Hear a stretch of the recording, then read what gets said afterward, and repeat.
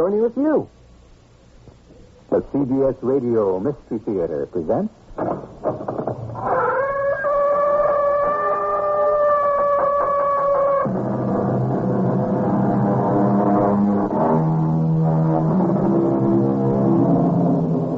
Come in. Welcome.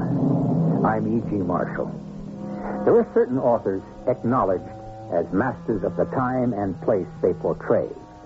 Take Marcel Proust, whose remembrance of the past of upper-class France has never been equaled, or Ernest Hemingway's picture of man against the elements. Such a sovereign writer exists in Rudyard Kipling, whose knowledge of turn-of-the-century India, its magic, its superstitions, and its terror, we are about to bring you today. Fleet here thinks he was bitten by something in the night. Open your shirt and let Kipling have a look. Yeah. There. Ever seen anything like that before, Kipling? I don't know. India's full of strange animals and insects. Those marks in the center of your chest, they look like you're growing a leopard skin.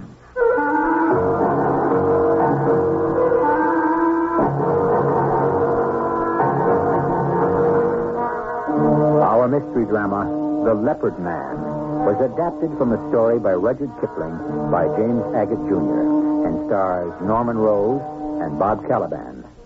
I shall return shortly with Act One.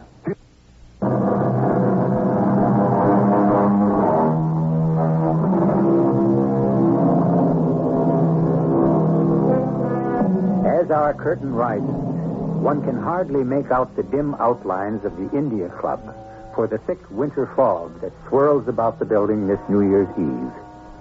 Nor is it easier to see when one enters the club because of the thick haze of tobacco from those British with their pipes and cigars sent to trade with and rule India. In that corner, those three are typical. Kipling, a journalist, Strickland, chief of police, and Fleet, a new arrival. They're playing a game of English billiards.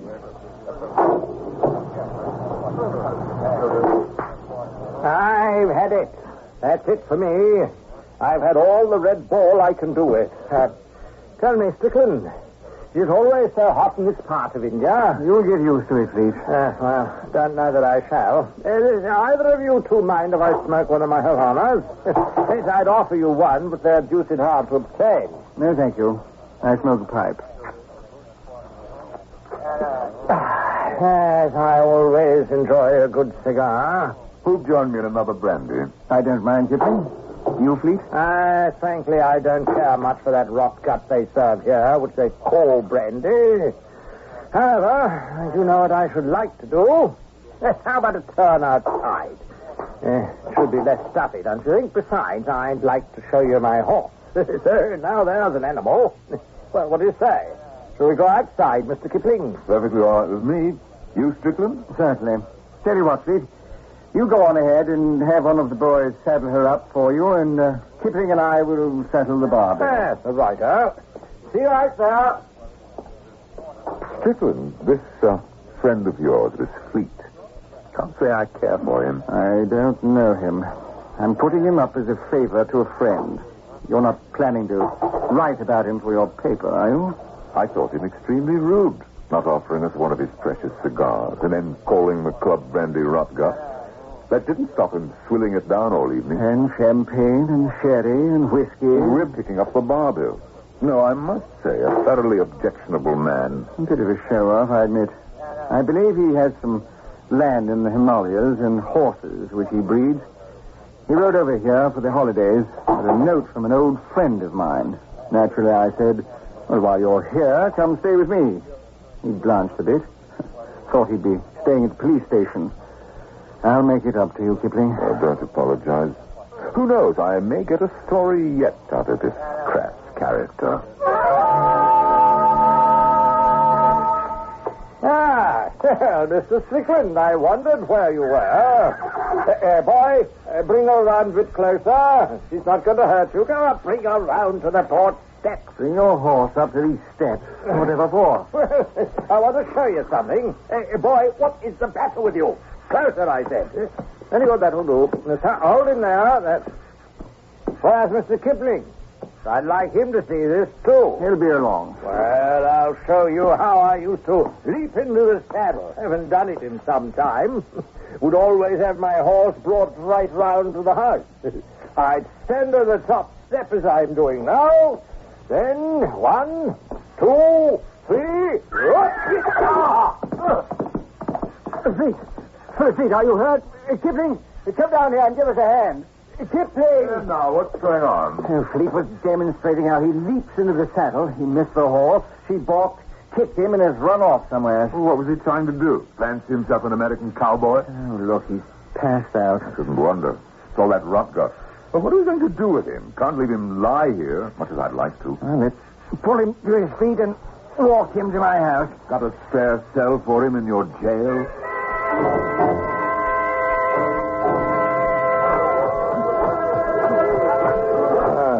How far have we walked? I say, what is this place? We're about halfway to my house, Fleet. We'll get there. Don't worry. Is this some sort of temple walking by? Kipling, you tell him. You're the historian. Oh, yes. That's the temple to Hanuman, the monkey god. Well, these native beliefs are all the same, if you ask me. Doesn't really matter whether they're praying to a monkey or a Buddha or a sacred cow. Yes, my cigar's gone out. Anyone got a light? Yes. Yeah. Fleet. Fleet, let's move along. The priests don't care for visitors stopping outside their holy place of worship. They consider it desecration. They do they? Desecration, huh? They don't know what desecration is. Fleet, behave yourself. What are you doing? I intend to enter the temple and pay them a visit. But I see those torches in there, the fires, the heat. I'm taking off my shirt. Put that back on, Dave. He's ripped the shirt from his back. It's in pieces. Too much wine. Strickland, let's push on. I can see them watching us. Come along now, Fleet. You're making a scene. Take your hands off me. Who do you think you are? Strickland, will you let go of my... Fleet, be reasonable. If you behave like this, and they see you with me, it'll make it difficult for our police. Let go. That's better. Now, what's this? A stone step, eh? Hey, old chum. Look up there at the top of the step. There's a great big fat monkey idol. It's made of red stone. Well, I'll take a closer look. Come back, Fleet. That's their god. The temple is ringed with priests. You won't get out alive. Priests, monkeys, baboons, bid welcome to the white man who pays homage to your primitive rights. You're interrupting the sacred service. Well, I do believe that red monkey up there would like to meet me. Come back now. I'll give the old stone monkey something to remember me by. I got a gift for you, monkey. Here, have a cigar. Passed out again. He's lying right at the foot of the idol. Please, for the Lord's sake, get up. Get up, you fool. Can you see what he's done? No. Where? Look at the front of Hanuman. The idiot has ground his cigar butt into his eye. Oh, now we're in for it. The white-robed priests who are advancing. You see that tall, thin priest? All in silver. I've never seen anything like him before. He must be the protector of the idols. His whole body is covered in silver, even to his face. Don't move. Don't say a word. He's coming to us. Who is this creature on the ground? This white man who has befouled our temple and our worship of Hanuman. I deeply regret this. He's an English planter. He's been celebrating unwisely. Pick him up. What's that? Well, hi, sick old boy. Oh, Lord. Let the beggar stand alone. He will fall. He will not. You, Englishman. Yes, well, hi, man of silver. Are you talking to me? You are not human. You are a beast. Return to your kingdom. Yeah. You will be punished. Are you sure it's talking to me? Sure. His hand! Lord, take his hand away from my chest! It burns in its eyes here at the same time. I can't move. Take your friend away. He has done with Hanuman. But Hanuman has not done with him.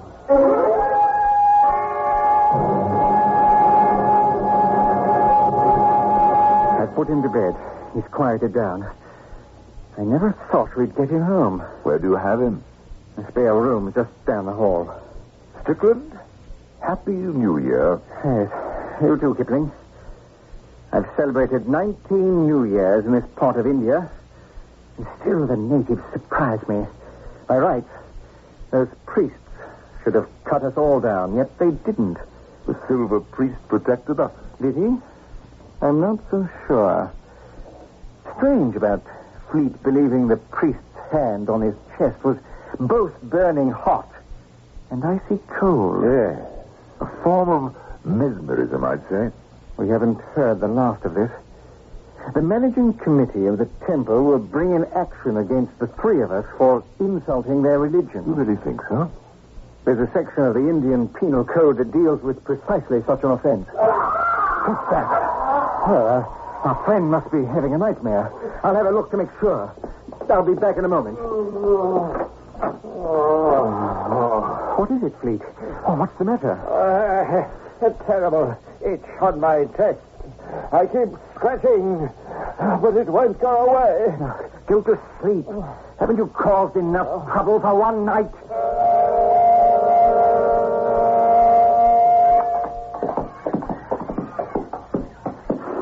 Kipling, come and join us. You two having lunch on the porch? Oh, you're just in time. Lamb chops and lettuce.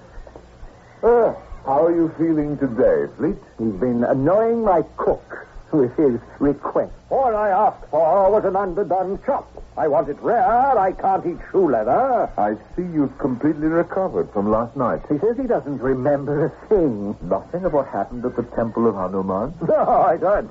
Too much brandy and champagne, I'm afraid. Strickland, would you see if your cook has any more of those underdone chops on the fire? I'm ravenous. What about you, Kipling? Well, just tea, thank you. So you had a restful night, did you, Fleet? New breed queer mosquitoes in these parts. I've been bitten to pieces, but only in one place. Well, let Kipling have a look. He's a journalist, and he gets about in medical circles.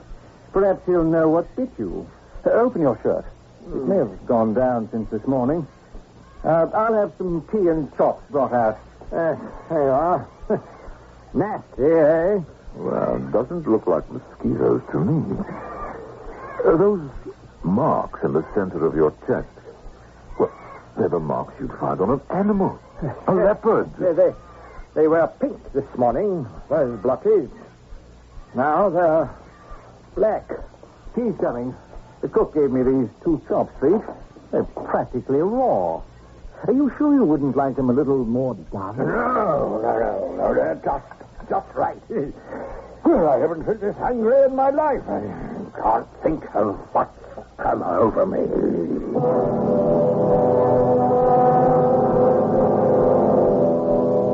As minute follows minute, the effect of Fleet's desecration of the temple becomes more apparent. His body is marked. His appetites are brutish. His act has angered a god. Foul deeds will rise, says Hamlet, though all the earth overwhelm them to men's eyes. I shall return shortly with Act 2.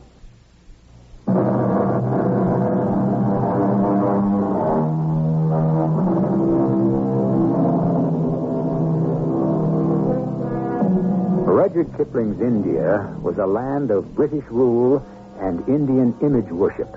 A jungle of wild beasts, rivers of man-eating fish, and disease-bearing insects. Danger at every step. Yet, in spite of that, Westerners managed to live there.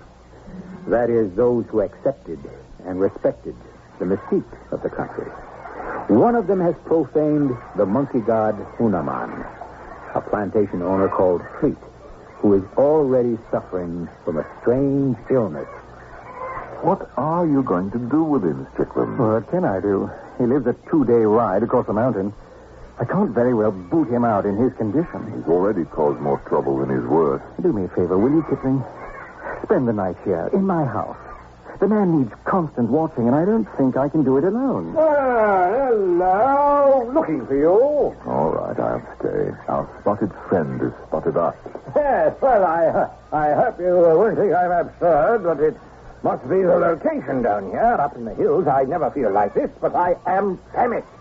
Well, I know we ate at 1, and here it's only 4 o'clock, and I'm quite dying of hunger. I suppose Cook wouldn't have any more of those delicious chops, would he? Tell him not to bother to cook them. I'll have them raw. I'll see about it. Why don't you two go down to the stables? I'll meet you there. Fleet, are you really serious about eating raw meat? Oh, yes. It's only to save Cook the trouble of cooking them, you understand. As I hate to make a nuisance of myself. Well, the stables are this way. Follow me. You've known Strickland a long time, Mr. Kipling. Not long. 10 years. Since I was sent down here as a correspondent by my paper. Yeah. He'd been here some 10 years before I came. Mm-hmm. I don't know of anyone in the area who has the respect of the locals as much as he. And being a police officer at that. So we're just round the hedge now at the stables. Nicely done, isn't it? The beams give you a sort of Tudor effect. Those stables could accommodate 12 horses. Counting yours, there are just 5 now. My mare is in there? Yes, one of the boys brought her around last night. Now, I'll open this side door and walk you through. Well, what is it? What's the matter with them? I don't know. I've never seen them do this before. Perhaps it's something about us that's disturbing them. Who are you chaps standing outside the stables? Fleet, Cook says there'll be some more chops for you in a while. What's all the noise in there? What's the matter with the horses? I don't know what to make of it. When Fleet and I walked through before, they behaved like lunatics, rearing and kicking at their stalls. Isn't that peculiar? Oh, let's all of us go in. Will you look at them? They're sweating and shivering. The last time I saw anything like this was in Bournemouth, when a circus line got loose among the horses. Kipling, Fleet, we'd better leave. They're going to injure themselves if we don't. I don't know what to make of it. Yes, well, I've had enough of this. I'm heading back to the house and see whether those chops are ready. Which way do I go? Follow the path, around to your right. Well, good, thank you. See you later. I want to go right back into the stable, Kipling. You too. Are you sure? Just you and I. Without him.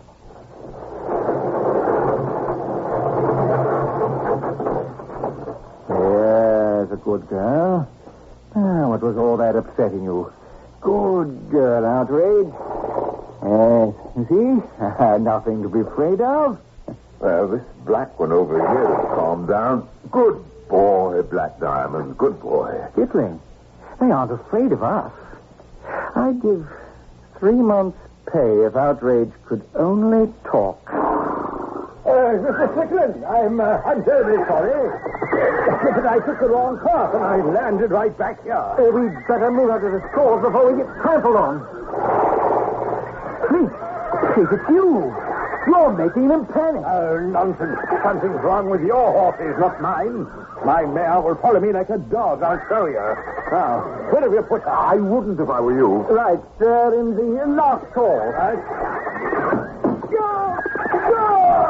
It's broken on this stall and heading for the field.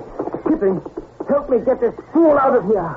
His horse has knocked him flat. Oh, no, I'm all right. I don't need any help. This whole thing's a mystery to me. Which way did you say the house was? Around to your right. Keep right. Well, aren't you going to find your mare? No, not now. It was funny. I was hungry before, but now I think I'll lie down before we go out to dinner. Can't stand the noise of these brutes. Gone off to sleep. What a way to spend New Year's Day. Listen, do you notice? The moment he's gone, the horses settle down. I must say, sometimes he makes me want to kick him, too. Have you noticed anything peculiar in his manner? Fleet? Oh, you mean the way he eats? like an animal. A wild animal. Tearing at the meat. Awful manners. When I bent over him a moment ago, did you notice his chest? His shirt was open. Those marks. What did you make of them? Well, they could have been caused by blister flies. Never. In a pattern like that. And besides, his skin has turned furry. Like a leopard. And possibly a birthmark that's just become visible. Or whatever it is, it's unpleasant to look at. You act as though you know something you think I should. Now, what is it? I can't tell you now. Well, why not? The horses seem to know. You'd probably say I was off my head.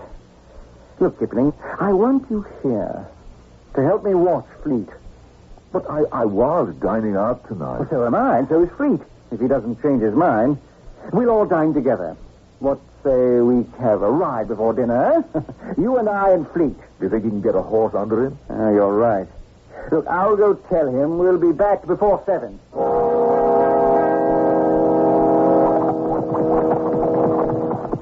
Well, that was an excellent ride.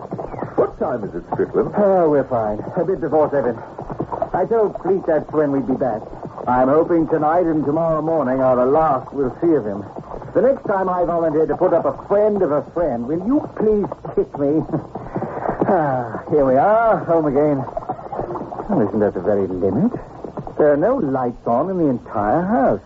Indian servants are really a careless breed. The horse has gone wild! Where are you going? The stables! I can't hold her! Oh, there's something lying here in the driveway. Settle down, settle down. No, you don't. No horse is going to throw me.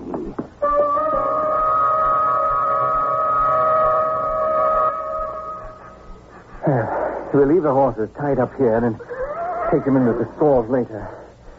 I can't think where the stable boys have gone to. I want to go back and see what made Outrage behave like that. Well, there was something lying in the driveway. Of course, I just remembered. Thinking we'd be out for dinner, I told the staff they could have the night off. That's why the house was dark. Kipling, look over there. Look, under the orange bushes. Well, Fleet! What are you doing on your hands and knees on the ground? Strickland, you too, Kipling. What's wrong with you, Fleet? Nothing. Nothing in the world. Come now, let me help you up. No, I'm fine. Leave me alone. I enjoy the smell of earth. I stay close to it. Are you going to remain here? Rooting about on all fours like a pig snuffling for truffles? No, I'm going for a walk. Now? Yes, a long walk. All night, in fact. Strickland, I've decided not to go out to dinner. Thank you. I can put together a good meal for the three of us. Well, how does that strike you, Fleet? I am not really hungry. With all that raw meat, no wonder. Fleet, come along. It's going to turn cold out here tonight. Come along inside. Much nicer out here. Let's dine outside and have some hot chops. Lots of them. Underdone. Bloody ones with gristle. No, Fleet. I said inside. And inside it will be. Stand up. All right. I'm up. Oh, that's better. We'll all meet in the dining room in half an hour. And bring your appetite. I will. I'm suddenly ravenously hungry.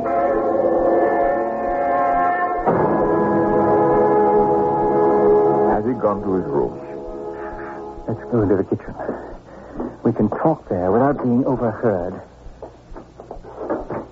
You know, there's something very wrong about him. No question. That face, his eyes. The moment I lit the lamp, he shrank away as if the light hurt his eyes. That's what struck me the most. His eyes. I can't look at them. There's a green light behind them. And his face, his mouth. The way his lower lip hangs down. Why, he's become monstrous. Well, let's do something about dinner. Anything special in mind? To tell you the truth, Strickland, sitting at table with that creature is not going to increase my appetite. Well, anything will do, Strick, anything at all. Quick, stop. What's that? It's coming from Fleet's room. Come on. Fleet, what is it? Which one is his room? This door. It's locked. Fleet, open the door. Kipling, you've got your riding boots on. Keep the door in. There he goes. He's trying to get out the window. He's got to stop him. Strickland, look at his face. He's become an animal. No, don't go any closer. Did you hear that? Some other animal is calling him from outside. Now, Pete, you're all right. No one is going to hurt you. Strickland, I've got a boot jack. Distract him. Keep talking to him, and maybe I can get round behind him. Pete, you know I have a gun. All police officers carry guns, but I'm not going to use it. After all, we're friends, aren't we? All I'm asking you to do is come away from that window and sit down so that you and I can have a quiet talk. Come on, old chap. Oh, I got him. Oh, I'll say you did. You knocked him unconscious with one blow. And now we have to work fast to tie him up. Here's some bunker rope. Now, I'll hold the knees while you tie. Around each foot and back. Yes, there, through the arms. There, once more. I've got the end of it. Through here. Here's the rope. A few knots. One and two. That ought to do it. Look, I'm going to tie this scarf around his mouth. Those teeth of his have grown awfully sharp. We'd better get hold of Dr. Dumoise. You don't really believe an ordinary medical man can cure this? I don't know what to believe. I can't understand it. I can. It's what I wanted to tell you before, but didn't dare. Remember the silver priest's last words? Our new man is not through with you. You should have been a writer. This was Fleet. This poor creature. His human spirit must have been giving way all day, and it simply died at twilight. When we saw him in the driveway in the dark, it had already left him. This beast is all that's left.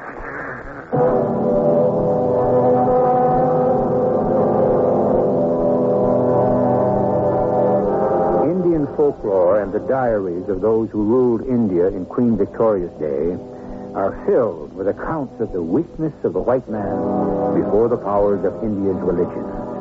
Today, we of the West may believe it or not. The choice is ours. I shall return shortly with Act 3.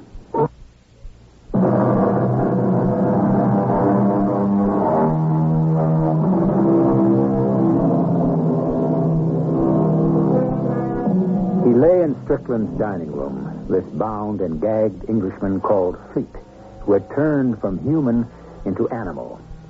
Kipling and Strickland waited for the local doctor who lived near that Indian outpost. The inhuman creature struggled weakly on the floor, his eyes glaring with the look you have so often seen on the faces of captive animals in the zoo. What time is it? Almost midnight. Well, he's taking his own sweet time, isn't he, old Dr. Dumoise?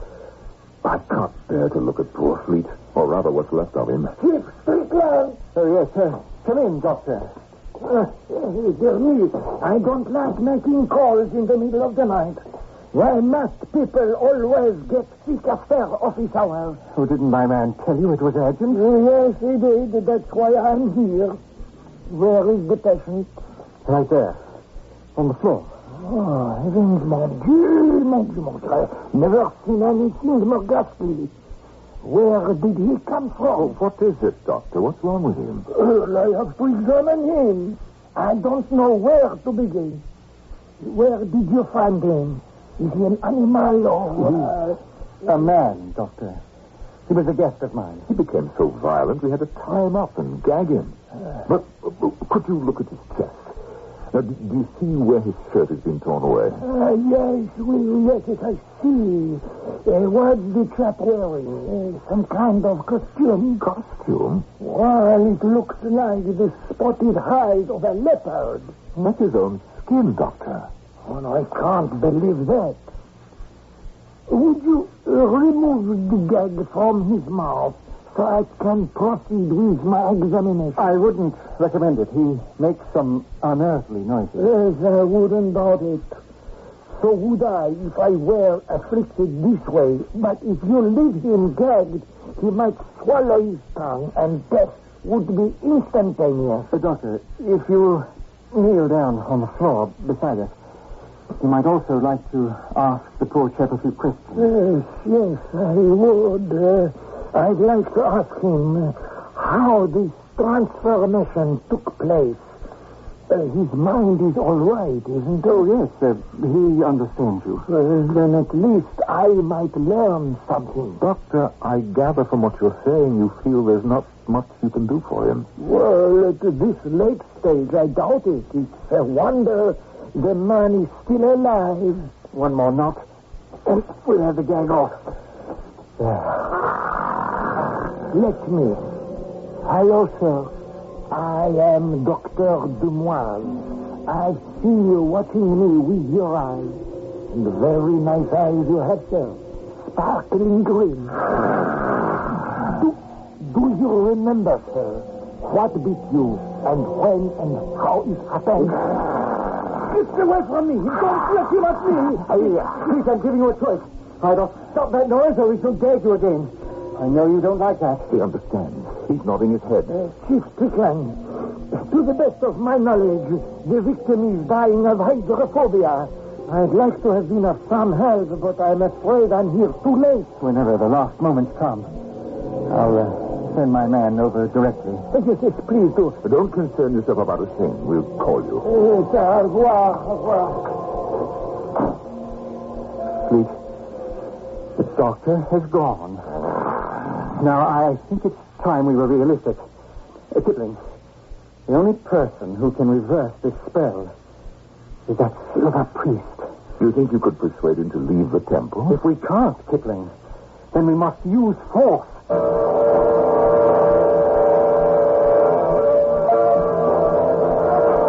I'll enter the temple first. Ask for an audience with the silver priest. I will try to lead him into a corner and talk to him. I'll be watching from out here. So when you think it's the right moment, you'll try to come up behind us and slip that noose over his head, and I'll wrap this cloth around his mouth. So far, so good.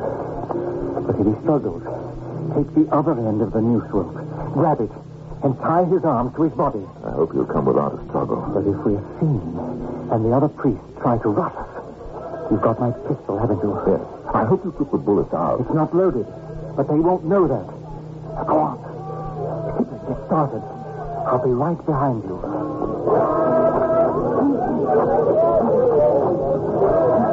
You cannot enter this temple.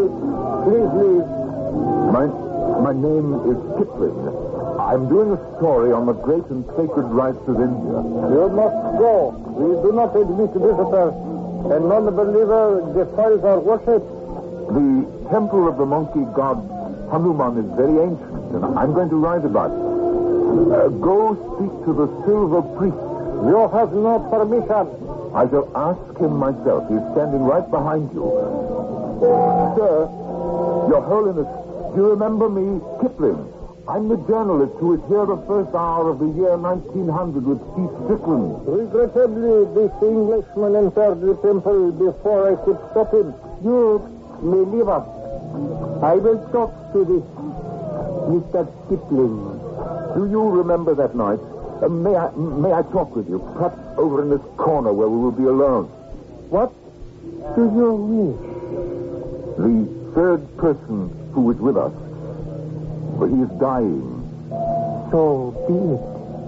You have no conscience about killing? He committed a great sin.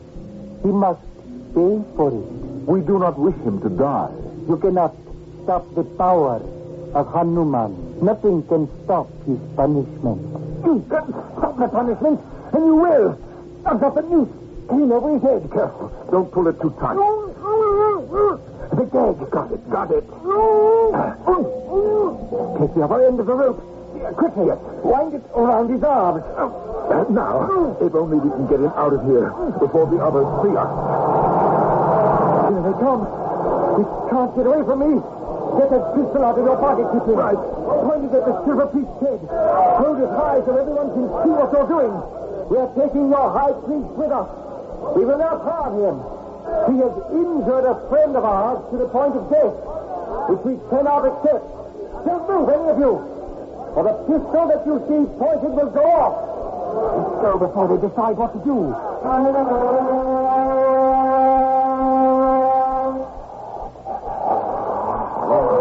priest. That was a man. Look at him. He's struggling for life. So be it. He meant Hanuman no harm. He was foolish. He should pay, yes, but not with his life. High priest, I have much respect for your powers, but none for the evil retribution you have visited upon a man whose only crime was having taken too much liquor on a night of a white man's celebration. Now, I will give you 5 minutes, old man, to remove the curse you have placed upon him. After that, I pull the safety catch of this pistol, and then the trigger. It is your choice. His life or yours.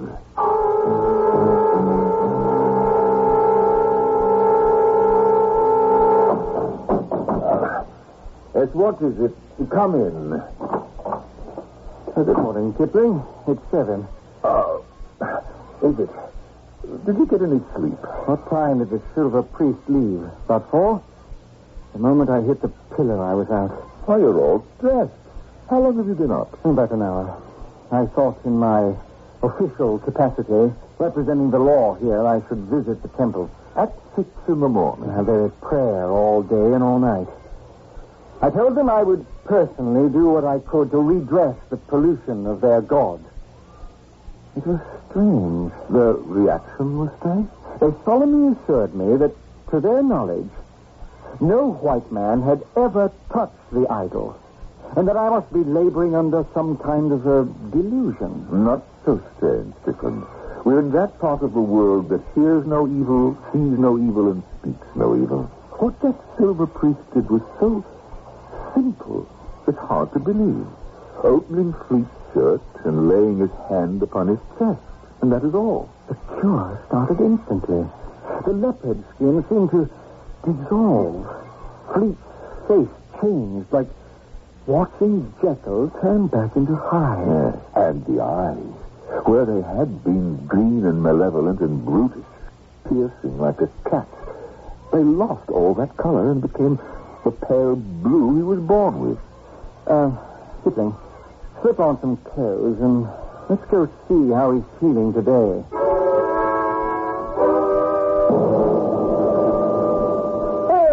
Strickland, Kipling. He knows us. Well, a jolly good morning to you fellows. Happy New Year to you. To you also. It's not New Year's Day, Fleet. It's not. Today is the morning of the 2nd. You slept the clock round with a vengeance. Mr. Strickland, Dr. Dumois here. Oh, come in, Doctor. Kipling, this ought to be good. Strickland, I've brought an assistant to do what is necessary. Oh, my goodness. Is this Mr. Fleet? Yes, happily so. But what was... Fleet, get yourself dressed. Kipling, let's take the doctor onto the porch.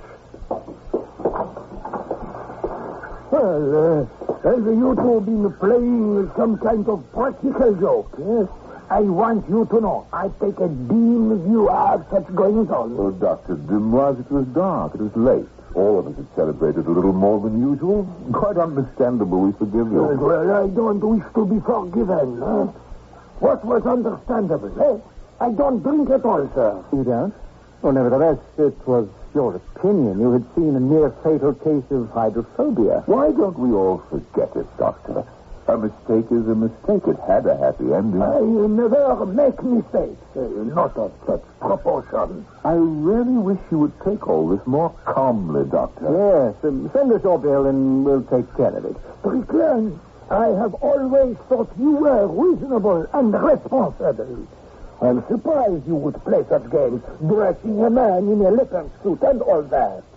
I am not very surprised that this Kipling person, who I know makes his living writing lies, was your fellow conspirator. I bid you both good morning. I have some honestly ill patients to visit.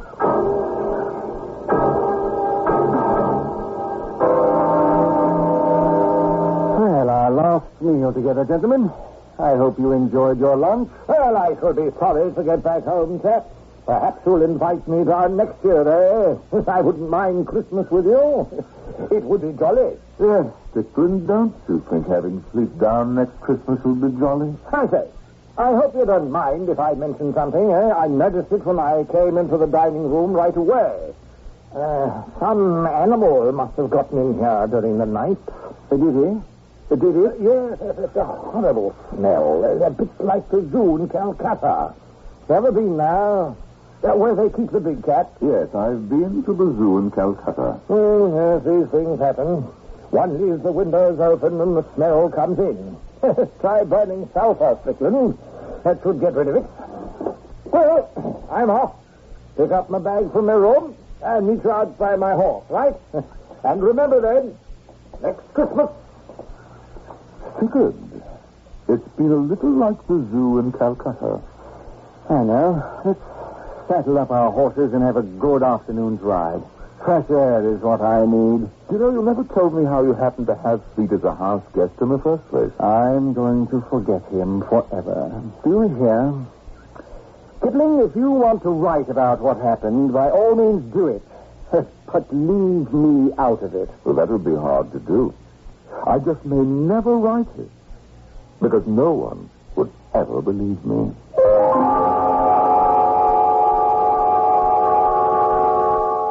If I remember my Kipling correctly, he casts a jaundiced eye upon Christmas and New Year's in India, saying, "Let us honor, O my brothers, Christmas Day. Call a truce, then, to our labors. Let us feast with friends and neighbors, and be merry as the customs of our caste. For if saint and forced the laughter, and if sadness follow after, we are richer by one mocking Christmas past." I shall return shortly.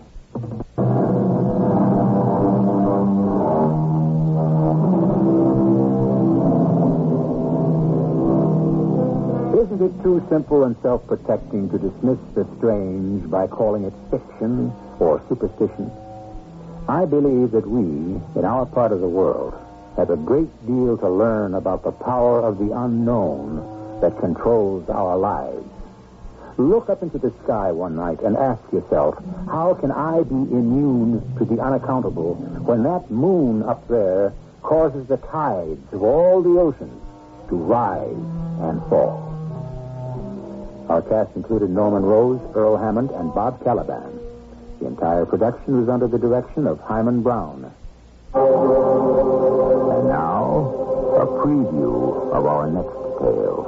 All your worries are for nothing. The top lock was closed. Now for number 2. There. Go ahead, hon. Can you get the lights? I got them. Oh, I'm so sad about our trip, but it is nice to be safe at home. I'm with you. Well, listen, I'll take the bags right into the bedroom. Yeah. What is it? Look. What's that thing on a tripod by the window? Huh?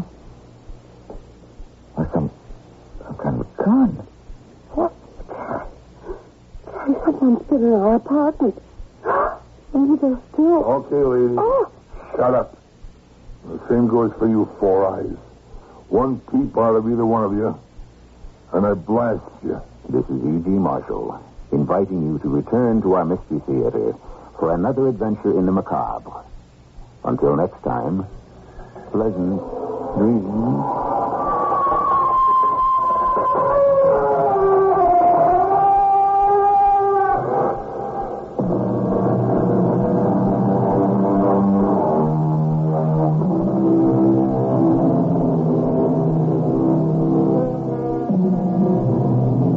Reserve your tax-free, all-saver certificate now and earn 20% until October 1st.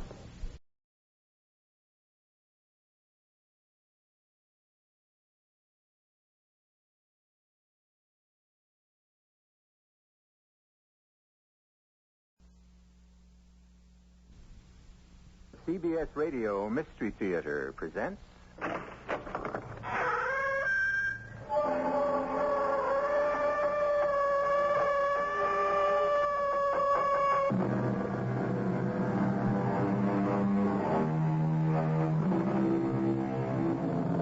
Come in. Welcome. I'm E.G. Marshall.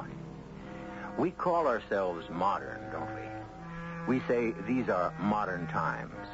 The years past are prehistoric or ancient or medieval. We say with some pride that we are modern, as though we'd smartened up considerably and discarded old, worn-out, discredited theories and practices. Yet our medicine has its roots in antique magic, and our science has its origins in archaic superstition.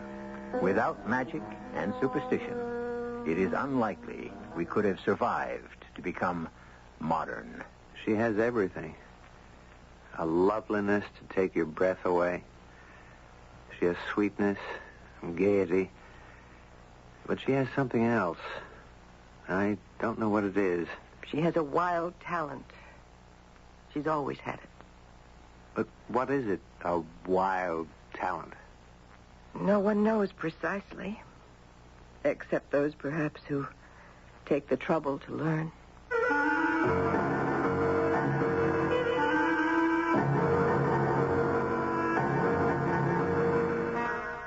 Our mystery drama, The Red Frisbee, was written especially for the Mystery Theater by Elspeth Eric and stars Robert Dryden. It is sponsored in part by True Value Hardware Stores and Luden's Medicated Cough Drops. I'll be back shortly with Act One.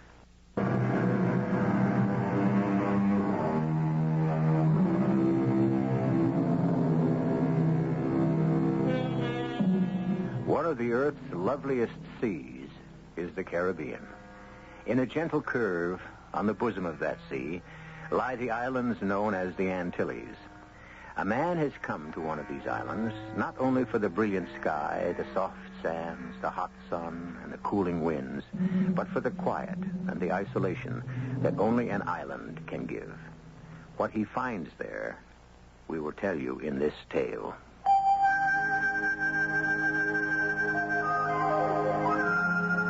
I'd come to the island after 3 years spent with an Aboriginal tribe in the interior of Australia. I needed to relax and reflect and try to sort out the ideas I wanted to incorporate into my article for the Anthropological Journal and later expand into a book. With me, I brought my voluminous notes, a suitcase full of old clothes, and my dog. Haven't you had enough? Okay, one more time. Okay, fetch. Ha ha ha, good dog. He's so beautiful. What? He's beautiful. Oh, whoa, thank you. Have you always had him? Sure, since he was a puppy. He's been all over the world with me. We just spent 3 years in Australia together before we came here. Look, here he comes. What's he got in his mouth? Oh, that's a Frisbee. A what? A Frisbee. You know, one of those round plastic things that you throw, you know. Oh, no, I don't know. I never had a Frisbee. Oh, well, they're kind of fun. They go sailing through the air. All right, drop it, boy. Drop it. Oh, he doesn't want to. He knows he looks handsome with a red Frisbee in his mouth. With his black hair and all. What kind of dog is he? Labrador Retriever. All right, drop it, boy. Good boy. That's enough now. Oh, throw it again for him. I like to see him swim with it in his mouth. He looks so beautiful. Okay. Fetch. Oh, he's a good swimmer, isn't he? Oh, yes. Will he swim out very far? Well, as far as I can throw the Frisbee, I guess. That's wonderful. You like to swim? I can't. You can't swim? You live on this wonderful island and you can't swim? I used to be able to. What happened? I forgot how. You forgot? Yes. Oh, here he comes with his red Frisbee. How could you forget? I just forgot. Oh, look. He wants you to throw it for him again. You'd do this all day if I throw it for him. And would he swim very far up? I suppose he would. All dogs can swim, I guess. No, not right away. They have to be taught. Like people? Not exactly, but they have to be made to realize that they can. That's about what it amounts to, I guess. They don't always know that they can. They're as surprised as anybody when they find out. That's fascinating. Are you going to throw the Frisbee again? I think he's had enough for today. We both have. Will you be coming back tomorrow? I imagine so. Maybe I'll see you here. That'd be nice. Well, bye, Ben. Bye. Hey, wait a minute. You, young lady. What? How did you know my name? See you tomorrow. See you tomorrow.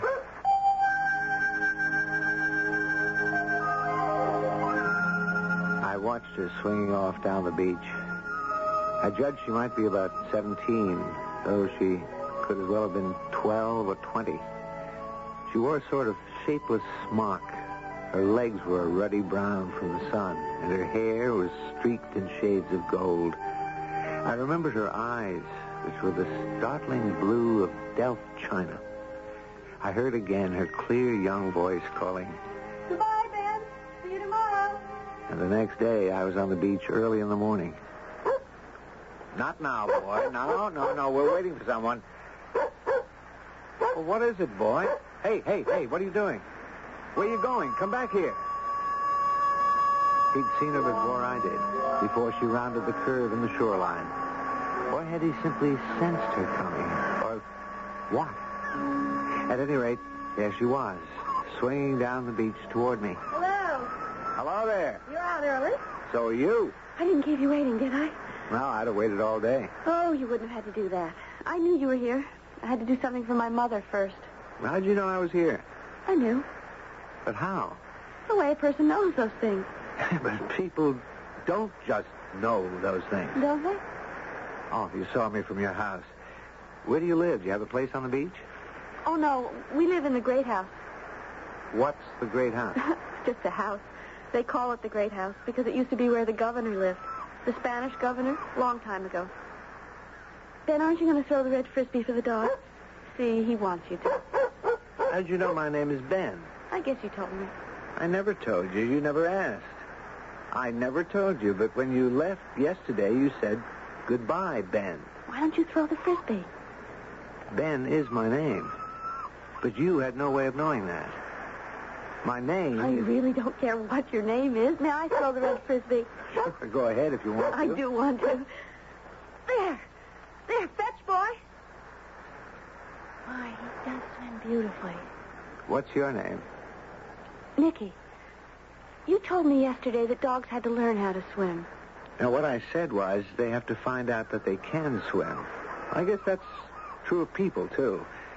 Probably we can all swim, but we have to find out at some time or other that we can. It's quite a discovery for a person or a dog.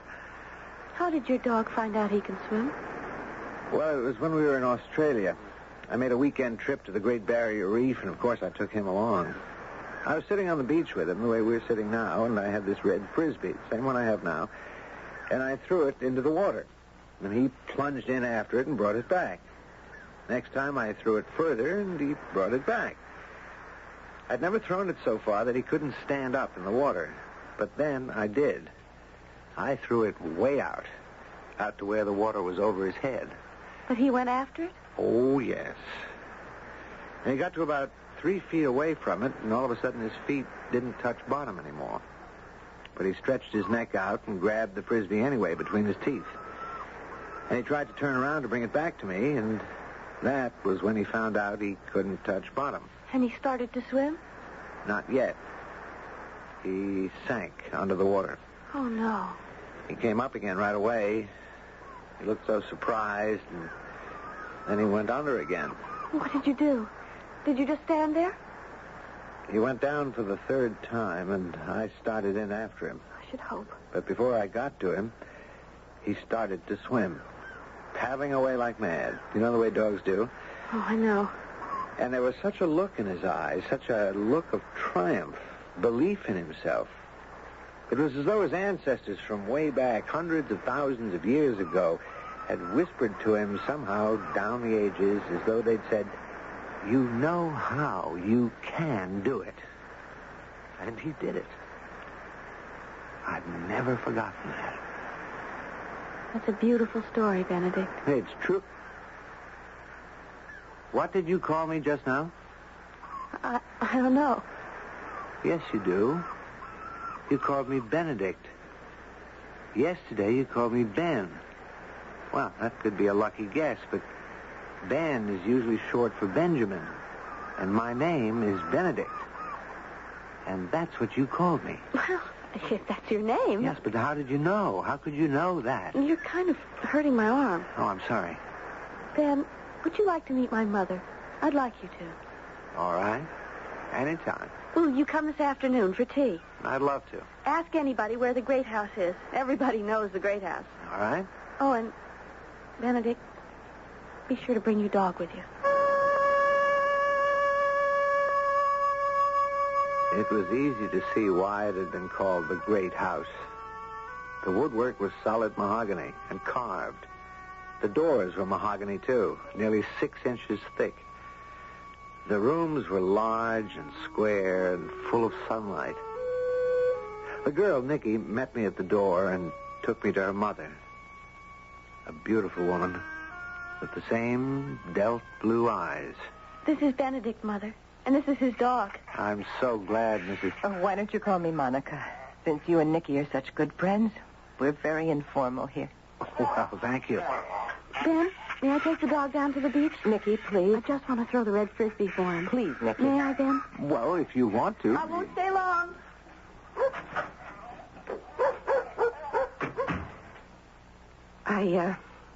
I hope you don't think my daughter's rude. She has strange ways, but she's a good girl. She's a wonderful girl. Oh? You think so? She has everything. She has a loveliness that takes your breath away. Yes, she is lovely. She has sweetness and gaiety. Yes? But she has something else. I don't know what that is. You don't? Do you? She has a wild talent. A what? A wild talent. Well, what is that? What is a wild talent? No one knows precisely, except perhaps those who take the trouble to learn.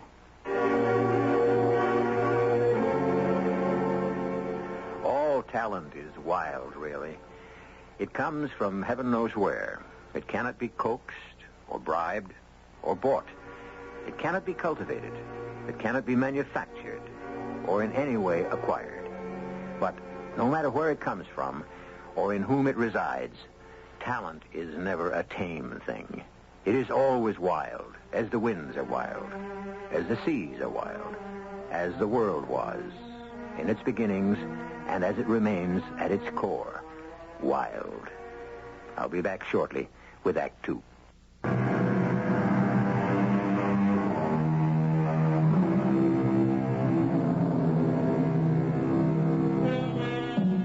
On sands the color of a ripe peach, on an island in the blue waters of the Caribbean Sea, Benedict has met a girl called Nikki, who lives with her mother in a stately home called the Great House. Nikki has persuaded Benedict to come to the Great House to meet her mother, but no sooner had introductions been made than she asked to be excused to take Benedict's dog to the beach, leaving Benedict alone with her mother. I hope you don't think my daughter rude. She has a wild talent. A wild talent? Is that what you said? You've never heard of such a thing? I can't say I have. What is a wild talent? Well, no one knows precisely. If you take the trouble to find out. Well, what is it? Is it mystical? Is it magical? Would it help if I said that it had something to do with extrasensory perception? Thought transference? Did your daughter tell you that she knew my name without my ever having mentioned it? No, she didn't tell me. But then she wouldn't. And not only that, she called me Ben, which is my nickname. And the next day she called me Benedict, my given name. Suppose she was lucky in guessing that I'm generally called Ben. She could have assumed it was the diminutive of Benjamin, a pretty common name. But she didn't. She called me Benedict, a fairly uncommon name. I'm surprised she didn't mention it to you. Nikki's very casual about such things. She takes them for granted. But does she think that everyone is so intuitive? Doesn't she realize that she is somehow different? I don't think she gives it any thought at all. Tell me, Has she always had this wild talent? She never showed any sign of it. At least none that I noticed until 2 years ago. Until Yes? her brother died. Oh, she didn't tell me. I didn't know she'd had a brother. He was drowned. Oh, I am sorry. Well, my goodness, you were invited here for tea, and I've never given you any. Oh, that's quite all right. No, I'll put the water on right away. It won't take but a minute. There's no hurry. Nicky? Oh, it's you. Your mother's in the kitchen. She'll be right back. Nicky, are you all right? You look a little... You're not feeling ill or anything, are you? I'm all right. Well, did you two have a good time with the red Frisbee? Oh, yes. I threw it very far out. Well, fine. Tea will be ready shortly. Nicky's back. Nicky, go upstairs immediately and lie down. The tide turned. Go upstairs, take a hot bath, and lie down in your room. Yes, Mother. You see, the tide turned, and I had to come back. I'm sorry, Benedict. What's the matter with her? She said the tide turned. It was when the tide turned that her brother drowned.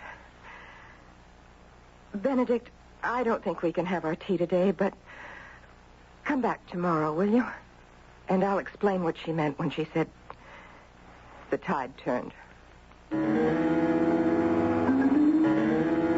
I wasn't sure that I'd see Nicky on the beach the next morning.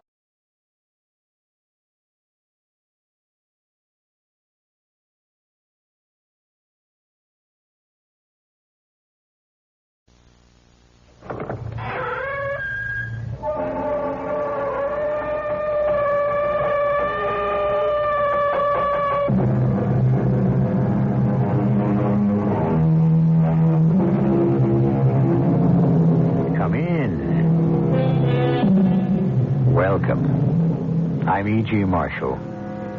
I don't suppose I'm alone in a fantasy I often have when I look at some paintings. A sleepy, quiet house among trees. A street that turns a corner behind the painted buildings. A dark, mysterious cave burnt like a smoking hole in the side of a bright, sun-drenched Arizona cliff. Well, I could go on, but I won't. What all of them have in common is the tempting allure of dreaming that it might be possible to step into the frame and visit that house, round that corner, explore that cave. A tug so strong that it pulls you towards the canvas as though hypnotized. If you've ever had that feeling, or even if you haven't, this is what our story is all about. Watch that old man. He sits there like no one is there but him and that screwy painting. Leave him alone. The guy could be deaf or mute. A museum is a place for a lot of people. It's like an escape. I get waves from this one. I think he's got to be watched. There's something eating him about that painting, and it's our job to protect it.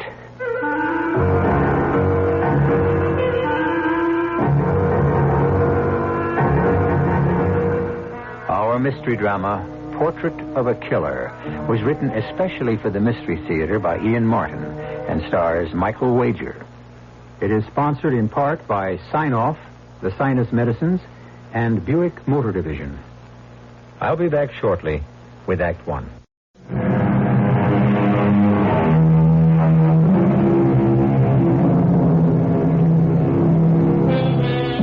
The Fresnick Museum is not one of the world's great art collections, but it is surely one of the most eclectic, by which I mean the rich man who left it and his house to the city was extremely choosy about what he liked or disliked.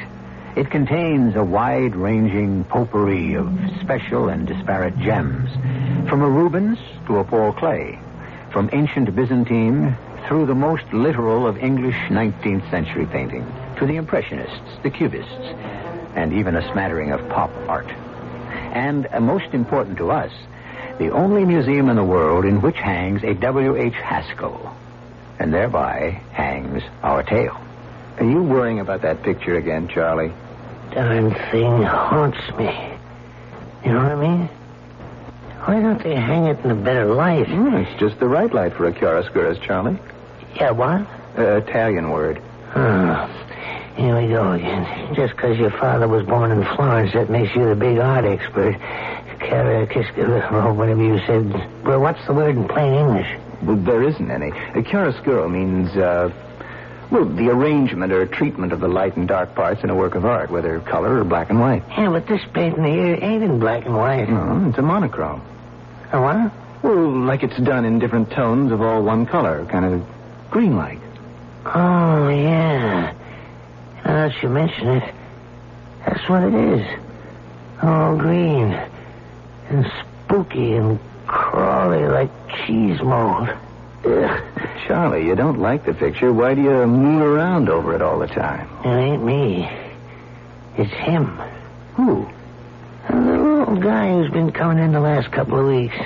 Just around this time, after you go off. And? And nothing. He sits on a bench there, leaning on a stick, and keeps staring at this here picture. Like he was waiting for something to move or something. Well, to move? What could move? There are no figures in it.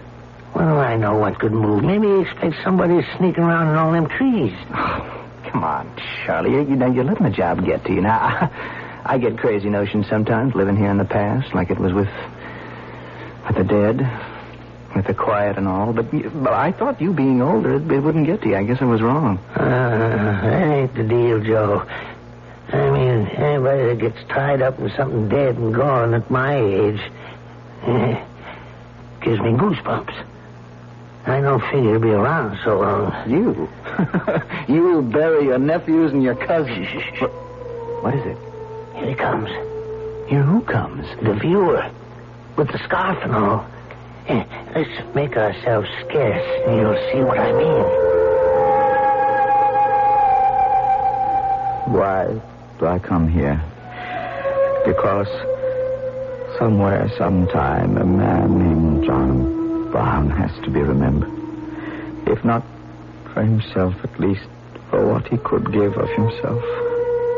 Who would have imagined out of all the seemingly total failure of my life, this one last unexpected piece of immortality remains, and how bitter that it had to be this, the visual representation of everything that brought me disaster and tragedy.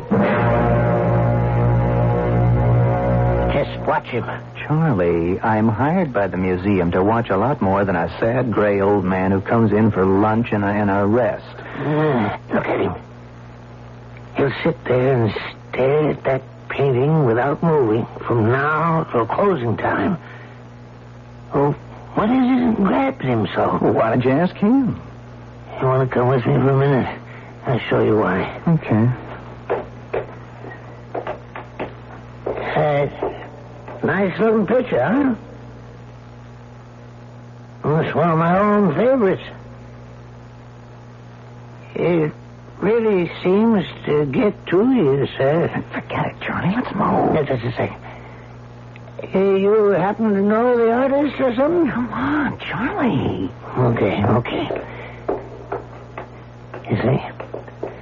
It's like no one was there but him and that screwy picture. Oh, don't bother him. The guy could be a deaf or a mute. A museum is a special place for lots of guys. It's an escape. Deaf, mute, how I wish I were, and sightless, or dead. Only I cannot die as long as any trace remains, and this is all that's left. Oh, my sweet God, have I not suffered enough? Can I not at last make the final sacrifice and atone for all my crimes? Is there no way back? Some hope to change the future? I am alone. Nobody watching me. Could I step into that frame and back into the past? Could I relive it again? Somehow change the course of fate? How long will I hesitate to try? What am I waiting for? if it is to be any time, let it be now. Joe. What is it now, Charlie? Hey, old guy, sitting on the bench, watching the picture. We're back at the picture again. He just suddenly disappeared. His age. He probably has weak kidneys. No, I don't mean that. He just walked into the alcove toward the picture, and when I moved around so I could see into it, he was gone. As though he stepped into the frame and out of this world. Hey, look, Charlie, are you all right? Oh, I'm all right, yeah. I know what I'm talking about. Now, come here. Look, Charlie, Don't argue. Come here. Now, look. Look at the picture. That picture's an obsession with you. Look at it closely. Yeah, right there, on the path, moving up towards the front door. Charlie, I think you're flipping out. Now, you know there are no figures in that painting. Just look. I'm looking. I don't see anything. It's a kiss couture, or whatever you call it. It's hard to see in the shadows and the same color and what light there is, but he's there. Just the same. Creeping up towards the door. Who's there? The viewer. The old guy disappeared from the bench. Oh, you gotta be crazy. There's nobody there. Oh, how could you see without your glasses? Put 'em on. There aren't enough crazies wander in here from the outside. I gotta live with one on the inside. Okay. So my glasses are on. Where is he? You took too long. Didn't you see? He just went around the corner of the building to the back. You are as nutty as a fruitcake. I didn't see that. I wish I hadn't. You know what he was wearing? What? A tweed suit with knickers and high shoes with a skip cap. I ain't seen an outfit like that since I was a boy myself. Just before World War I.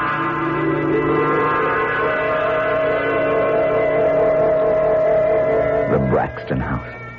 That damn Braxton House. From the beginning, it both lured me and repelled me. Just the house itself. Long before I'd met and fallen in love with Polly and learned to hate Gilbert Fairley, the smooth, suave guardian her father appointed when he died. Gilbert Fairley. Surely one of the most ironic names for a man who was driven to win, but happiest when he could do it by cheating or hurting or destroying the loser. That summer of 1917, sneaking around the corner of that bewitching yet lonesome house, I was bound and determined he wouldn't get away with it with me. Charlie, I don't know if you're putting me on, but if you're not, I'm really going to start worrying about you. Joe, I swear.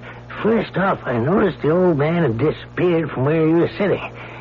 And then I seen the guy in the picture. Moving. Dressed just like I said. But that wasn't what scared me so much. What was it? Right here on the path. You see where there's kind of a spot of moonlight, sunlight, or whatever it is? Yeah? Right there. He stopped for a moment. And he sort of looked back over his shoulder. Just long enough so I could get a glimpse of his face. Right. Mm-hmm. And he looked like Boris Karloff. No. But so help me, I know who he did look like. Or the way he could have looked back there around that time. Yeah, and now you're going to tell me it was your bench sitter, right? Your, what is it you call him, your viewer? That's just what I'm telling you. I'll lay $1 to donuts that old bum used to visit or sneak into this house around 50 years ago when he was a young guy. So maybe he did. But what's it to you? What do you care? I don't know. I just sure give a hell of a lot to know what went on in that house that was strong enough to call a man back from today to walk through that frame to yesterday.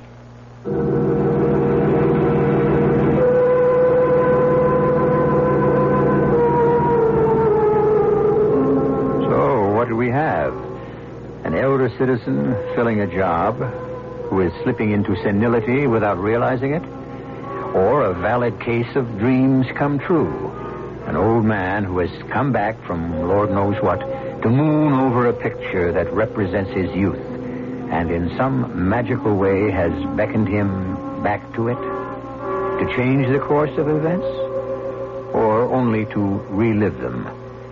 I shall return shortly.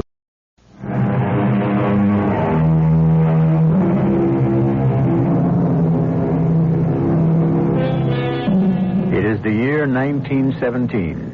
America was racked with the agonizing debate over whether or not America should enter the Great War, which was raging in Europe. But somehow, individuals continued to be as absorbed as ever in their own personal problems.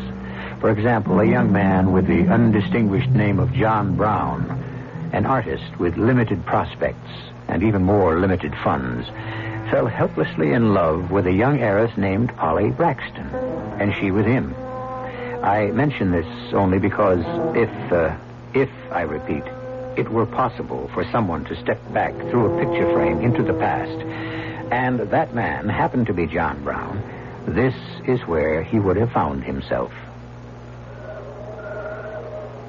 It was a long wait, as always, for Polly in the gazebo. But at last she came quickly and silently to my arms and back to my waiting heart. Oh, John, darling, forgive me for being so late. I couldn't get away from him tonight. It doesn't matter. Now you're here. I love you, Polly. And I love you. I don't understand why he's so dead set against you, knowing it's what I want. I'm an artist, which automatically means I have nothing. How could I support you? Who cares about money? I have plenty for both of us. Not till you're 21. Oh, I couldn't live off you anyway, Polly. Only till you're a successful artist and everyone realizes how wonderful you are. Well, I'll tell you something. I don't say I'm going to be famous, but I think I found a sponsor. Who? Mrs. Chelton Fresnick. That ancient old grass widow? Oh, grass she might be. Ancient she isn't exactly. Why, Johnny Brown, I'm surprised at you, scarcely 22. She must be all of 30 and beyond. And everyone knows her husband was old enough to be her father or more when they married. All things considered, he ought to have been your guardian instead of... Instead of me, Mr. Brown. Mr. Fairley. Gilbert, I didn't see you approaching. I made no effort to conceal my approach. I'm even carrying a torch, as you can see. I was not aware you had an appointment with Mr. Brown tonight. A clandestine appointment. I need no protection against Johnny. I hope you never have cause to regret those words. I intend to do all in my power to make sure you don't. Now, just a moment, Mr. Fairley. I will ask you not to meddle in family matters, Mr. Brown. I'll talk to you in a moment. Polly, take this torch. Mind your way along the path. I'm not leaving. You will do as I tell you, or I swear by heaven I will lock you in your room till your 21st birthday. The torch. It will light you back to the house. Do as he says. You're sure you want me to leave? Trust me, darling. I do. Good night. You are never going to see my ward again. I'm warning you, John Brown. I'm carrying a gun at this moment and consider you a trespasser. This time I'll let you go. But if you ever show up at Braxton House again, I will shoot you on sight. I may show up with a gun myself. You won't get very far. From now on, I'm turning loose trained dogs who'll tear any stranger within the property apart. I left quietly enough, my tail between my legs, but not as far as Mr. Gilbert Fairley thought I'd gone. By the front of the house, I doubled back to the trellis in the wisteria and was up on the porch roof in a moment, knocking at Polly's window gently. What is it? Polly, do you love me? You know I do. But what? Then let me in. We've got to talk about our future. If we're ever going to have any.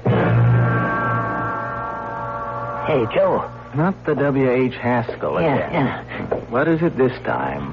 The guy that was sneaking up the path. Yeah? I just saw him climbing up on top of the porch.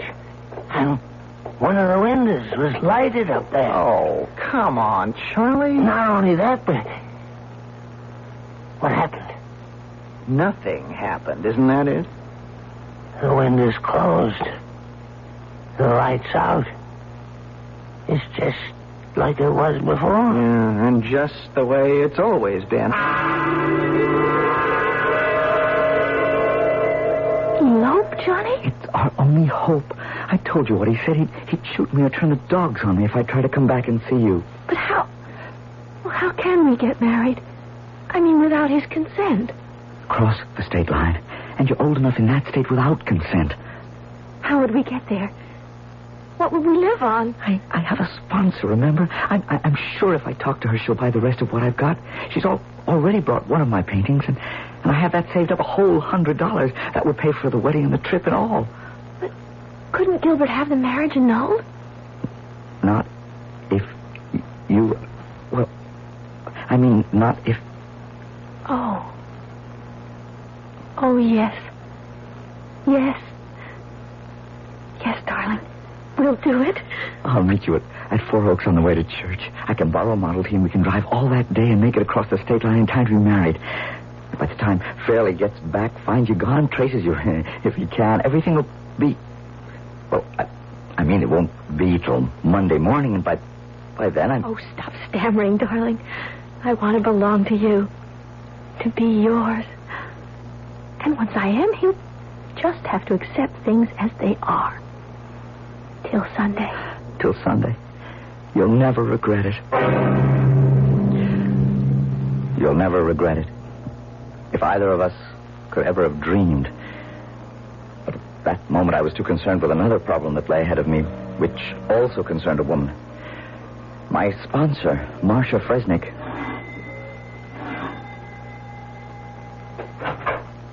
Why, Johnny Brown. Who would have expected you this late? And wasn't it clever of you to pick the maid's night out? Come in. I'm sorry to bother you, Mrs. Fresnick, but, well, something has come up that All right, Johnny. But do we have to talk about it in the hall? Let's go inside and be comfortable. And does it have to be Mrs. Fresnick? Well, now, Come on and sit beside me on the couch. Now, let's get that unhappy frown off our handsome face and tell Mama what the trouble is. Well, you kind of like the sort of thing I do, don't you? Well, I don't know. You haven't exactly started doing it yet. I meant my painting. Oh, that. Well, I mean, you did say something about helping me, and you did sort of promise to be my patron. You bought one picture from me. Yes, I did. And let's be fair to Chilton. He recognized your talent. For painting, that is. He thought you had quite a future. But you don't? Well, I'm temporarily interested in the present. Well, so am I. Oh, I'm delighted to hear it. Do you want to tell me why? Marcia. How'd you like to have all of me? Well, now, that's quite a proposition. Why this sudden, capitulation, if that's the word? Well, because I need money. I paint because I want to, and everything I paint, I never want to let go, never want to sell, but it's... Well, just now I need money. Oh, is that all? Don't be silly. I have plenty for both of us, and you can still hang on to your precious canvases. Plenty? For both of us? I don't understand. Well, let's not talk about that in the living room. We could make it all much clearer upstairs. Upstairs? Oh, now, look. Marcia, I don't need money. Well, gee, I wasn't suggesting that, Jehoshaphat. Well, I need money for us to get married. Married? Well, I don't mean to you. I mean to Polly. Polly? Oh, you mean Polly Braxton? Gerald Fairley would never let you have her. He has his sights on her for himself. Mr. Fairley, he's old enough to be... Now, let's not discuss who's old enough to be who's what. And I don't want to talk about that silly little baby like Polly. Let's just concentrate on us. Sure, but what... Through my husband's connections, I can arrange a one-man show for your paintings. But that will take time. In the meantime, there's you and me. I can't wait for a showing. I just like to be able to sell all I have to raise some cash. So you can try to marry Polly Braxton? Yes. You prefer her to me? Well, Marcia, it's different with us. You're damn right it is. You don't mind letting yourself out, do you? Since in a larger sense, you already have. The first thing the following morning, I went straight to Mr. Fresnick's dealer, who had handled the one sale I'd made. I laid my cards on the table about needing money. He said he couldn't handle what I want, but he would refer me to the Koppelman galleries. And that's all you have? Every canvas I've finished, Mr. Koppelman. Van Gogh or Renoir, you're not. Well, I wouldn't expect to be yet. Besides, they're not my style. But my style is to buy what I can sell, so buy? No. Handle you, show you, maybe. But right now I need cash. I'll take it on consignment, the usual percentage agreement, and I'll push it all I can. That isn't what I need. Don't rush me. I didn't finish. With you, I'll make a special deal. An advance against future sales, $500, and I can see that's not enough. Yeah, I'll stretch a little. $1,000 cash, but that is as far as I can go. When could I have it? I have a wagon downstairs. You help me stack these canvases in it, and you'll get it right away. I didn't question anything for a moment. Things had gone even better than I could have hoped. Polly and I met that Sunday as planned, crossed the state line by mid-afternoon, and got Polly settled in the hotel. We registered as man and wife, which we were going to be as soon as I found the justice of the peace. Then came the first blow. John, where have you been? What took you so long? When do we get the license? Oh, honey, There's something wrong. What is it? We can't get married yet. Oh, I knew it. God is punishing us. I knew it was too good to be true. We still have to wait 2 years until I'm... No, take it easy, darling. Not 2 years, just 2 days, 48 hours. Oh, is that all? Then everything's all right. Sure. Only... I know. This was to be our wedding night. We waited so long. Why does it have to be longer? I guess it's just the way the rules are made. But we are going to be married in 48 hours. We are man and wife already in our hearts. Couldn't we bend those old rules just a bit? Do we have to wait any longer? What harm would it do? Well, I guess, considering how much we both want each other, it wouldn't do any harm at all.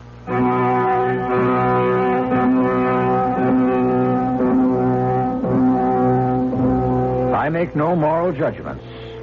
I only comment that twice recently, John Brown has made compromises with the two most important things in his life, his art and his love.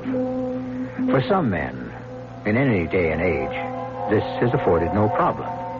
For John Brown, marked by fate, or if you wish to call it retribution, it pulled his whole existence down upon him like a falling house of cards, spelled his immediate failure and final doom. I shall return shortly with Act 3.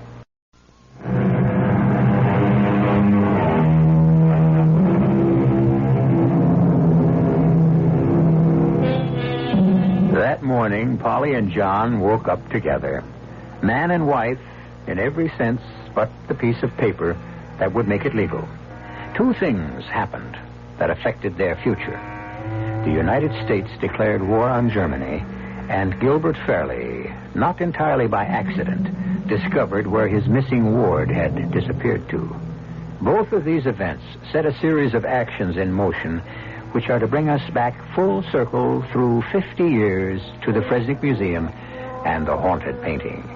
But let us leave the future for the future and stay for the present with the past. Are you awake, John? Yes, Polly. For a long time, I didn't want to wake you. Oh, good morning, Mr. Brown. Good morning, Mrs. Brown. Husband. Wife. I feel so wicked. Me too. And in about 34.5 hours, it can all be nice and legal. Well, don't sound so bored about it. Well, I'm not, but after all, it's only a matter of form now. You're not worried about making a dishonest woman of me? Well, why should I be? Since I have every intention of making you the other two. The other what? An honest woman.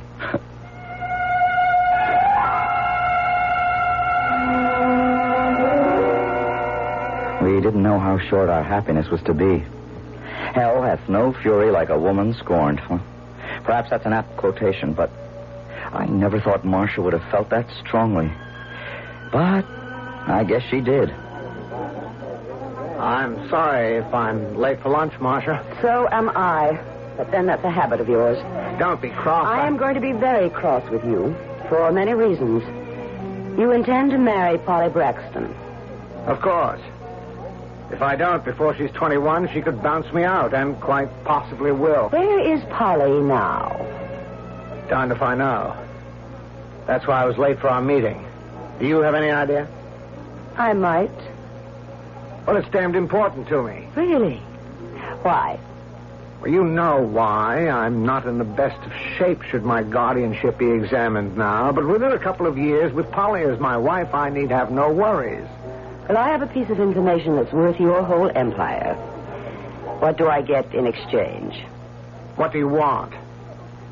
A continuance of our present relationship.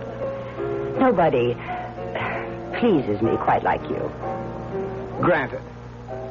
Your little pigeon has flown the coop to get married. You have about, let's see, a little over 24 hours to stop it. Would you like to know where to find her?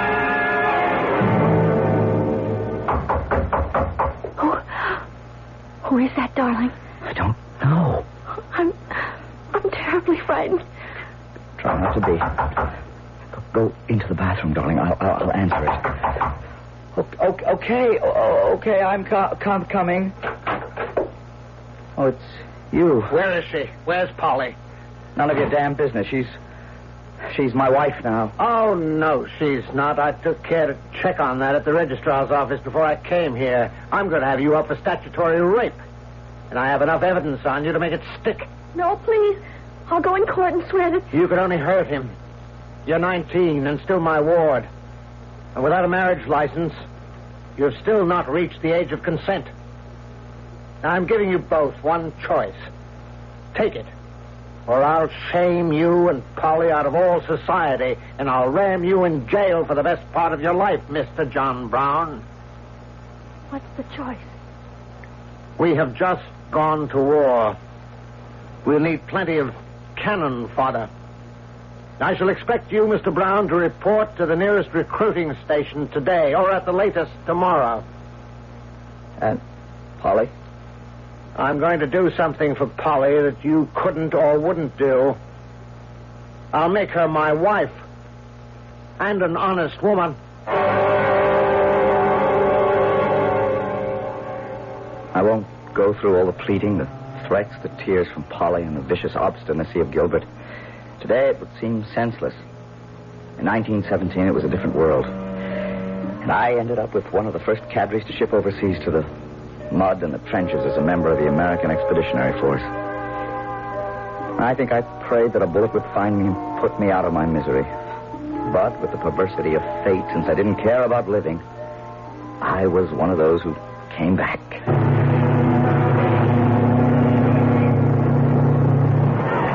As our troop ship docked, it was delirium. Everyone in transports of happiness. There was none for me. Of all the letters I'd ever written, I'd never had one reply from Polly. I was surprised when Marcia met me at the dock. Surprised that she was there, but surprised more than anything at how she had aged. So good to see you home, Johnny-O. Well, I should be glad to be back, or at least grateful.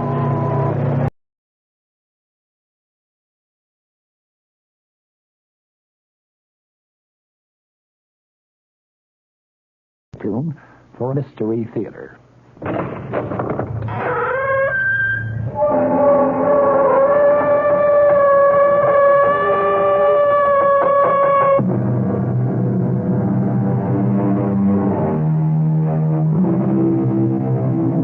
Come in. Welcome. I'm E.G. Marshall. Welcome to the world of your own terrifying imagination. Mark Twain once said, "Everyone talks about the weather, but no one does anything about it." The same thing might be said of the state of morality in the world today. Everyone talks about immorality and corruption, but no one seems to do anything about it. Can we do anything about it?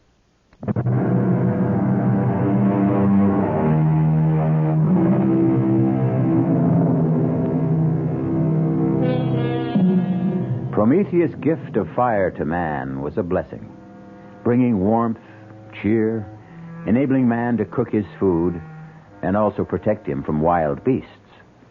But along with the benefits came drawbacks. Fire proved to be destructive, and sometimes deadly, and man used it often to destroy. Thus was born the warning, "Don't play with fire." However, those who created one warning didn't follow their own advice, and they inevitably learned that they should have. Bob! Bob! Over here! Ava, I wired you not to meet me at the plane. I had to. Bob, I'm so glad you're here. Darling. I've missed you. Me too, darling. I know I shouldn't have sent you that silly cable, but, Bob, I am so frightened. It's all right now. It is all right. No, it isn't. I know how important your China trip was to you, but I had to bring you back. I tried to handle this myself, but it's Handle what? Not here. Let's have a cup of coffee, and I'll try to explain.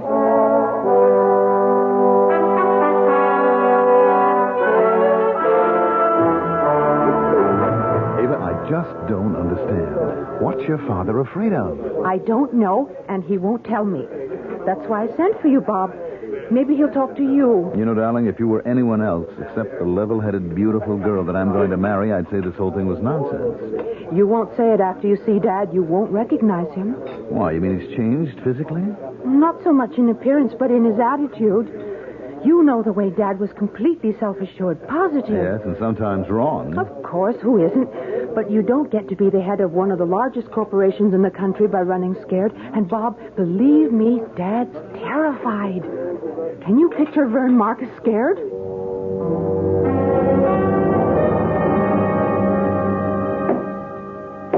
What's going on, Vern? Oh, nothing much, Bob. Just having my study remodeled. It looks like you're making it into a bank vault. You going to store your money here?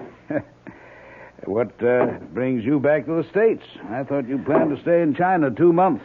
You're the reason I'm here, Vern. You've evidently been allowing Ava to fill your head with a lot of nonsense. Nonsense? Well, I don't know what she told you, She didn't but... tell me that you were turning your study into a fortress or electrifying the fence around the house, but she told me enough to convince me that I was right to come back. What's frightening you, Vern? Now, leave me alone. Just leave me be, that's all. Is that too much? Much too much. Stop thinking about yourself and think of what you're doing to Ava. Ava has nothing to do with this. No? How would you feel if your daughter built herself a fortress and locked herself in, turning from an outgoing, beautiful girl to a frightened, petulant child, asking only to be left alone? Would you try to help? All right, Bob. You win. One promise. You mustn't tell Ava. But she's frantic with worry. I have to tell her something. No. At least let me tell her that you've confided in me. That will help. That's all you'll tell her? You promise? I promise. All right. My telling you isn't going to do any good. I'm caught, that's all. Caught? By what? The Promethean Society. What's that? It's a small, secret society dedicated to doing something about the lack of morality in the world today. All right, but what do you mean you're caught? I have 1 week to give the leader of the society, a man who calls himself Promos, $1 million. For what? Well, ostensibly to spread the message of the society. Well, what kind of work do they do that takes $1 million? A public relations campaign. Newspaper advertising, television, radio. There are even discussions of making a motion picture, and that takes money. Well, I don't see the problem, Vern. If you really feel that this is worthwhile, you make the contribution. If you don't, you tell them you won't go along. I'm afraid that's not possible. Oh, come on, Vern. What are they going to do if you say no? Rather than tell you, I'll show you. Timmy, Bob Steele remembers you. I'm sure you remember him. Sure. I remember, Bob. How are you? Well, I'm fine, but what are you doing in the wheelchair? Learning how to operate the darn thing. I can move it pretty good. It's the brakes that bother me. Oh, watch it. That's all right. I've got you. Oh, thanks. Now, Vern, what brings you here? Actually, it was Bob. Bob? What can I do for you? Well, Vern seems to be passing the buck. I'm trying to find out what's got him so uptight, and he told me that... What have you done, Vern? What have you told him? Well, nothing yet. You see, Ava cabled me in China because she was so worried, and I came back to try to help. How much have you told him, Vern? Well, about our joining the Promethean Society, and that they've asked me for $1 million in contributions, and they asked you for half that, and you didn't pay. Well, Bob wanted to know what happened to you, so I brought him here to show you. You want to see what happened to me, Bob? Unwrap the blankets around my legs. What? Do as he says. And look at his feet. Good Lord. What happened? 3rd-degree burns. The doctor tells me scar tissue will take about 6 months to form. Oh. And then I can start to learn to walk again. How did it happen? Well, I was here, in my house. One day, my feet just burned up. Tell him, Timmy. That day was just 2 days after you refused to contribute the $500,000 that Promos had requested. Ava, darling, get off my back. Oh, Bob, what's happening to us? Why are we so ugly to each other? Because something pretty ugly is going on. And you don't think I'm old enough to be let in on it? Look, I've already explained to you that I gave your dad my word. Well, at least tell me how you're going to help him. Will you be satisfied with that? I guess I'll have to be. All right. You remember me telling you about a buddy of mine in Vietnam? I think so. His name was Brian. Yes, Brian Casey. He went from Marine Sniper Scout to the Chemical Warfare Branch, and now he runs a private detective agency. Now, he should be here in 5 minutes. Wish us luck. I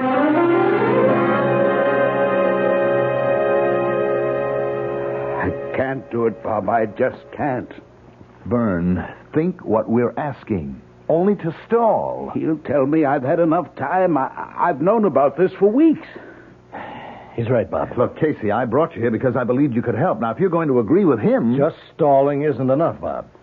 We've got to have a plan. And before I can even think of anything, I've got to see what this organization looks like and how it operates. I've told you, Mr. Casey. It's not good enough. I have to attend one of those meetings. I just don't believe that any man can control fire. Then how do you explain what happened to Timmy Burns? I can't. Yet. And we still can't be sure that Burns told it like it happened. Well, Timmy has no reason to lie. And you must believe that this Promos can control fire. I only know what I saw. I saw his feet, too. After whatever happened, happened. What could have happened? Except what Timmy told us. Well, tell you one thing that could have happened. 2 rough gents could have called on Burns, tied him up, gagged him, and roasted his feet. I saw his feet, Casey. This couldn't have been done with matches. Bob, you know better than that. Now, think back when we were in Vietnam. Remember the defoliants? Flamethrowers? Now, these guys could have used that on him. Well, then why wouldn't he tell us? Because they told him not to. And he sure would listen after they finished with him. Never thought of that, but it is possible. No, you don't know Promus. You think he's a nice guy? You wouldn't stoop to a thing like that? Well, I don't know what he is. A fanatic or a blackmailer. But there's an aura of power about him and a certainty. Now, I don't know, but I'm sure that he doesn't have to use others. And certainly not thugs like you described. Well, that's why I have to meet him and see his operation. That's the only way I can help. And I don't see what good that'll do. Let's look at your options, Vern. One, you can pay. Just the first in a long string of payments. Two, you can blow the whistle and go to the district attorney. But what? Tell him you joined the secret society willingly, that it's dedicated to restoring the moral tone of the world, and that you've been asked for a contribution. That's why I haven't considered the police. Or three, you can believe me when I tell you that Casey here is the toughest, most competent, and most highly trained private operative I know, in addition to being a buddy of mine from Vietnam. I'm not downgrading Casey. I just don't see what he offers. A long shot. You can take me to your scheduled meeting tomorrow night and introduce me as a sinner who's seen the light. I'm an ex-Marine, a Vietnam veteran. Well, I made a bundle in the black market, and now I want to give some of it to the Promethean Society to to make the world a better place. But I want to see before I give. And the reason you don't have the $1 million is that you wanted Promos approval to allow me to chip in with you. That makes sense, Vern. And if Promos doesn't go for it, or I come up with nothing, you can always pay.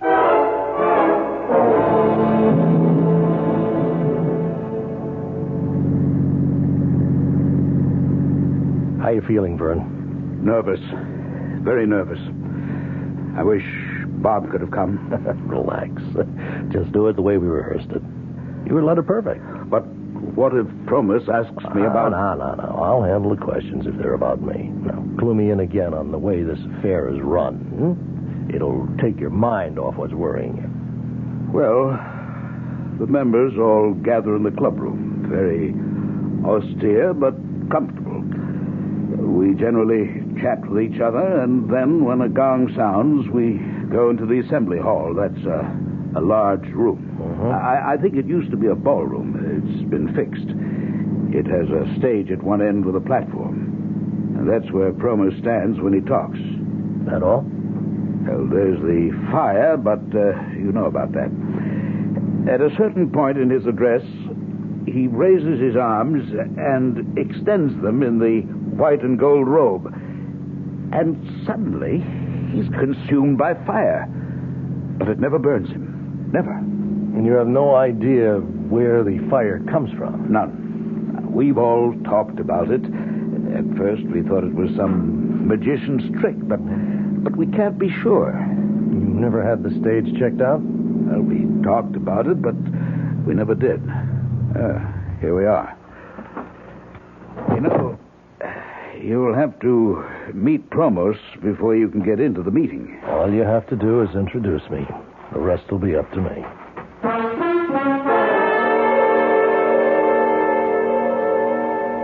So, you would like to join the Prometheans, Mr. Casey? Well, that's why I'm here. Now, what's with this bit about taking your shoes off?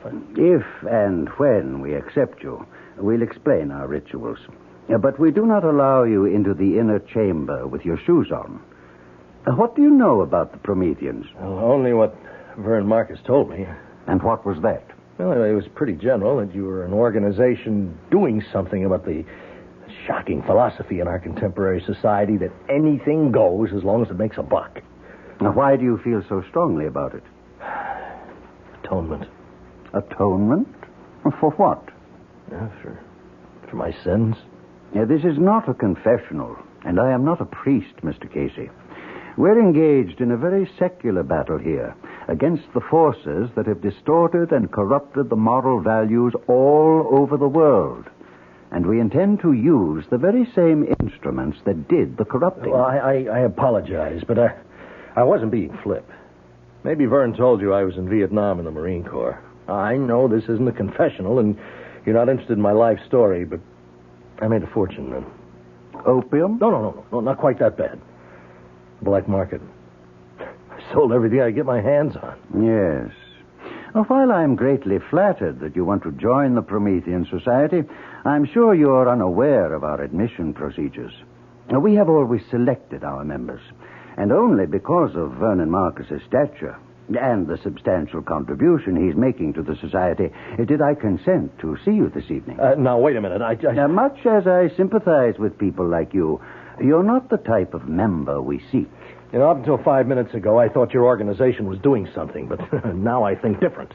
Now, what do you think now, Mr. Casey? I think maybe you are money hungry like I was in Vietnam, and you want to stick Marcus for the $1 million and figure on picking up another $500,000 for me later on. If that's what you think, Mr. Casey, I'd be delighted if you'd stay for the meeting.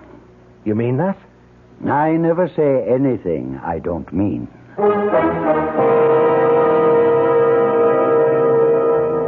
The world is made up of believers and non-believers. The two disparate groups argue about anything and everything, from the existence of ghosts to the importance of dream research. But few of the arguers ever get down to gritty reality. In just a moment, Brian Casey will see for himself the existence and power of Promethean fire as controlled by Promos when we return with Act Two.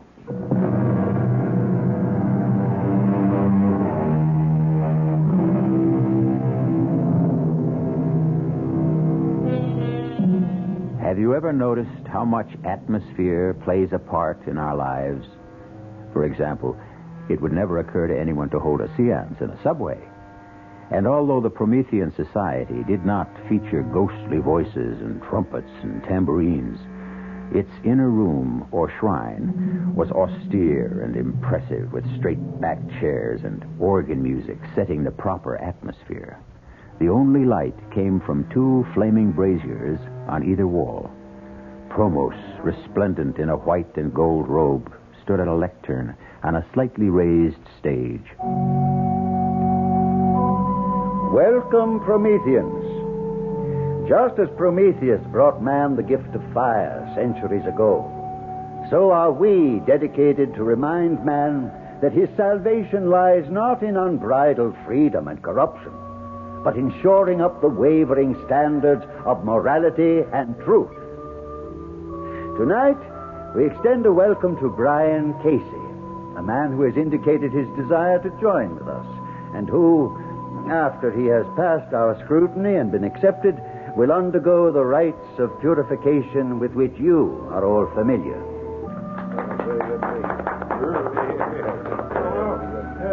You have a question, Mr. Johnson? I do.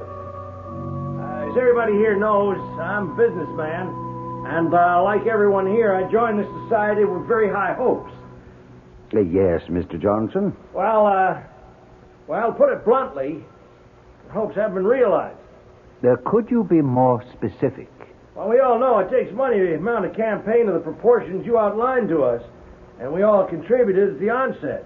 Now, some of us have made further and exceedingly generous contributions, and I still haven't seen anything that, in a business sense, would justify these outlays. You are asking for an accounting. Well, I'm asking for some sort of indication that something's being done. You ask for a sign, a hopeful sign, which you expect to find on the page of a ledger. No. And you shall have it. Deucalion, bring Mr. Johnson the ledger. No, I didn't mean to imply that... Hand it to him, Deucalion. Look, Promos, I didn't mean to upset you. I only asked, as any businessman would ask, to get some idea of where the money... Take it. Well, now, look, this is ridiculous. Do you want me to look at it now? Yes, take the ledger. And now, Prometheus, O fire-bringer, give our friend a sign. A sign, O fire-bringer, a sign. Oh, the ledger's on fire. Drop it, Johnson, drop it. Fear not. We are all safe. None of us has transgressed. I now call upon Prometheus for another sign. A sign directly for me. Watch now, Casey. Watch. You see, Casey? The man's a sheet of flame. He should be burned alive. But he'll emerge unharmed when the flames die down. It's a miracle, Casey. It's impressive, but I don't believe in miracles.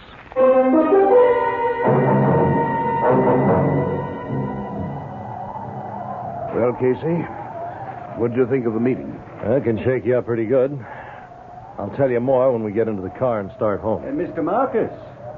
Mr. Marcus. Yes, Promos? Haven't you forgotten something? Oh, you mean... Your contribution.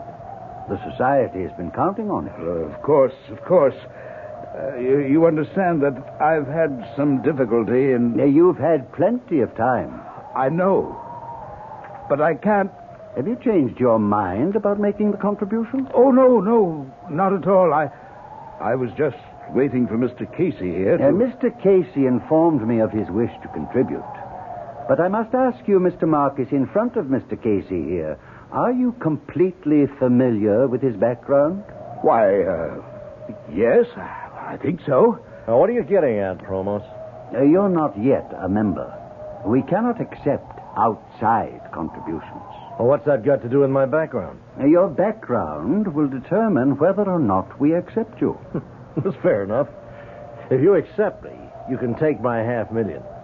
If not, it's up to Marcus to make the total $1 million contribution. Yes, I will. When can I expect to hear about my application? I should say within the next 48 hours. Yes, definitely within that time.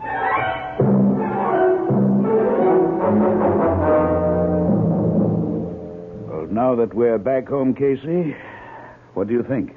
Phony is a $4 bill. Well, what do we do? Blow the whistle, Bob. Go to the DA. Raid the joint. I guarantee you'll find all sorts of gimmicks that produce the fire Promos uses. You're being blackmailed. You don't want to give the Promethean Society $1 million, do you? No. Yeah, but you're afraid that if you don't... Stop right there. Now, you saw what happened to Timmy Burns. That's what I'm afraid of. Do you have any explanation as to how Timmy's feet were so badly burned? Oh, not at the moment. I thought I did when we were made to bathe our feet in water at the purification rites, but my theory was wrong. What did you think it was? I thought, Bob, there might be some delayed action chemical in the water which might have caused the burns. But I checked my feet after I got home. Nothing. Just plain water. Well, what's the next move, then? Now, before we talk about any next moves, I need a straight answer to two questions.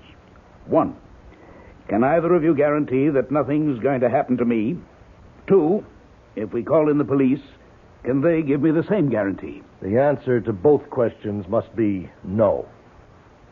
Casey, thank you for your trouble. I'll send you a check. It's been nice to meet you. Goodbye. Now, wait a minute, Vern. You haven't heard... I've heard all I need to. It's not your skin that's in danger of being charred. Neither of you have anything to risk. I've made my decision. I'm going to pay.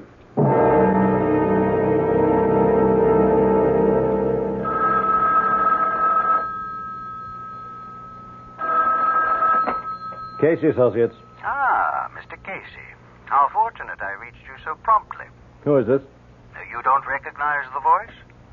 Promos? Exactly. Now, I don't suppose I have to spell out our decision on your application. I don't understand. Oh, come now, Mr. Casey. The little game is over. Since I've called you at your office, you must realize I know you're a private investigator. So? Well, surely you don't expect the Promethean Society to... I'm a private investigator. Now, does that make me a second-class citizen? If you've done any checking at all, you found out that I was in Vietnam and that the rest of what I told you is true. Please don't excite yourself, Mr. Casey. Private investigators are, by nature and profession, skeptics. Philosophically, you can't possibly be attuned to our lifestyle. Therefore, it's my irrevocable decision to refuse you membership. I called because I wanted to tell you this personally. Okay. It's your candy store. Not entirely, Mr. Casey. Although my instincts tell me you don't accept it, there is a god involved. You remember Prometheus? Look, Promos. I would like to hire you, Mr. Casey. What? You do undertake assignments that are of a protective nature? Yes, but It would be to our mutual advantage if you would. I have reason to believe that my life may be in danger.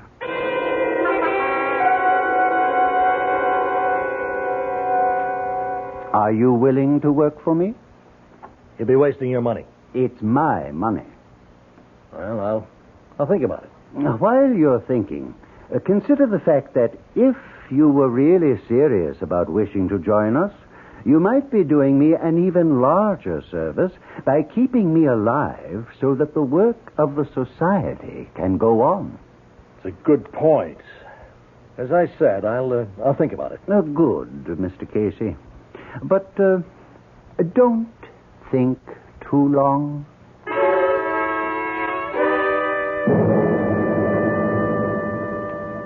I'll tell you, Mr. Marcus, he's getting nervous. Otherwise, he'd never have tried to hire me. Maybe it's true. No way. Promos needs protection as much as an intercontinental ballistics missile. You agree with me, Bob? Well, it looks that way. Well, I don't see how it changes my situation. I still have 24 hours to pay. Correct. But if he's running scared, and it looks like he is, then he's got something to be scared about. Look, he's very big on Greek mythology with all this Prometheus stuff, but he's got to have an Achilles heel somewhere, and he's afraid we might find it. Excuse me. Hello? Good evening, Mr. Marcus. I'm not taking you away from anything, am I? Oh, nothing important? Fine. I called to ask if you were aware that the guest you brought the other night was a private investigator. You mean, Brian Casey? Yes. Well, does that disturb you? Somewhat. A man of his type is hardly Promethean society material. Well, I'm sorry if I made an error in judgment. It doesn't matter. I've just called to tell you that Casey will not become a member, and therefore you are responsible for the entire $1 million contribution. You understand? Yes. Yes, I understand. My feet! Oh, my feet! They're burning! What? Get something! Water! Something! Burning? Oh, I'm burning! In the kitchen! Pails! Are you talking to me, Mr. Marcus? I'm sorry. There's some trouble here. No, I'm sorry, but... You'll have the money tomorrow night. Goodbye. Oh, call a doctor. Help me. Don't throw your feet under your body. Here's a pail of ice water. Get your feet in here, quick. Merciful Lord in heaven. Look at the water, Bob. It's boiling.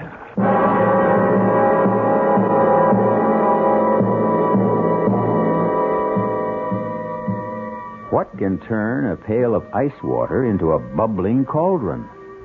Promos would say it's Promethean fire. What would you say? What would you do if you were in Vernon Marcus' shoes? We'll be back shortly.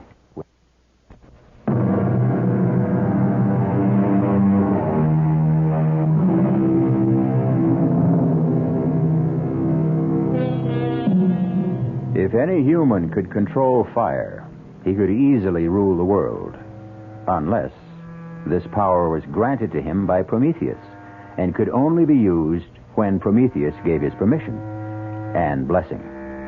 That is the claim of Promos, the head of the Promethean Society. We return to our story to find Brian Casey in a wheelchair, with his feet badly scarred and burning for revenge.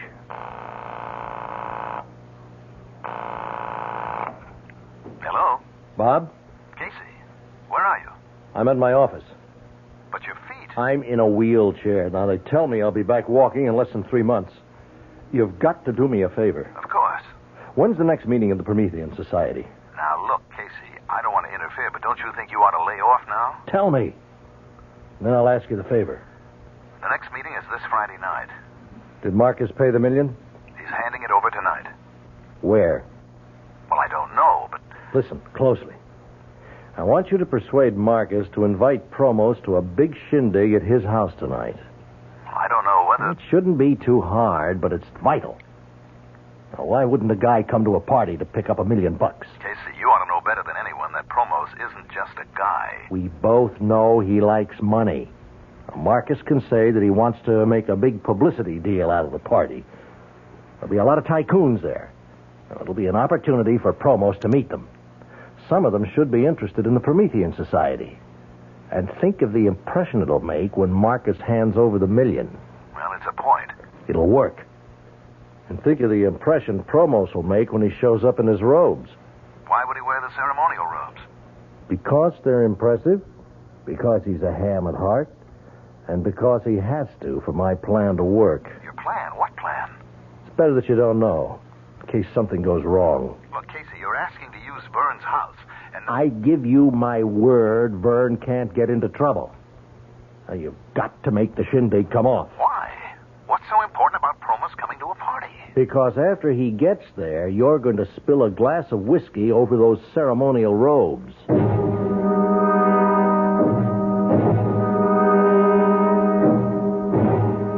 You've reached 518-8028. If that's the number you want, you'll know I never talk on the phone. You got 40 seconds to state your name and business after you hear the beep. This is Casey. I need you for 2 jobs at the same place. Now, we never have played games, Whitey. This one's rough. It can go all the way. But it's important to me. Now, I'd have come personally to talk to you, but I'm in a wheelchair. I need you, Whitey. Well, I hope you have good news for me, Bob. I did what you wanted. Promos is coming? Yes. It was easier than I thought. How'd you bring him around? I told him we owed you a favor. If this works, bring himself a favor. Look, you were kidding about me spilling a drink over Promos, weren't you? I've never been more serious in my life. If you don't do that, there's no point to the party. Well, what in the world? Be clumsy, a little bump, and there goes the drink all over his robes. Now, you're terribly apologetic. Insist on having them clean for him. You can improvise the routine. Yeah, I guess. You still want me flying blind, huh? Until Thursday. There's a second part to this operation that has to come off before we stand a prayer. I'll see you back here Thursday at 4.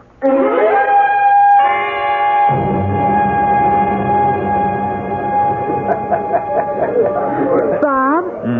There's something very strange about this party. Nonsense, darling. I'm having a ball. Well, who's this Promos? Oh, he's quite a guy. Does he have anything to do There with... you are, darling. Enjoying the party? Oh, excuse me, Vern. Ava, do you want a drink? No, thank you. And you don't need another either. Honey, we're not married yet. Dad? Yes? I want to talk to you about this party. Later, dear, after it's over. Where did you meet this man, Promos? Now, please, this isn't the time to... Well, he's the one who's been giving you the trouble, isn't he? I've told you, Avie, this is the wrong time for me to explain. You'll tell me later? If I can. Ava, darling, you don't know what you're missing. This bartender really knows how to mix a drink. Why would Dad give this man $1 million? Probably because he believes in the Promethean Society. Ridiculous. Don't say that until you've met Promos. He's impressive. He's a creep. Come on, let's go over. I'll introduce you. You may change your mind. Promos. Ah, Mr. Steele. And this, I take it, is your bride-to-be. That's right. Ava Marcus. Delighted. And congratulations to you, Mr. Steele. Oh, thank you. Oh, you're not drinking? Only wine. Excuse me now. Oh, please don't go yet, Promos. We haven't really had a chance to talk. What's up, Bob? Your glass? Oh, I'm so sorry. You clumsy fool. Bob, you spilled your drink. I'm terribly sorry. I don't know how that happened. Somebody must have pushed my arm. You did. Pushing it up to your mouth. Well, I'll have your robe cleaned, of course. No. No, thank you. Oh, I insist. No, it was an accident. There's no need to make a case out of it. It was my clumsiness. I'll have it cleaned and sent over to Society headquarters. I wouldn't think of it. Now, no offense, Mr. Steele, but this is a ceremonial robe, and I'll see to the cleaning myself. Right on time, Bob. Come on, sit down. How are you feeling? Coming along. You managed to spill the drink over the robe? Yes. How did he react? Well, he blew up, naturally. I offered to have the robe cleaned. And he wouldn't allow it, huh? How did you know? Because he's not about to let that robe out of his hands. You think he's gimmicked the robe? I think I figured the answer to a lot of his tricks. You remember the ledger that burned up in Johnson's hands? Sure. Well, Probos has definitely had experience with chemicals and combustibles. Now, he's come up with some special ways to use them. Now, that ledger was treated with an unusual substance that would ignite when touched with the heat of a human hand. Yes, but the guy who brought it to him, Deucalion or something. He was wearing gloves. Are you sure? Well, I'm sure about the gloves. The rest is an educated guess. I learned a lot about chemicals in Vietnam. Well, how does the robe come into it? I just finished looking over Promo's ceremonial robe. How'd you get it? Remember Whitey Phillips? Where did you find Whitey? He's got a locksmith business. I can't believe it.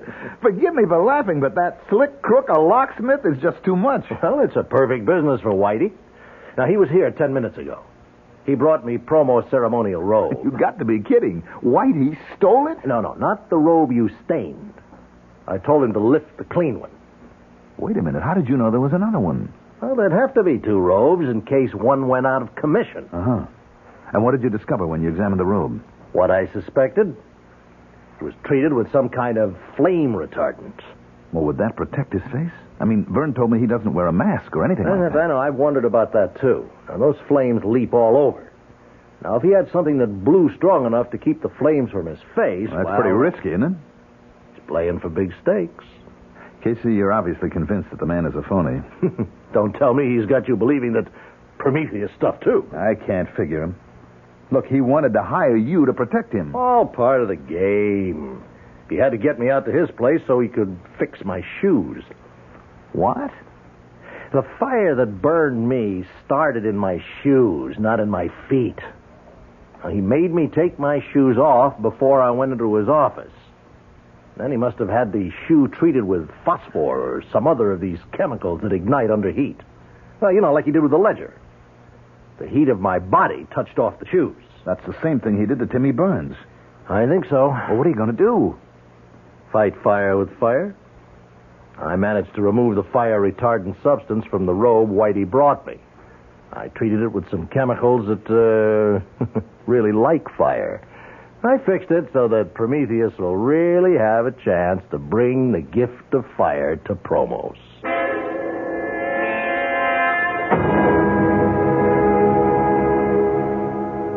Whitey made it. Are you sure?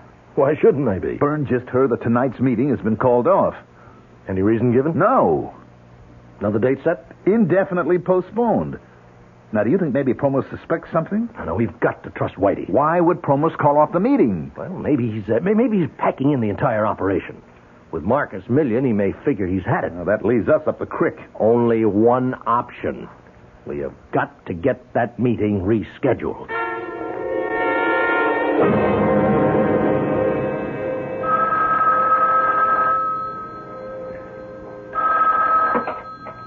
A Promethean Society. Promos? Speaking. This is Bob Steele. Look, I don't know whether you even want to talk to me because of the way I behaved at the party. Accidents can happen, Mr. Steele. Well, I called because I heard that tonight's meeting had been called off. Yes? And no date had been set for another? That is correct. Oh. Well, I guess that's that then. Mr. Steele, would you mind telling me what you're obviously trying to tell me? Well, it probably wouldn't mean much to you anyway. It was only a small contribution. Contribution? From whom? From the group that I represent. You probably don't know them, but we're setting up an import-export business with China, and I talked to them about the society and you, and of course I could only tell them what Byrne had told me, but they were very impressed. And what has all this got to do with tonight's meeting? Well, it was kind of a wild idea to start without meaning any offense, Mr. Steele, I find it extremely difficult to follow what you're saying. Well, I apologize. I guess it's because of that spilled drink. I still feel embarrassed. I think I ought to just forget the whole thing and return the briefcase with their money. I think it would be a lot better and clear up a confusing situation if you came here and told me just what you have in mind. I'm sorry I took so much of your time, Promos, but I'm sure you understand how my group feels. I'll just take the $50,000 back and explain to them that I couldn't witness a demonstration. You are always apologizing for the wrong things, Mr. Steele. First you spill your drink on me. Now you say you're sorry for taking my time when I asked you to come here. But you don't apologize for putting me in the position of a cheap magician putting on a magic show for money. I never intended anything. Now, what did you intend? Just what did you tell these business associates? That I was some kind of sideshow freak who would become a fire swallower for a fee? What's the name of this game you want me to play? I'm terribly sorry. You're sorry? You've not only insulted me, but Prometheus. Well, I guess there's nothing for me to say. Oh, yes, there is. I'll give you something to say. Go back to your associates and your father-in-law and tell them they can come tonight and see Promos and the Promethean fire.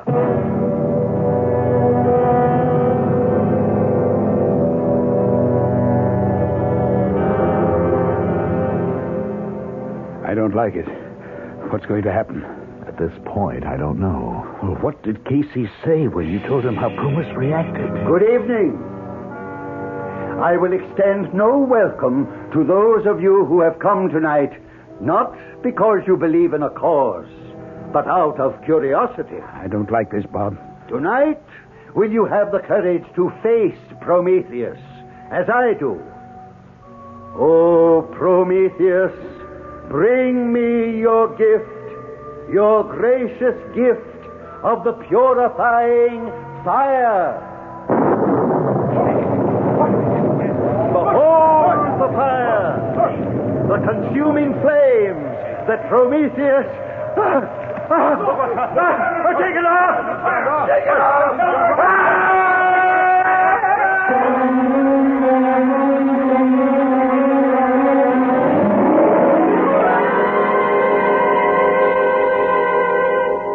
Those who live by the sword die by the sword. The man who called himself Promos, who lived by fire, died by fire. A flaming, horrible death. A warning to whom? To criminals, and perhaps a warning from Prometheus not to misuse the gift he brought mankind. I'll be back shortly. Our cast included Julie Newmar, Mandel Kramer, Earl Hammond, Guy Sorrell, and Sidney Walker. The entire production was under the direction of Hyman Brown.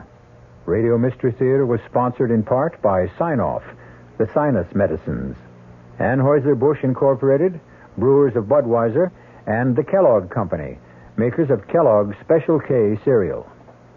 This is E.G. Marshall inviting you to return to our Mystery Theater for another adventure in the macabre. Until next time, pleasant dreams.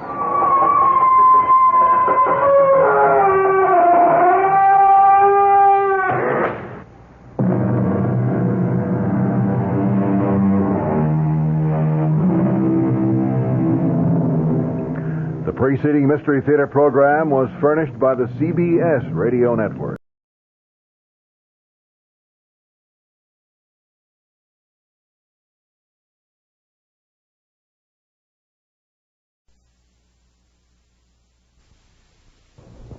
The CBS Radio Mystery Theater presents...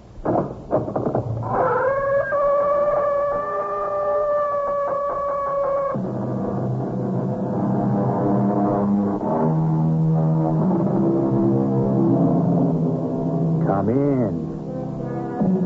Welcome. I'm E.G. Marshall. The picture of the cowboy, the saloon, the sheriff with his 2 guns, and the wild and lawless men with the rough exterior and the smooth drawl was reasonably authentic. This is a story about that era. Our mystery drama, The Blue Roan Stallion, was written especially for the Mystery Theater by Ian Martin and stars Tony Roberts. It is sponsored in part by Buick Motor Division and Sign-Off, the Sinus Medicines. I'll be back shortly with Act 1.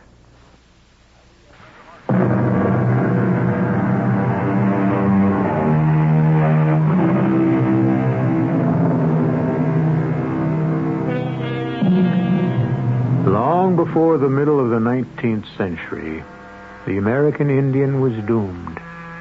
The buffalo that once roamed his vast lands and on whom he depended not only for food, but every other aspect of his life, was being wiped out. Cattle now grazed where once the buffalo roamed, and the land they grazed was no longer Indian land, but the white man's. Cowboys and Indians were natural opponents from their roots. This is the story of one young man who was a part of both, and of a phantom symbol that tied them both to the past.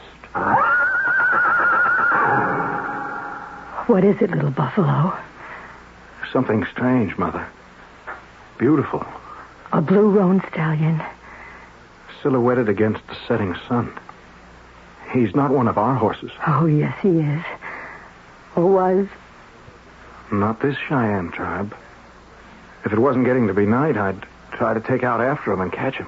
You never would. Come here, little Bob. No. No, I mean Dan. I'm not ashamed of my Indian name. So you saw the blue stallion? No, I saw a blue roan. I think it was a stallion. You saw the blue Roan stallion. It came for me. Came for you? Let me talk. First of all, the legend. In this Cheyenne tribe, the greatest warrior and counselor of all was... Straight arrow? Oh, no, not your father. Except to me. I meant Lone Gray Buffalo. My father's father. The father of the man I lived with in this tribe until he died. It was Gray Buffalo's horse, and when he died, the great winter of the beaver, his horse died too. The legend has it that his stallion gave his life so that he might carry his child across the wide water to the happy hunting grounds. Your father saw him out there by the edge of the aspen the night before he took sick, and the chiefs sent for you. I'm sorry I didn't get here in time to say goodbye. He would have liked that. I am glad you are here with me at the last. I'm glad I'm here to make sure nobody turned his back on you. Oh, they wouldn't have. I'm accepted now after all these years as one of them. As you are, I hope, in the other world. Because nobody figures me with blue eyes and red hair for a half-breed. I find it hard to believe sometimes there can be any Cheyenne in me. Was he really my father? Yes, son. And even though I sent you away all those years ago to live outside the tribe, he still remembered you as his favorite son because you were born of our union. I wanted better for you. Better? The Cheyenne are better men than their white brothers. No. They are a dying race. I wanted the future for you. That's why I sent you to your aunt in Abilene. You said in your letters you studied at school. I did, Mother. I did. I can read and write. Oh, go there by the head of the cot and look in the par's flesh. Your father left you one of his treasures there.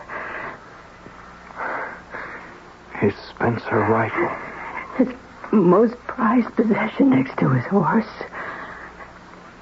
You may have walked into this camp, but you'll ride out of it.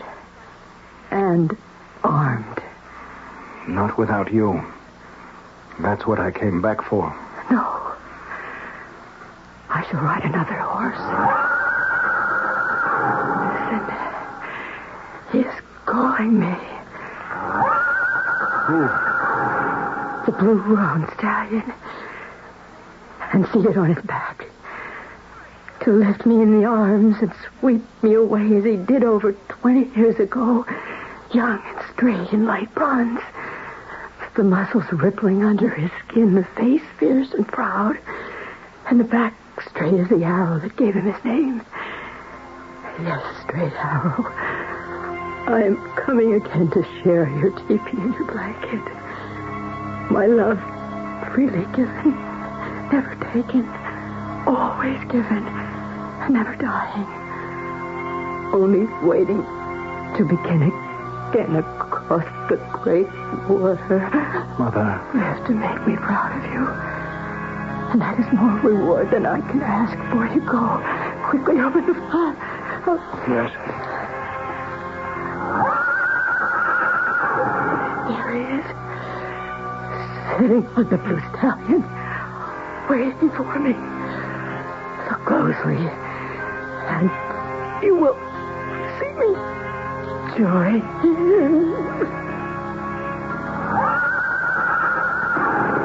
Mother. Oh, no. Dead. Last link anywhere. Now I'm alone. and there is no home.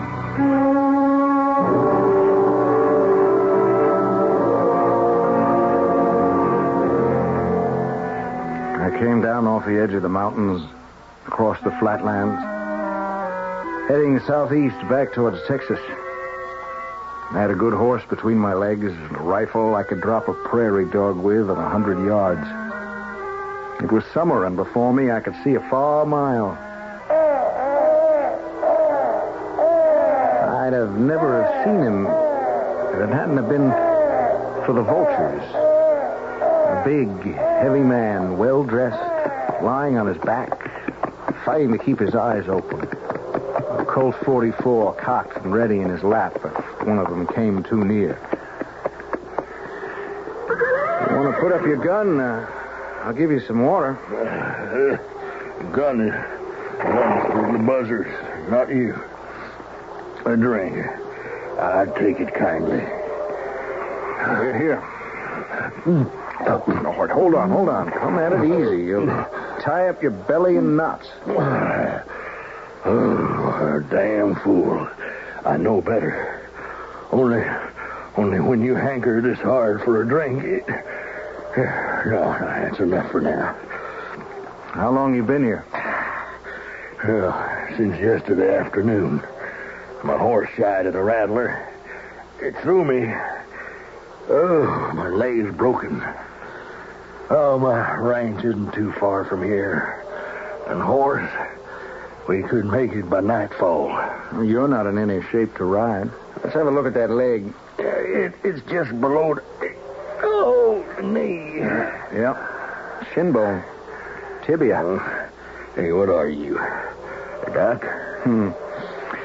No, just the son of a school teacher. Here. What is it, huh? It's a piece of rawhide fringe off my jacket. Fold it up so you can bite on it. What for? I'm going to set that leg of yours, and it's going to hurt. I'll have to use my rifle stock for a splint.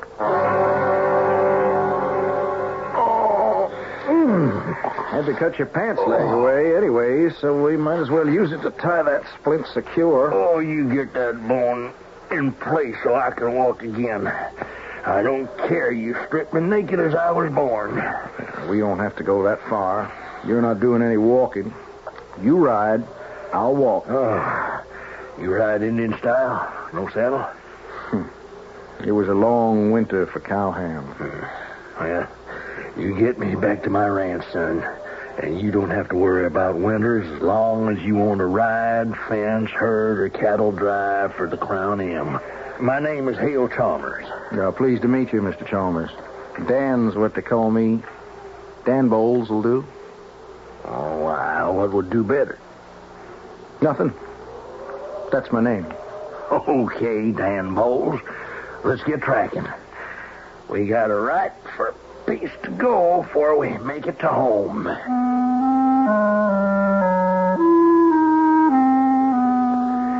It would have been far, traveling as we were, me on foot and Mr. Chalmers barely supporting himself on Baldy's back, if long before we ever got in sight of the ranch, we didn't run into all the hands led by the foreman, Mike Patterson, sweeping the range as far north and south as I could see, looking for Mr. Hale. Behind them was a buckboard with Doc Nate Reynolds driving, and as soon as he checked out Mr. Chalmers' leg, we all took out for the ranch, reaching there before dark. Before he passed out, finally, Mr. Chalmers had told Black Mike, as I later found everyone called him, to sign me on. Put your horse in the corral. I'll take you up to the horse house, Bowles. Thank you kindly. You travel kind of light. Injun pony? Yeah. You steal them? Nope. Hell, I don't care. Them mangy Injuns, they got anything to take, I'd take it after all the grief they brought us Christian men. You don't like Indians, Mike? No, I don't. I can smell them out like a rattler can a prairie dog. And on this land, I'm ranch boss. And the name is Mr. Patterson.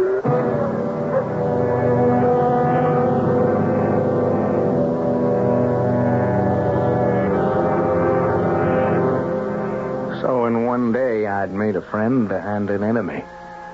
The friend I could reckon for sure. The enemy was just seat-of-the-pants hunch. I wasn't that bad in need of a job. I had to work under a ranch boss like him. And I might have considered real hard about signing on if it wasn't for a thing happened the next day. Come. Mr. Patterson said you wanted to see me, Mr. Chalmers. I sure do, son. Come on in. Shut the door. Have some coffee with me. Thank you, sir. I don't reckon I could stop for coffee. Mr. Patterson wants me out riding fence. He does he? He signed you on like I told him? Well, sir, I ain't rightly signed on yet. I reckon he wanted me to prove out, and I ain't made up my own mind the whole way. Well, forget Black Mike. He's a mean, ugly cuss a lot of ways, but the best ranch boss a man could ask for. Go on, sit down. Pour yourself some coffee. How's the leg this morning? Well, it hurts. Means it's mending good, thanks to you. Got your rifle stock right here. Needs some cleaning. No, I'd rather tend to that myself. Yeah, I figured you would. And I want to ask another favor of you. Well, sure, Mr. Chalmers. I guess. Now, come right down to it. I hope you'll consider signing on here. Because I need a man like you. I'll think on it. All right, now, second, you know where Miller's Junction is from here? Unless it's moved in the last month or two, I do. Well, my daughter's due in there tomorrow morning on the Union Pacific Railroad. Now, I can't pick her up myself, laid up like this. Now, would you take the buckboard in and pick her up for me? Now, you go to the bank and see Mr. Slade. Now, I'll give you a dispatch pouch. Now, he'll give you an envelope with money we need here for operating expenses and see you're roomed and boarded at the hotel. You're putting an awful lot of faith in me, Mr. Chalmers. I owe you my life. Why wouldn't I? Supposing I was to take the money and keep right on going. You won't. You meet my daughter, and I guarantee you won't. And we'll take it all from here. I didn't know right then that I was going to meet my whole future. And that whether it ended in life or death was a toss of the coin. And not very far away.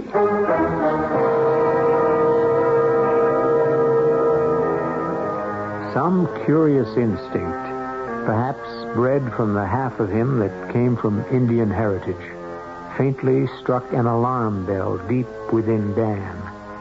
Shutting his eyes against the sun as he came out of the ranch house, he could almost glimpse far off the vision of the blue roan stallion, and hear against his heart the drumming of its hooves. I shall return shortly with Act 2.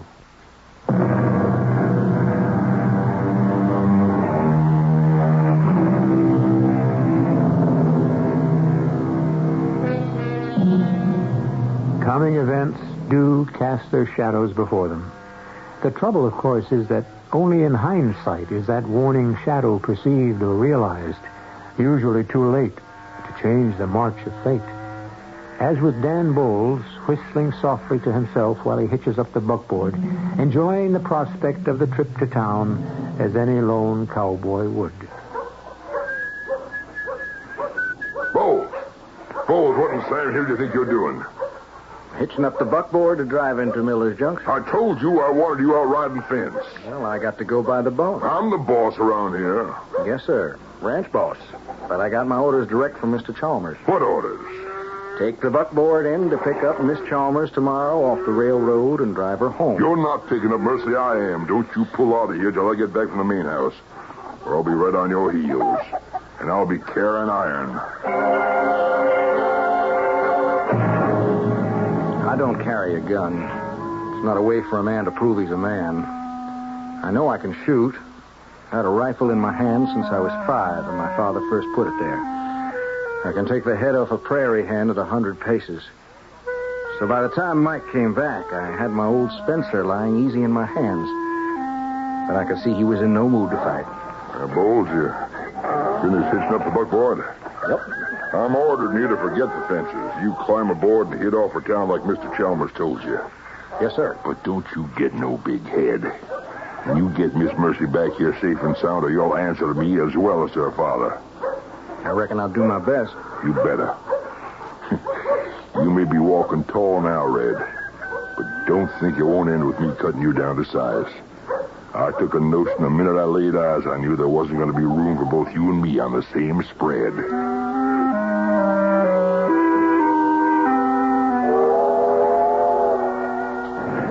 When the train pulled in next day, it wasn't hard to spot Miss Chalmers. Only 2 people got off. One was a man who helped her down. She was a small person, dressed Eastern style in a long, silky dress, with a great wide hat of straw and her dark, chestnutty hair. And dark brown eyes so big and deep a man could drown in them. And I did. I was in love with her from that very first moment. Miss Chalmers? Yes? My name is Dan Bowles from the Crown M. Your father sent me here to meet you and see you back to the ranch. Oh, how do you do, Mr. Bowles? Dan will serve, ma'am. I'm just a hired hand. Oh, you must be something more if Daddy sent you to pick me up. And even if you weren't, we'll stick to Mr. Bowles. He's all right. Daddy's all right, isn't he? Just laid up for a short spell. Why? Seems like his horse stepped in a gopher hole and throwed him. He wasn't hurt bad. Broke his leg is all. Only a shin break. You got some luggage I ought to be picking up. Yes, I do. So then I'll get you settled in the wagon and go fetch it. I reckon I'll just trail your dust for a while. You are headed for quite a roundup.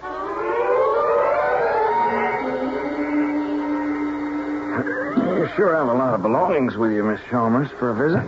Who said it was just a visit? Well, ain't you still schooling back east? Ain't you still schooling? Oh, come on, Mr. Bowles. You can do better than that. When in Rome, you know what they say. Indeed, I do. Do as the Romans do. But do you know who said it? I believe it was St. Ambrose in reply to St. Augustine. Which ain't going to interest nobody too much west of the Missouri. Should we take on out, ma'am? By all means, Professor. You seem to have the class well in hand. You can josh me all you want, Miss Chalmers, but when it comes to class, well, I guess you could always show me my place. Hey, get out.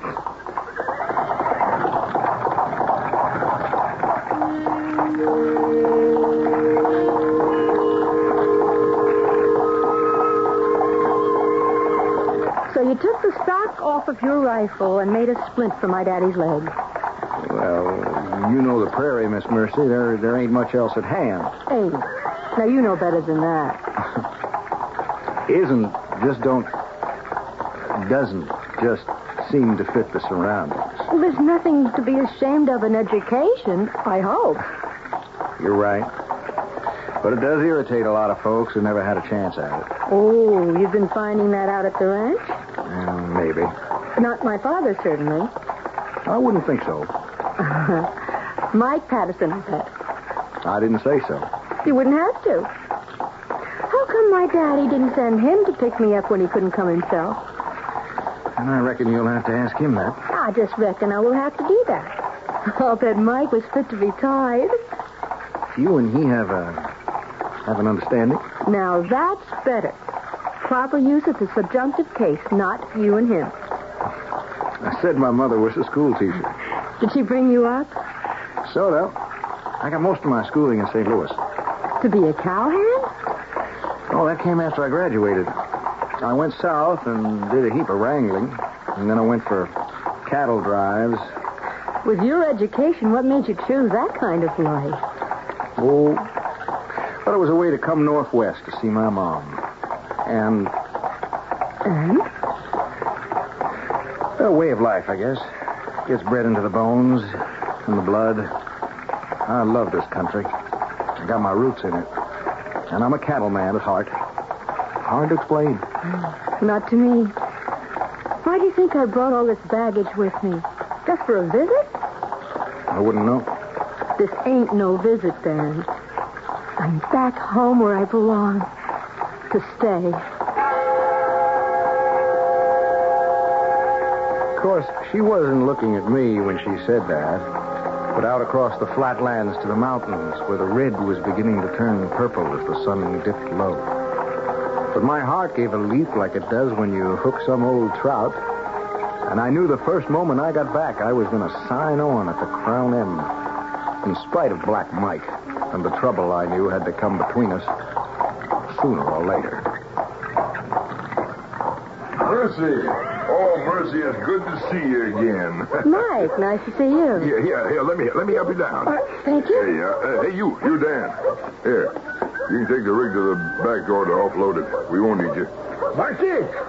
Oh, come on and let me see you. Give me a hug. You all right? Oh, honey, never better except for this temporary game leg. Daddy. Oh, don't knock me off a pin. Oh, it's so good to see you. It's so good to be home. All right, boy. Let's get that buck wagon moving. Hey, hold it, Mike. Hold it now. You can take the wagon. Dan and me have got some business. You, brought what I asked, Dan? Yeah, I did, sir. Right in the saddlebag beside me. Yeah, bring it in, then. Whatever you say, Mr. Chalmers. All right, Mr. Toady. You won't be walking high and mighty long. Yeah, so now, how do you like the better half of the Chalmers family, Dan? Miss Mercy's a mighty fine lady. If you're going to sign him on, Daddy, I think it ought to be his butler. Well, don't you run down Dan Bowles, honey. I owe him my life, and according to Doc Reynolds, the fact that I'll be able to walk again. Oh, I wouldn't dream of running him down. He's too good at doing that for himself. Well, I'm going upstairs to freshen up. Could someone bring me my bag? Just as soon as Mike gets him off the wagon, I'll have the houseboy bring him up to you. I won't be long. Oh, yeah, she's caution. But it's good to see her home. Come on in my office, son. We'll get that money in the safe. Yeah, well, it's all here. Oh, I hope so. You don't think I'd be siphoning any off on you? Well, I told you to buy yourself some gear. Now, I see at least you got some new clothes. Oh, sure. I also picked up a saddle and such, but I used my own money. Okay. That's as you please. I still got some money laid by. You going to sign on with me? And I'm not right sure I should. Why? Well, one good reason. Your ranch boss and me, we don't hit it off so good. Yeah, well, for all his drawbacks, he's the best I ever had. Anything wrong, Mr. Chalmers? No, just a twinge in my leg. Now, where were we? About my signing on. Yeah. Well, it isn't only what you did for me, but I'll tell you square out. Now, I took a liking to you from the first. And right at this time in my life, I don't know how to put it except I need you, Dan. Now, with Mercy home and determined to stay, she's just as taken by you as I am. I can tell. Well, I can't lay it out much plainer. I hope you'll stay, at least a while. I reckon you don't have to twist my arm, Mr. Chalmers. Oh, my damn, son, that lifts a heap off of my mind. While you was throwing your money around, you pick up a gun to carry on your hip, No, sir. Well, I got no choice, son. I have to warn you against Black Mike. He might call you out. You ought to be ready. I'm ready, sir. But not with a gun. Never with a gun. A gun is to live by, not to die by.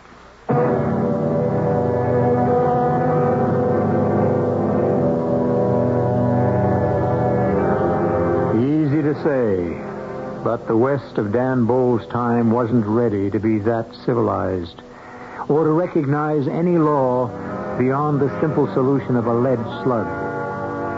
Dan Bowles is a man of principle, however, and his principles are to lead him into such dangerous traps that may sign his death warrant not once, but twice.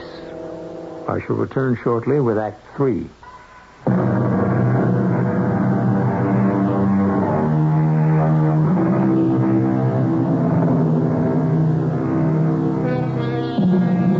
As the hot summer passed on, no threat of the violent events to come showed. Hale Chalmer's leg was healed, so he could ride his horses with his old abandon. Mercy settled back into the rhythm of ranch life. Mike Patterson was fully absorbed in the handling of the stock in preparation for the fall drive to market. And Dan, well, he was the fuse primed for the explosion. Because Hale used him as a minister without portfolio, a sort of second in command, circulated to every field of the ranch life and management. But a delayed fuse is just as dangerous as any other. Where the devil do you think you're going? Mr. Chalmers' orders. Taking Miss Mercy to town. I need you to help cut out cattle for the market. I guess you're just going to have to wait until I get back. I'm telling you something, Bowles. I ain't going to wait much longer till you and me have a showdown. While you're in town, better get yourself a gun.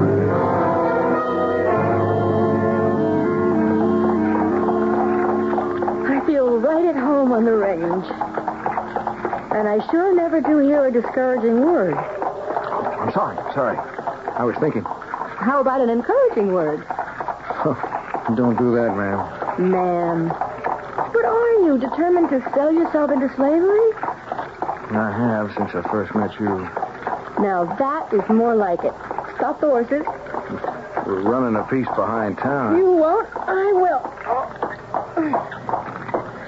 All right, Dan Bowles. Let's you and me have a showdown. Don't you think it's about time? Yeah, I reckon. Everyone wants to call me out. You ought to be the first. Why me first? Because you know you got me hog-tied and thrown. And what's the sense of keeping up the pretense? Why would you want to? I'm not worthy of you, Mercy. Mercy. First time you called me that? Yeah, and it should be the last. Why?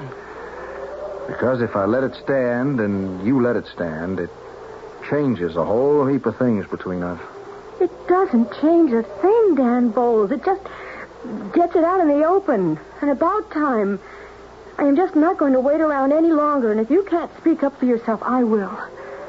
I know you love me. Why don't you do something about it? Mercy, you don't understand. I don't want to understand. I just want you to tell me that you do. It seems like I don't have to. Well, you better. You kept me waiting long enough. Oh, darling.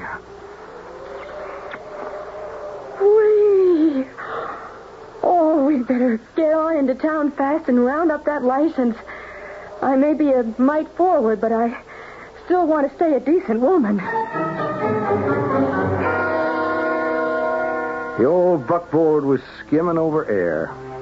I knew I should turn it around and head back for the ranch and have my own showdown with Mr. Chalmers, but Mercy's eyes were shining. My heart was plumb ready to swell up and burst. We did have business in Miller's Junction. It was difficult to say goodnight, but finally Mercy went up to her room. I should have known better and gone to my own, but I thought a drink might clear my head. So I made the mistake of going to the bar. Hey, bartender. Give me another blast of that rot gut and leave the bottle. Hey, join me, partner? I'll buy my own, mister. Oh, no offense. Just making a little play, Mr. Patterson. They tell me you're the ranch boss up at the Crown Inn. What if I am? Well, since you just rode in, I thought you might be looking to sign on some hands for the fall drive. Woo-hoo, I'm ready, willing and able. Well, you got a horse and gear? Sure. Where'd you ride last? Up Oregon way. You know, lazy kid. Hey, wait a minute. You want the word on me? Well, you look at who just walked in. Well, boy, if it ain't old Red Injun himself. Hey, Dan, old partner. It's Pete Whitty off the Lazy Q. Hey, Pete. Great to see you. What you doing up this way? Well, I run a drive up to Chisholm and was on my way home. Oh, boy, it is good to see you, Injun Dan. Hey, you could put a word in for me with the boss here, maybe, huh? Injun Dan, huh? That's your usual nickname? Some places. How come? My father was a Cheyenne. I knew it. I knew it. I could smell it the first time we met. A half-breed. Hey, now, wait a minute. Don't be so fast, Whitby. If you're looking for a job, don't mess between us. Want to ride out to Crown Inn tomorrow? I think I can promise you one. Sure looks mighty definite there's going to be an opening. Hey, Dan. Dan, I see something wrong? No, it's nothing more than I should have said long before this. Bake, you got to help me out. Just thanks. I want to borrow your horse and get back to the ranch. And I want to ask you to escort a lady out to the Crown M tomorrow by buckboard.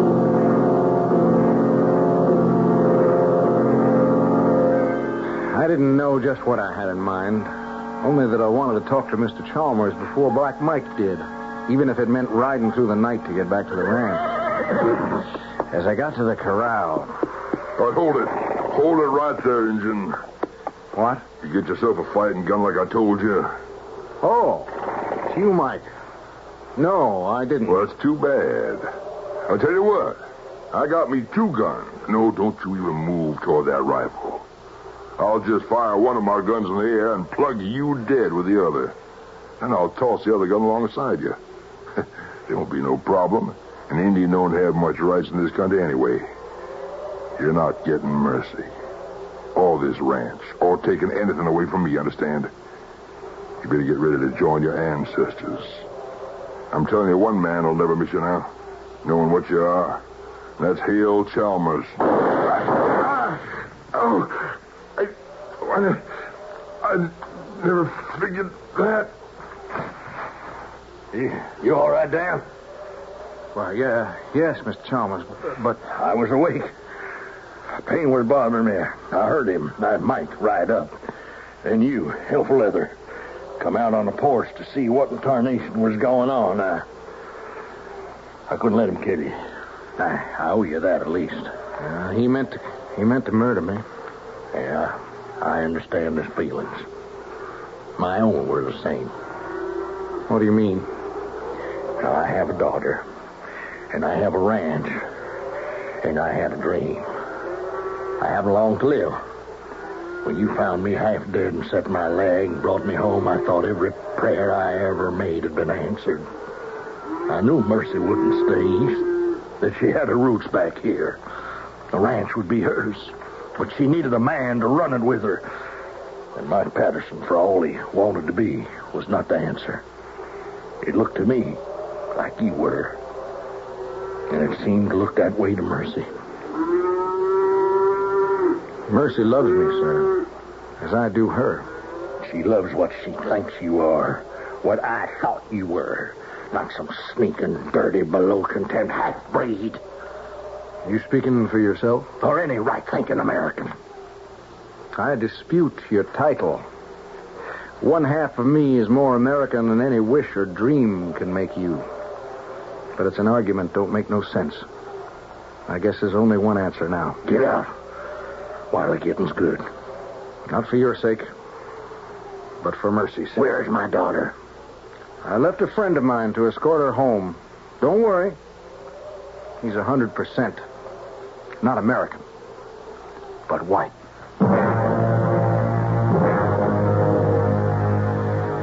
I couldn't just walk out of Mercy's life without at least an explanation. So, riding my own horse, and with Bakes on trail, I headed back for town. I was less than halfway there when I met them. The old buckboard swaying and lumbering as Bakes drove the horses full out. Whoa there, boy. Now hold up. Charlie, are you all right? I'm okay. Oh, I thought you and Black Mike had tangled. Oh, Dan, I was afraid you might be dead. No, not me. Mike? Your father shot him to save my life. Oh, darling. I never seen a man so stubborn in my life. Now, why don't you pack a gun? Why don't you take your horse and ride on to the ranch, Bakes? There'll be more than one place for you there now. But Miss Chalmers... Dan can see me home safe. Or, Mercy knows her own way. Yeah, well, as you say. Dan, if what I said last night had... Forget it, Bake. It had to come out. I should have made it clear long since. Well, I just hope I didn't cause no trouble. Well, I guess you know the truth by now. You mean the awful truth? Well, that depends on the point of view. Well, my point of view is yours. Yeah, but not your father's. He has no right to think as he does. I love him, but he's wrong. Yes, but that doesn't make me any more the right for you. Well, there's one way to solve it all. How? Well, you wouldn't make a dishonest woman of me no matter how hard I've tried. Will you take me back to Miller's Junction and make me an honest one? But your father... Well, once it's all over with, it'll be too late for him to have any objections. Not that he has any right. What do you mean? That will be my wedding present to you, Dan. Or the best part of my dowry. I'll tell you on the way back to town. If Mercy hadn't told me the whole story, I don't know if I ever would have gone through with it. But knowing the truth, I saw no reason not to, and we were married. The only thing I wouldn't do was run. I just had to make my peace with her father some way before we left, or at least let Mercy say goodbye to him. It was coming on to dusk by the time we set off back for the Crown M, and we were just going through a cut in the mountains when suddenly Mr. Chalmers showed up, loaded for bear. He drove his horse straight at us, stopping the wagon with a squeal and a groan, blocking the road as he got off. Get out of that wagon, Injun. Daddy, what are you going to do? You stay out of this, Mercy. You get yourself a shooting iron yet, Injun Dan? No, sir. Stay back, Mercy. Let me handle it. Okay. I brought one for you. Here. Well, go on, pick it up and defend yourself. I don't shoot any man without a weapon.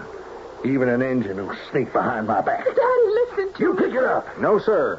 If you want to shoot me, I offer you no excuse. The blue stallion. Remember I told you the sign of death in my family. Pick up that gun. Watch out, sir. The stallion. Are you all right, darling? Yes, I'm all right. But my rifle.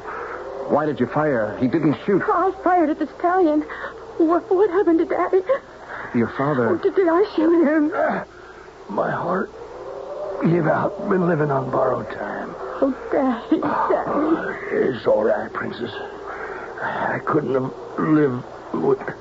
Oh, do you, Mary? Yes. Oh, there's something I have to tell you. Why? Daddy, I've known for years. Ever since Mother died. What does it matter? I loved you just the same, and I never knew him. You were all the father I ever wanted. But I am not ashamed of my Indian blood. You've got to understand.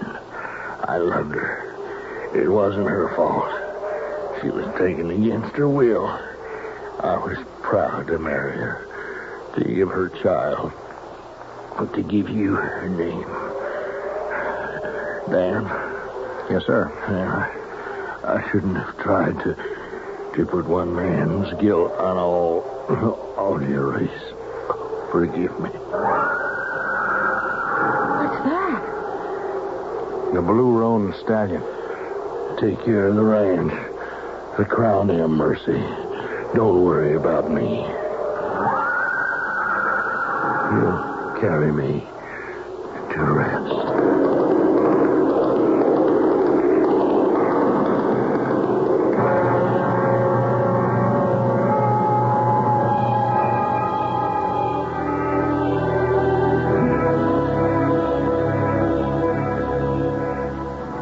Prejudice and bigotry die hard. A man like Hale Chalmers, for all his good points, could never have admitted that his daughter had other blood in her veins but his. But perhaps beyond the waters, where the great stallion carried him, he may find wisdom among his equals and learn to smoke with them the pipe of peace. I'll be back shortly.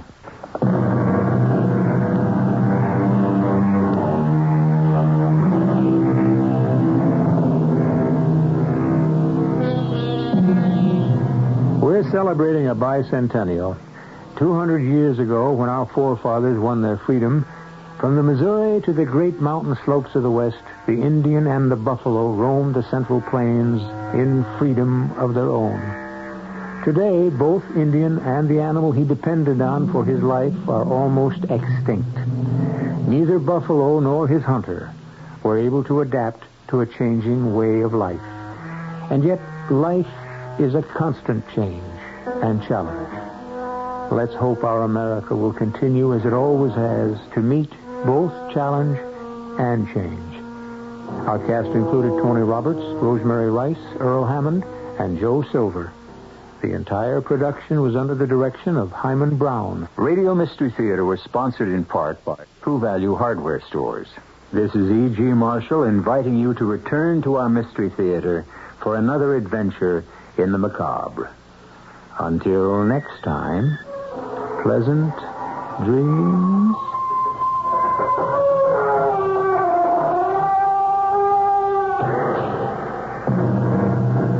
Tonight's Mystery Theater was brought to you in part by ShopRite Supermarkets, where you get a lot more for a little less. The preceding program is furnished by CBS Radio. This is Barry Farber.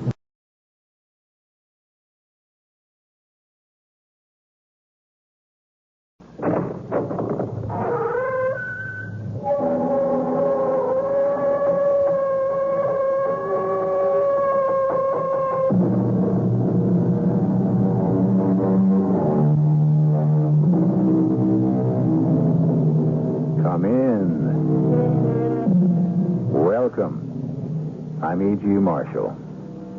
The world, as we all know, is round, and therefore each journey we take must, in the end, bring us back to where we began.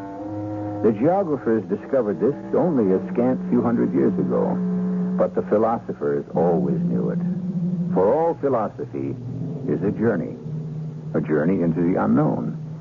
And at the journey's end, the philosopher, like all other travelers, must come back again. As the book tells us, there is nothing new under the sun.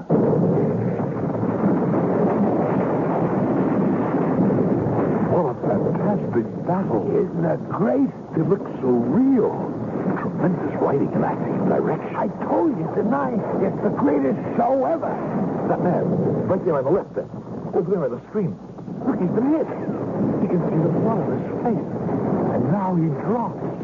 That's a beautiful performance. Nah, he's not such a hot actor. Oh, to play a death scene like that? Playing?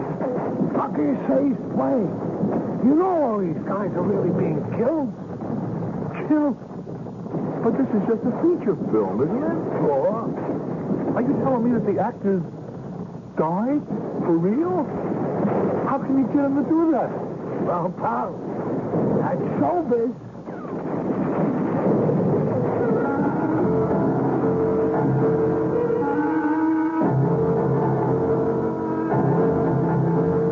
Our mystery drama, There's No Business Like, was written especially for the Mystery Theater by Sam Dan and stars Howard Da Silva. We have always reached for the stars.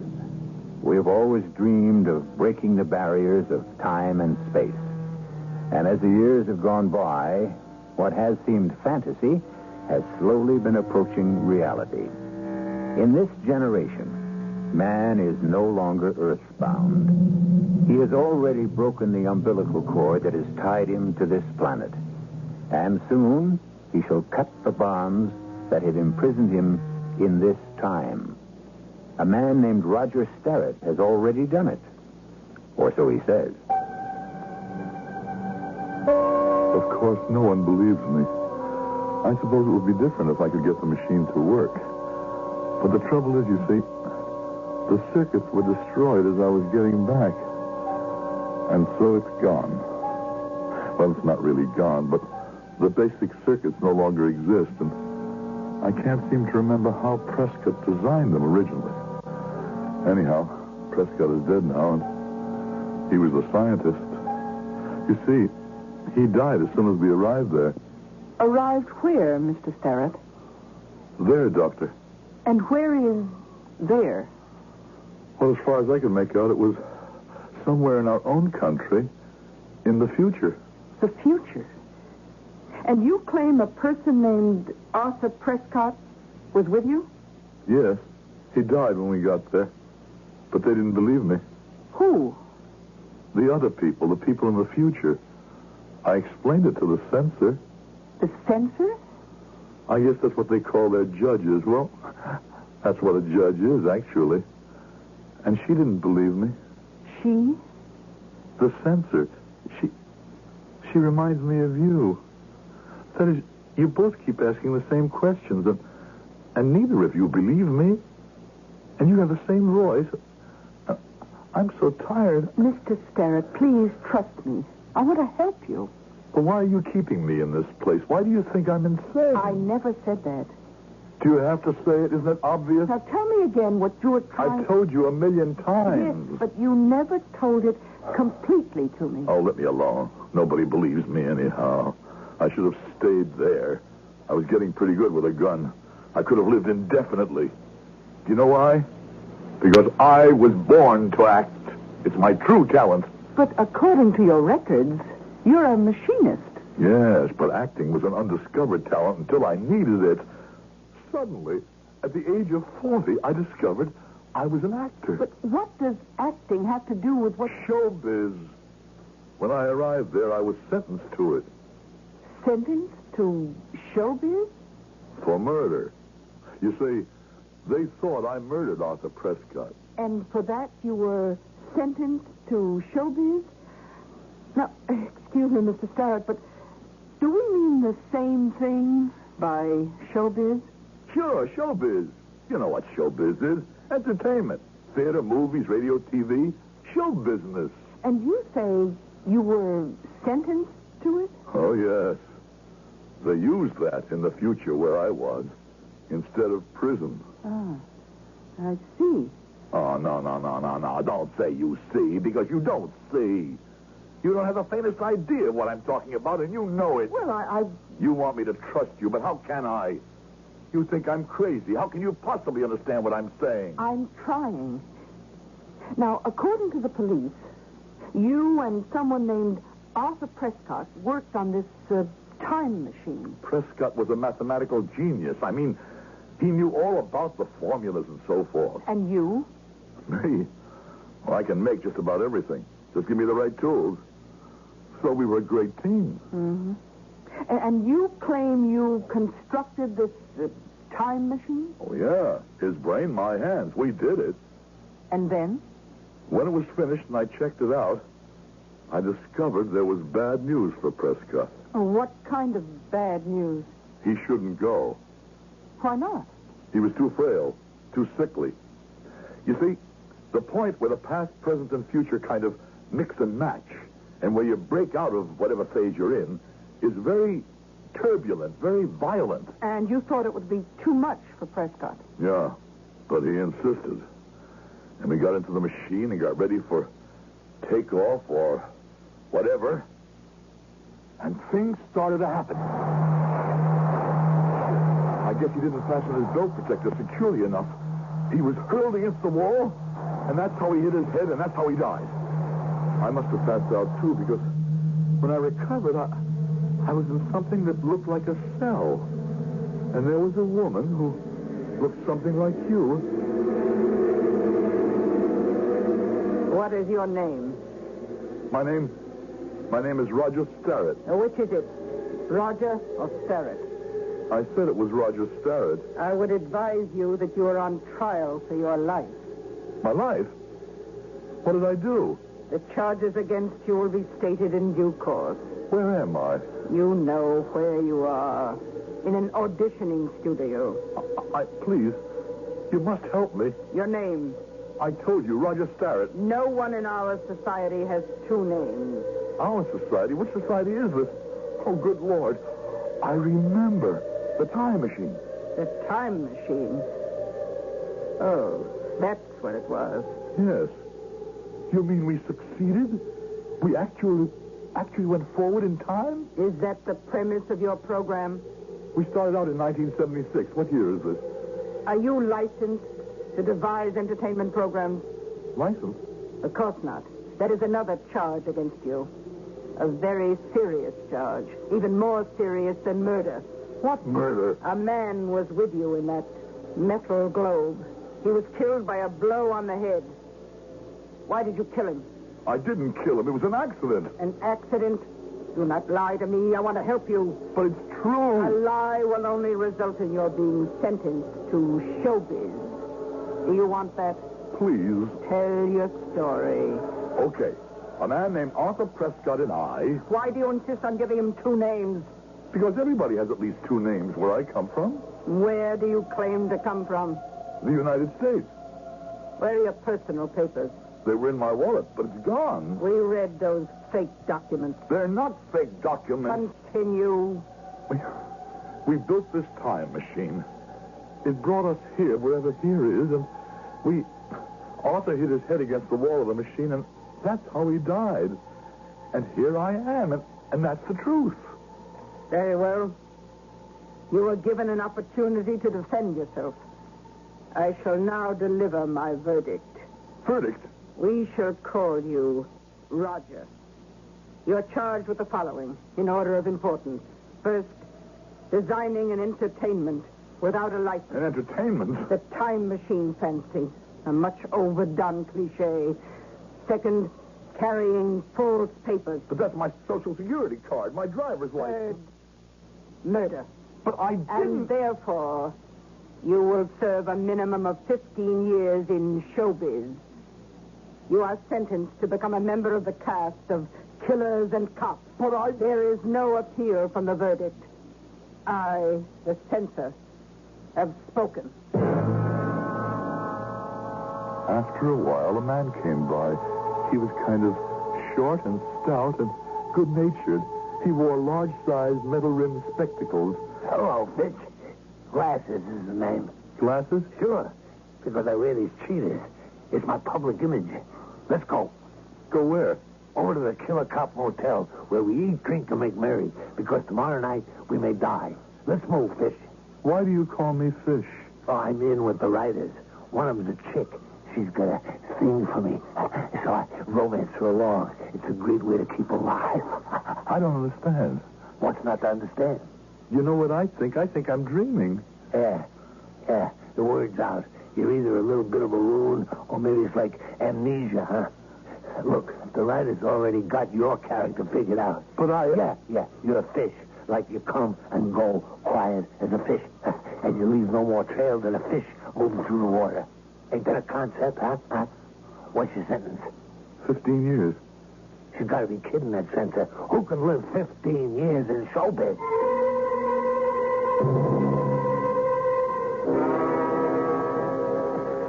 Tried the pool yet? No, I'm just trying to figure out... Figure out what?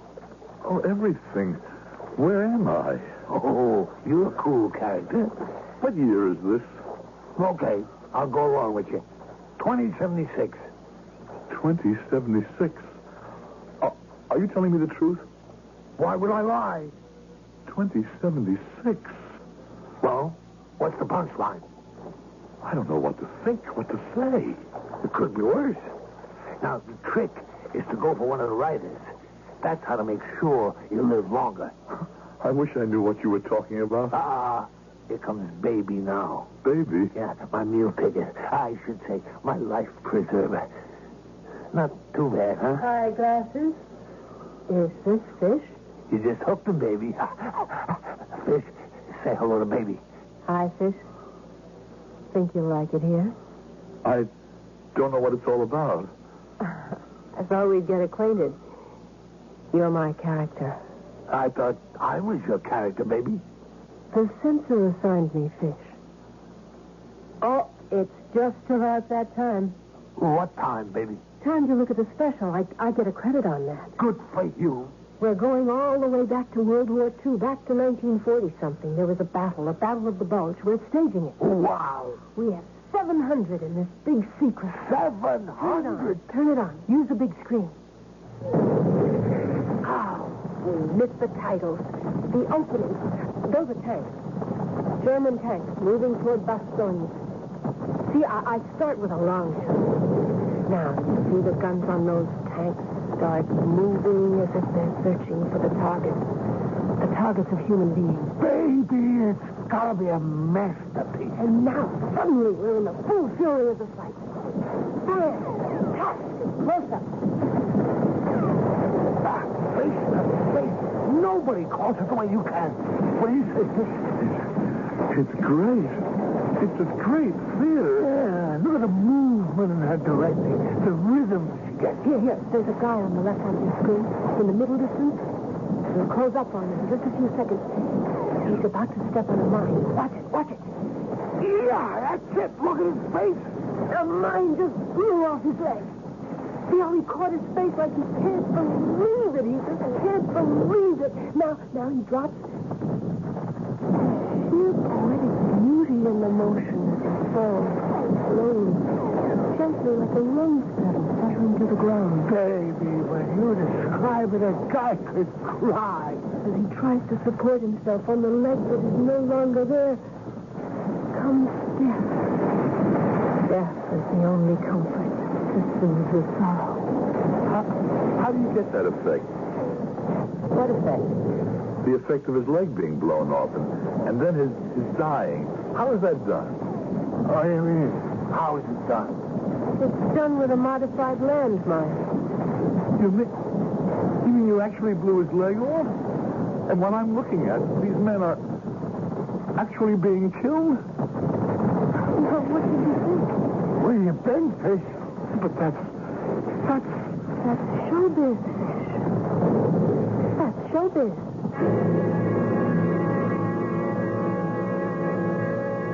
About which it is said, there is no business like. But there has never been show business like this one. Oh, well, yes, there has. Think back. The gladiators in the Roman arenas. They were showbiz, weren't they? So you see, the more things change, the more they remain the same. I'll be back shortly with Act 2. Realism. That's the thing today. We want real life in our theater. We want real situations that involve real people. Isn't that so? Well, we're listening to a story that is supposed to be taking place in the future, where realism seems to be very much a part of the day. Not only are the situations real and the people real, but real things actually happen right before you on the screen. Are you telling me, Mr. Starrett, that in the show business, in that future time you claimed to have visited... I did visit there. I was there. The actors actually died? They actually did whatever you saw them do, Doctor. They were eaten by sharks, by wild animals. They drowned. They starved. They died in the operating room. Whatever the story called for. There must have been many dead actors. You think of all those shows, I would say easily 100 would be killed each week. But where did they find so many actors? Well, they weren't really actors. They were just convicts. Convicts? Well, what I mean is, Doctor, they were convicted of crimes. Serious crimes must have been very prevalent in that future world. Serious? Anything was serious. You said something bad about your superior. That was serious. You had it. You were in showbiz. Well, what kind of superiors are you talking about? The superiors ran everything and everybody worked for them. It was kind of a drab place, you know? Drab? Well, everybody had to work, keep their mouths shut, and do as they were told. That's why they had this exciting showbiz, so that you could keep the masses quiet. But I didn't know that until later. Anyhow, a few days later, I was at the pool. Hi, sis. Hi, baby.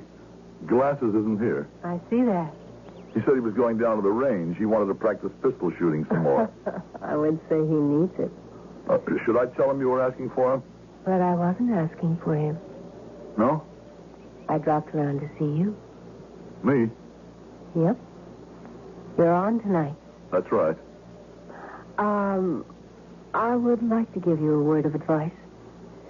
The script calls for you to be watching the action from a street corner phone booth, a typical 20th century locale. You see... I think so. Now, when you hear the first police car coming along, just step out of the booth. Step out of the booth? Yeah, there'll be a doorway. Just move inside it.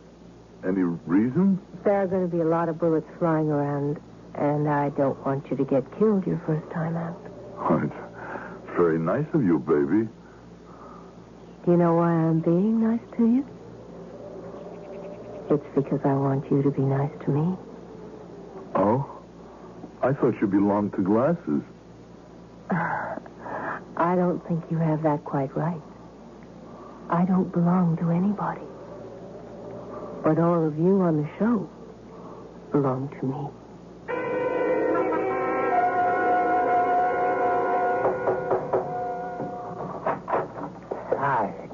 Can I see you for a minute, Fish?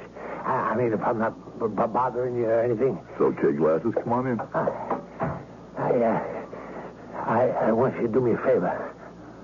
Sure, if I can. I always treated you right? I give you tips on everything. I help you along. What do you want? Put in a word for me. I mean, with Baby. What kind of word? Don't play stupid with me. She goes for you, I know. She dropped me the minute you came in sight. Glasses, it's not because of anything I did. I know. I wasn't the one who made a play for her the first time either. She decides. She picks out who she wants. And when she gets tired of him, look, I don't care, except... Except what? Except she doesn't like a guy to hang around after she gives him the gate. See what I mean? So she writes him out of the script. And you know what happens then? Yes, I know. Yeah. So, could you put in a good word for me? You might tell her I give the show a lot of comedy. You do, Glasses. You really do. Tell her that. I'm not just asking this for myself, but for you, too. For me? Your day's gonna come. It'll have to. She'll get bored with you, and some new guy'll come along, and... So, if we can manage to set a precedent... What kind of precedent? Well, we could make her realize she don't have to kill a guy just because she wants to drop him. Promise you'll try. He does give the show a lot of comedy. Let me worry about that. Well, I'm only trying to help. Put your arm around me, Fish. Listen to that music. Oh, honey, I know you're scared. But Baby here's going to look out for you. I'll keep you alive, sweetie. Just trust Baby. I'll say you trust me. Baby, I'm only trying Don't try to help Glasses. But he's a good friend of mine. I'm the only friend you've got. You're in showbiz, and don't forget it. You'll have to kill him. Me? Kill Glasses? Tonight, he's going to try to kill you. But he wouldn't. Why not? Well, First of all, he's madly in love with me. Yes, but that's He hates you because you took me away from him. Second, the lead on Killers and Cops is up for grabs. Sarge was wiped out last week. The two most popular cops are you and Glasses. Now, Gorilla and Glasses are great pals. Gorilla? He's the hood you're going to have to capture tonight. You and Glasses are going to have him trapped. Glasses has already worked it out with him. He won't shoot at Gorilla. But the script says he's supposed to cover me. So his pistol will misfire. Just wait and see. That gives Gorilla a clear shot at you. And you're dead. Dead. Now, here's what you have to do, sweetie. Fire what looks to be a wild shot and kill Glasses by mistake. Then radio back for help in capturing Gorilla. I find it hard to believe that Glasses You would... better believe it. And now, give Baby a great big kiss. Okay, Gorilla. We know you're in there. Come on with your hands up.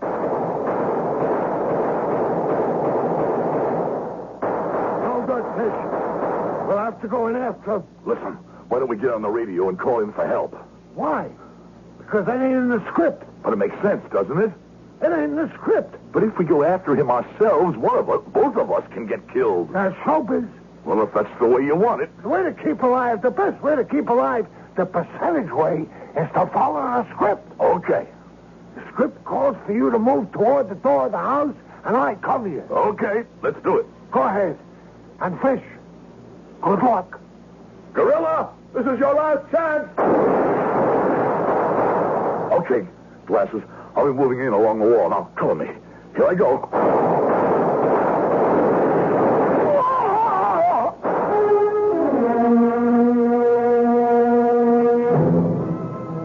You didn't kill him, Fish. You didn't kill Glasses. I couldn't. I knew that, so I told Gorilla to make sure to get him. You told Gorilla? I told Gorilla I knew about the little deal he'd made with Glasses. I don't mind you boys having your little intrigues, but when I want something done, I want to be obeyed. So Gorilla very obligingly shot glasses for me. I never killed anybody in my life. Oh, come on. That guy they found you with in that phony-looking spaceship? But I explained how that happened. Yeah, well, you better learn how to kill. I don't know if I can. You'll have to kill to keep alive.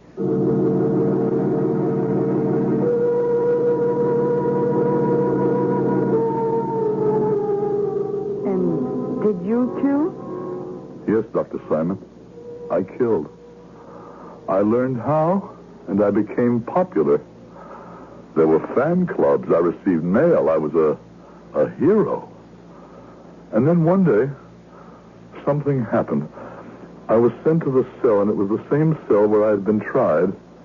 And my assignment was to pick up a new member of the Killers and Cops cast, somebody who had just been sentenced to showbiz. All right, if you're ready, let's go. I refuse. That won't do any good. I refuse to kill. I know how you feel. You? Why, you're the most bloodthirsty, vicious... What were you sentenced for? Something you would never understand. Try me. Protest. Social protest. I want people to rise up and change their drab and dismal, suffocating lives. To think for themselves. All right, let's go, Brain. Brain? That's right. The writer has already figured out how to use you. You're going to be a brain. A kind of thinking machine who figures everything out intellectually and scientifically. If you'd like to have lunch now, Brain, we can have it served right here at the pool. 99% of the people in this country can hardly make ends meet, and you live in such luxury. You too, Brain. From now on, you too. But it's not right. Never mind that. Get to know everybody in the company. We try not to kill each other, except when she insists. Hi, Sis, darling. Hi, baby. Meet Brain. That's just what I came down for, to get acquainted. You're my character, Brain. I thought I was your character, baby. The censor assigned Brain to me. Now, what am I going to do with you? Oh, with a name like Brain, he might make a good guy to keep in the office. Who doesn't get out in the street. And suddenly I realized what I was doing. I was begging for my life, just as Glasses had been pleading for his when she met me for the first time. Because I saw what Glasses must have seen. That baby's eyes were now for the new man, which meant that the old one would not be long for this world. And a chill went through me. What was I going to do?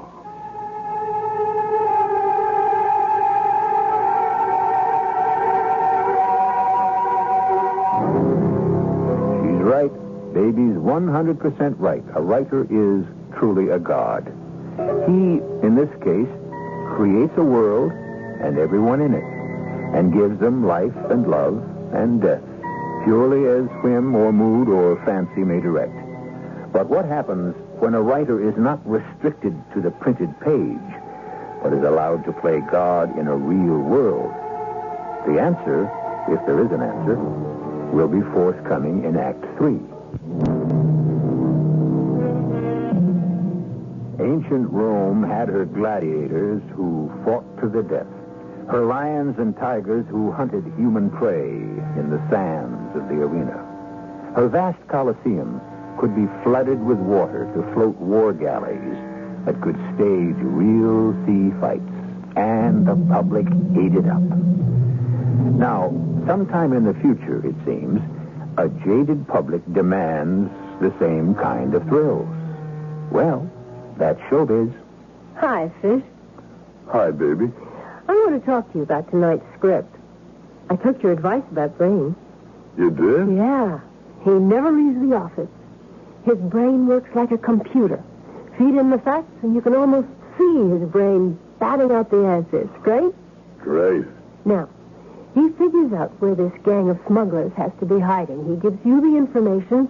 You decide to go after them single-handed. I too? Why? Well, it's obvious. You see, you're the fish. Yes?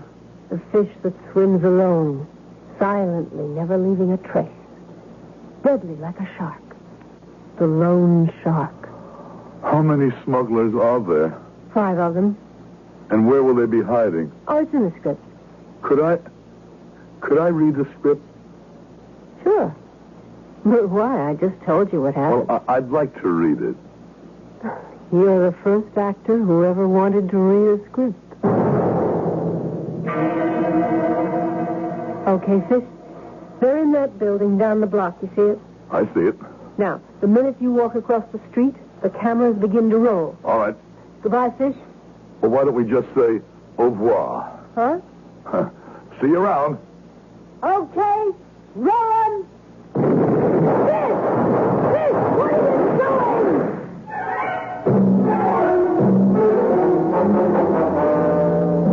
What was I doing? Doctor, I can tell you what I was doing. She never caught on. I just didn't accept the script the way all the others did. I studied it, and I prepared for it. I figured out the fight with the smugglers in advance. I just didn't let it happen. The smugglers were going to get at me from 2 sides. So I tossed a hand grenade at one group, then I used tear gas on the other. And I was able to finish them off. But surely, Mr. Starrett, you couldn't keep doing this indefinitely. Yes, Doctor, I could. You have to understand the people I was up against. They were mostly beaten and defeated to begin with, scared. And they didn't really know how to think. Why not?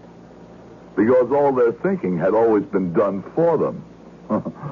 It was a terrible world. I never got out into it because, well, actually, I was a prisoner. But I passed through it. In a limousine when we'd go from one location to another. And driving through the city, I'd look around. And you know what it seemed like? Yes? It seemed like the pictures we see of those dictatorship countries, drab, dull, and people who don't seem to have much fun and crowded. There just wasn't room for everything. Masses of people and buildings, one on top of the other. And there's nothing more you can really tell us about this future world? Baby said it. She said it was the old story. Feed them bread in circuses. And you keep them in line. And you were part of the circus. I got to be the whole circus after a while. My exploits? You wouldn't believe some of them. I can hardly believe them myself. Single-handedly, I wiped out whole gangs. I destroyed entire mobs. How could you keep doing it? I told you, I planned it in advance. I prepared the ground. There was a girl in the prop department. I could get her to fix the guns the killers would be armed with. Little things. Lots of little things. But sooner or later, your luck would have to run out. It did. One day I was called in to see the boss. The real boss. I mean, the censor. Hi, Fish. Hi, censor. Your writer, Baby, has just created a special. Yes? A World War II special. She has asked permission for you to star in it. Oh, but I'm just doing fine on the Killers and Cops series. Not really. But the ratings... They're falling. Why, it's the most popular show on. You're becoming a bore. Too predictable. You always win. We can't have that. Why not? Because you represent the establishment. Well, even so, it's a great show. And the people hate the establishment. But that's treason. Of course. And so, rather than have them do something about it, we must give them a chance to express themselves vicariously. Therefore, occasionally, the establishment must lose. What am I supposed to do now? World War II still exerts a peculiar fascination. Some time ago, Baby created the Battle of the Bulge. But now she's done something even bloodier. The Battle of Casino. But my image is of a cop. Your image is of an actor. You're believable in anything. But This meeting is adjourned.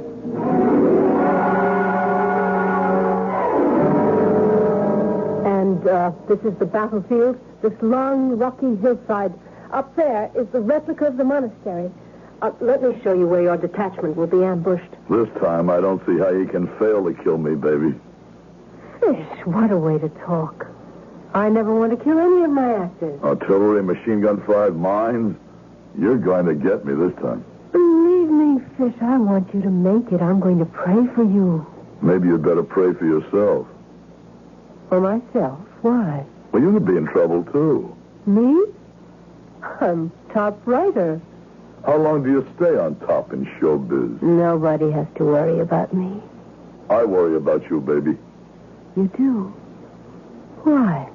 You were my first girl. Oh, sure. My first girl in this world. Oh, you're back to that I come from another world business? It's true. Oh, sure. Do you know where my time machine is?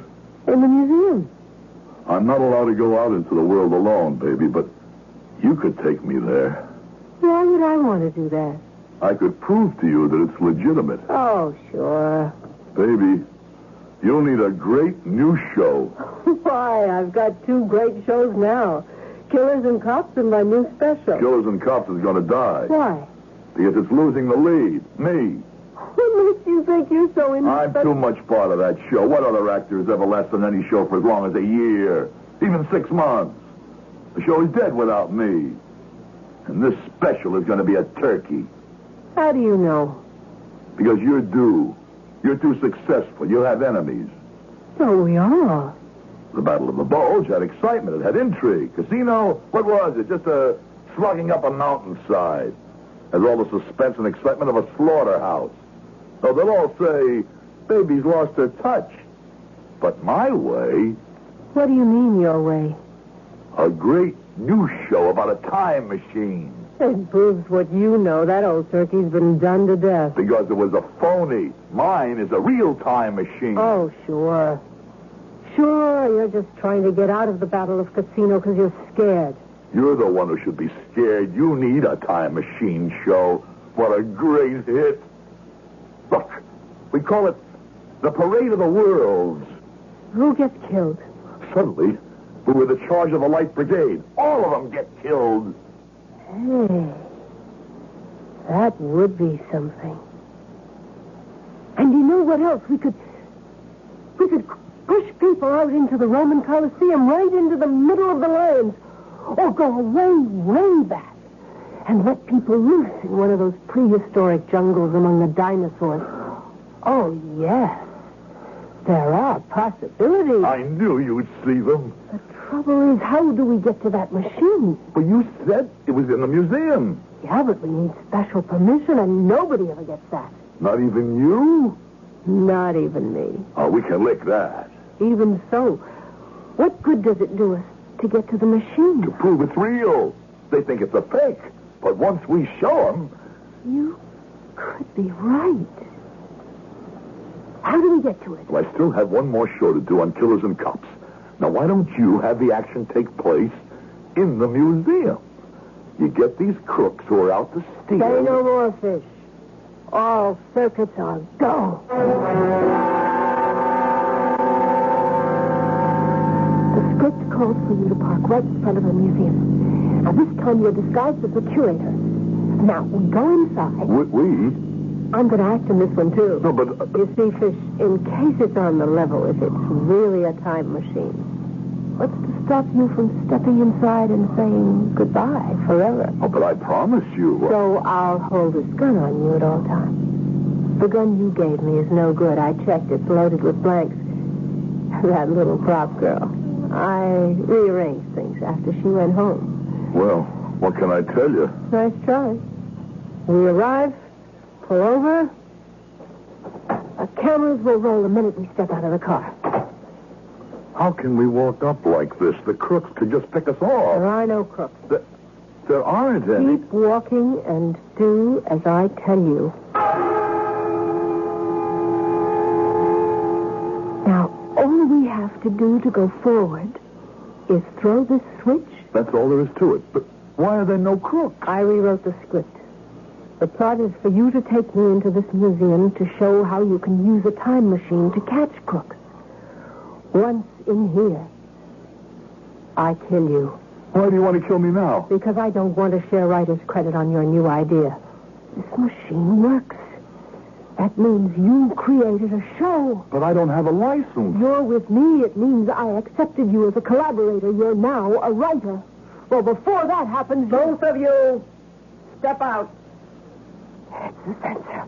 Both of you have broken the law. Let's escape. Step out. No. We'll be killed for this. In this world, you get killed sooner or later anyhow. Does it matter when? Yes, it matters to me. Step out. You heard her. Step out of the machine. No. It's an order. So what? Let's get out of this world. I can't. Do you want to die? I can't disobey an order. That's how it is. That's how we're trained. You wouldn't understand. You're not from here now. I know it. I'm going back home. No, you're not. Touch that switch and I'll shoot. You're crazy. Let go of me. Let the gun fall to the ground. I'll kill you. You're disobeying the censor. I have to kill you. Both of you, step out. Machine gunners, flamethrowers, be ready to destroy them.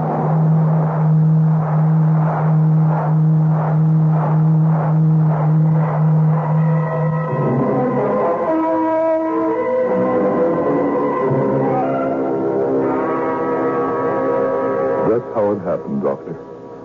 That's why she's dead. The gun went off and it killed her. Yes? It's the truth, Doctor, the truth. The censor ordered her police to fire at us, but I'd already pulled the switch. But one of the flamethrowers, he hit the wall before we could get out of there, and it fused all the circuits together, which is why I can't show you how the machine works. And that's your story? Yes, Doctor. That's how you claim the woman was killed? Baby, I had to kill her in self-defense. I see. Orderly, take Mr. Starrett back to his room. You mean so? We'll talk again tomorrow, Mr. Starrett. But I'm not crazy, Doctor. I'm not a homicidal maniac. Please, go quietly, Mr. Starrett. It's important for you to try to maintain your equilibrium. Orderly?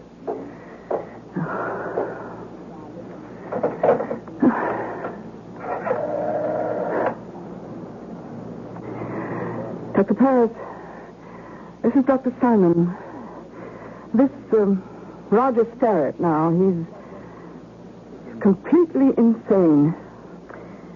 I think he has to be institutionalized for just about the rest of his life. I know it's a pity, but that's showbiz.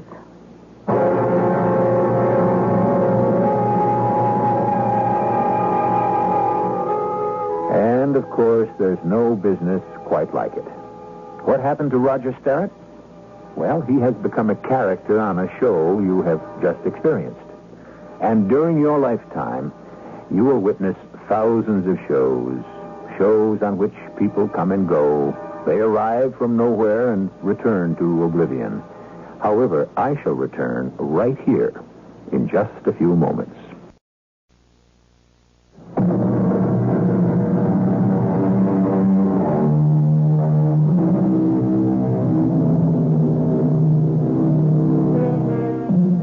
One day soon, you will attend a show. You will see a play on a stage or a screen, or hear it on a radio, and the plot will call for someone to die, and the actor, accordingly, falls down dead. But you know that after the curtain comes down, that actor will rise up again, a living being. But what about the character? For a brief interval in time, he had life, too. Is he dead? Well, that question should hold you until tomorrow. Our cast included Howard Da Silva, Joan Loring, Robert Dryden, and Bryna Rayburn. The entire production was under the direction of Hyman Brown. And now, a preview of our next tale. So you see, my dear, we're talking about at least $3 million. And that's why you hired me. So I could cheat Mr. Gillespie. Oh, now, cheat is a harsh word. But it's true. And what will you do with me afterwards? Why, we shall give you your share. Won't you just kill me the way you killed everybody else? We killed the others because they forced our hand. Give us no motive. and we'll let you live. Aren't you afraid I'll go to the police? No, because we will have evidence to show that you were the one who poisoned Mrs. Daimler. But that's a lie. Oh, I don't want any part of it. Oh, my dear Miss Watson, what are we proposing? Only to make you fabulously wealthy. Why are you being so difficult about it? This is E.G. Marshall inviting you to return to our Mystery Theater for another adventure in the macabre. Until next time, pleasant dreams.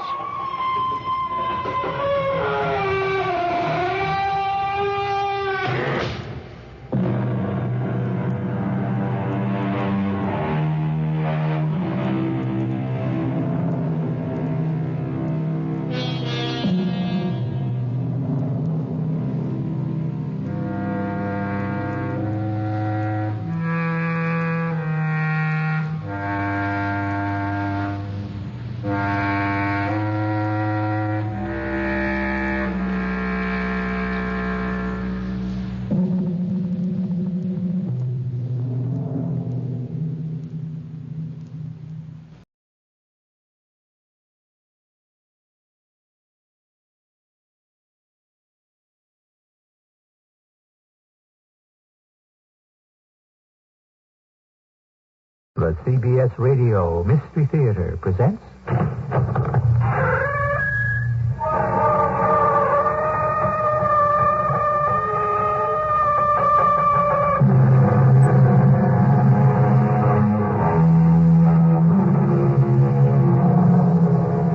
Come in. Welcome. I'm E.G. Marshall. Today, the conclusion of a 5-part version of Bulwer Lytton's tremendous book, The Last Days of Pompeii. Our theater of the mind takes advantage of your imagination, inviting you to actually take part in this fatal and total destruction of an ancient city and the annihilation of its people. Lives, loves, and dreams come to life because you will them to life. To you, they are flesh and blood. Their deeds and misdeeds as vivid as your neighbors', and their heroism as inspiring. Stay with us for the last day of Pompeii. We cannot sit here like rats in a trap and do nothing. What would you have me do, Oriana? Stop Vesuvius? We must save ourselves so that we can tell this story to others. What children? What children?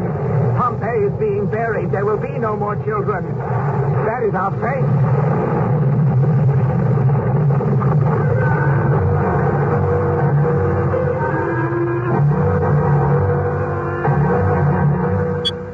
Based on Bulwer Lytton's The Last Days of Pompeii, this adaptation for the Mystery Theater, The Last Day, was written by Gerald Keane and stars Russell Horton and Marion Seldes.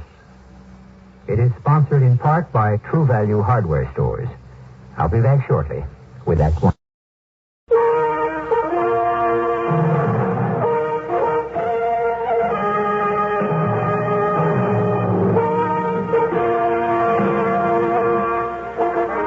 A city at the edge of the Bay of Naples in Italy lies stricken. Terror stalks the streets as Vesuvius, a volcano dormant for 1,000 years, awakens and spits death into the sky. To bring us up to date, let me call upon that young Greek architect, Marcus Aurelius Rufus, who happened to be living on Roman soil in that seaside suburb of Pompeii, that fateful third week in August, 79 A.D., 1900 years ago. When death is close, events past do flash before you. As the screams and shouts of those running from Pompeii sounded outside the house of the Marble Faun, I sat with a girl I'd planned to marry, Oriana, and my blind servant, girl Lydia, resigned to the deluge of cinders and ashes and the tide of lava that would soon bury us. Accidents had ruled my life, it seemed. Like the first day I'd met this blind girl. I'd been walking home with an old friend, Diomed, the ship owner. That chariot is out of control. Diomed is coming this way. We'd better duck into this doorway. Great Jove, there's a girl crossing the avenue. Doesn't she see it? Look out! Marcus, what are you doing? Come back here! Hold on to me, girl. We're going to jump for it.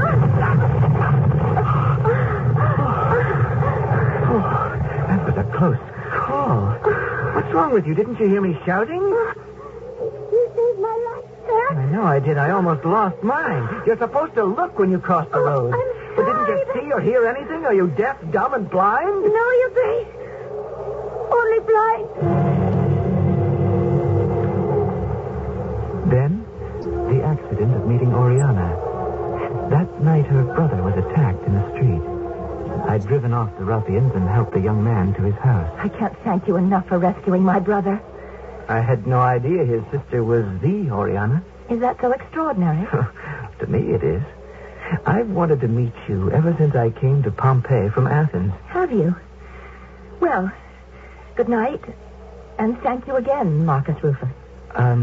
Your brother was clobbered pretty severely. I'm glad he's gone to lie down, but don't you think you should call the doctor? No, I don't. I can dress his wounds perfectly well. You don't mind the sight of blood?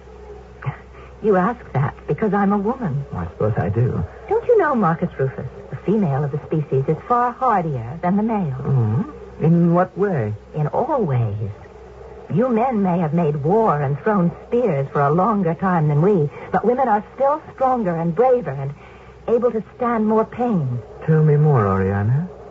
It's high time today, 79 years after the birth of Christ, for women to feel equal and to stand up for themselves. Jesus Christ? That revolution? And about time someone started that revolution. Loving thy neighbor and his other teachings are far more just and powerful than the superstitions Roan and Pompeii live by.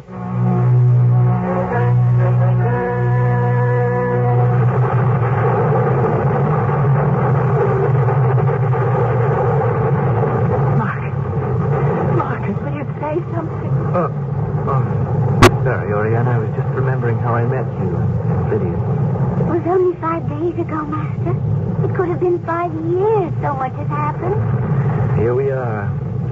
3 young people. We've hardly seen life, and we're going to die. No use pretending otherwise. How much time have we got to live? 1 hour, 1 day? Even if we went out there on the road and didn't get trampled to death, we'd suffocate. It's black with falling cinders as far as anyone can see. This house, this atrium is our grave. Master? Yes, my little blind lady, what is it? I don't want to die. Nobody does, Lydia. Do we have any choice? Lydia's right. We can't just sit here like rats in a trap and do nothing. My lovely Oriana, fate brought us together, tore us apart. Fate finally reunited us. I don't understand you. My point is, fate makes the decisions, and it has decided that this is the end. I refuse to believe that Lydia, you and I were put on this earth merely to accept or sit and console one another. If there is an Almighty, He must expect us to do something. What, stop Vesuvius? Save ourselves so that we can tell this story to others. Perhaps there's a reason Pompeii is being destroyed. Perhaps Pompeii has brought it all upon itself. What good are we to the generations to come lying here under the cinders? What good are we to our children? What children? There will be no more children. This is our fate. You believe in fate. I believe in God. Both expect a little cooperation. I don't know how much longer we're going to be able to breathe. Let us make a run for it, then why not? Yes, why not, Lydia? I agree. You can only die once. Marcus, what say we try for Herculaneum? There must be one road open. I'm not sitting here in this wreck of a house waiting to die. Mistress Oriana, there is another way. I know how we can get to the shore from the Via della Abbondanza. I know a path that nobody knows. But nobody Lydia, uses. Lydia, the shore is on the other side of town. Don't you see, Marcus, how right Lydia is? Everyone is running north, out of the city. We head the other way, into the city, down past the Forum. Yes, if we can make it to the shore, we'll find a boat. There must be lots of boats. Lydia, are you certain that you can lead us through all this blackness? Without eyes, more easily than either of you? The 3 of us together, then. Not yet. Let me go first, Master, and scout the way. I can get through crowds faster alone. You be holding me back. I'll go to each of the roads which can lead us to the path I told you about. Whichever seems to have the fewest people on it, I'll come back here and tell you. Absolutely not, Lydia. Do you think I'm letting you out there alone?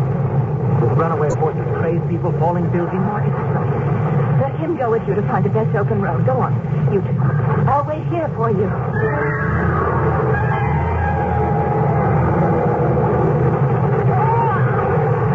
Lydia, Someone's left a baby here in the doorway. Little one, where's your mother?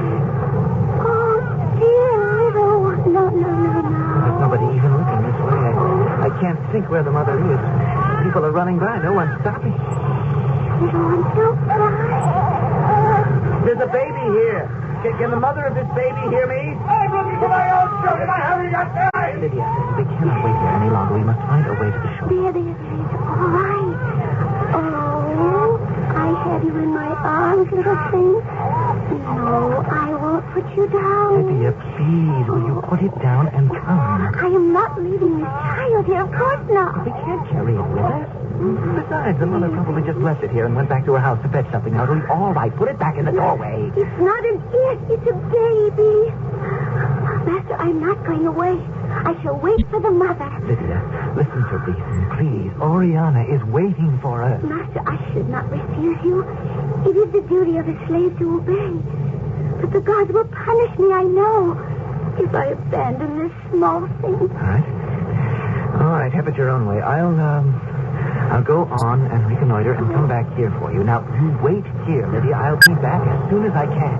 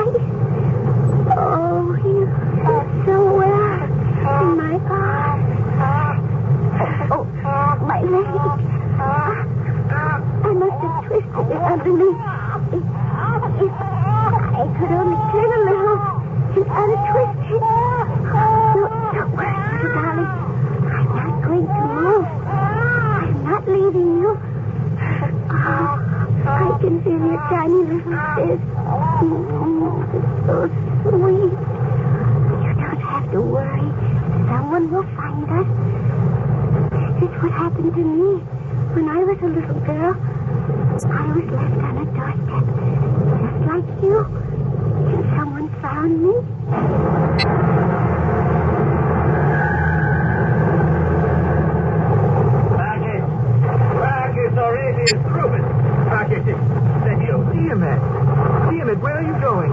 Anywhere. Hey, it doesn't matter. Are you with Oriana? Where is she? She's waiting for me at her house on the Via dell'Abbondanza. She's alive. Oh, yes. I'm looking for a road south. I'm all confused and turned around. Diomed, do you know which way south is? From here to there. What does it matter? Diomed, stop that. What's the matter with you? I have to go south to join up with a path to go to the waterfront. Now, which is the best way? Well, goodbye, Marcus. Goodbye, Pompey.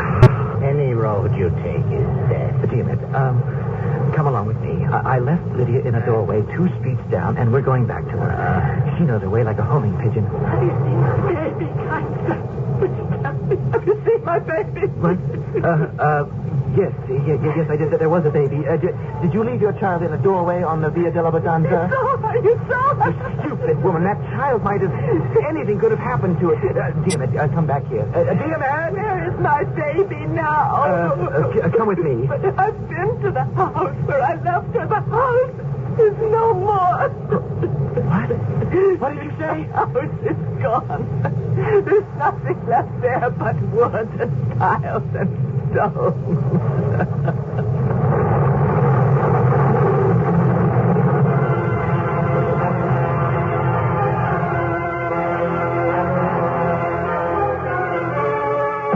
Pliny, the Roman author and administrator, was an eyewitness to the eruption of Vesuvius in 79 A.D. He describes it as a cloud like a huge pine tree, shooting up to great height, a tall trunk of fire and smoke with branches of falling cinders. The cloud, sometimes bright, sometimes dark, spotted with earth and rocks. A terrible sight to behold. I shall return shortly with Act Two.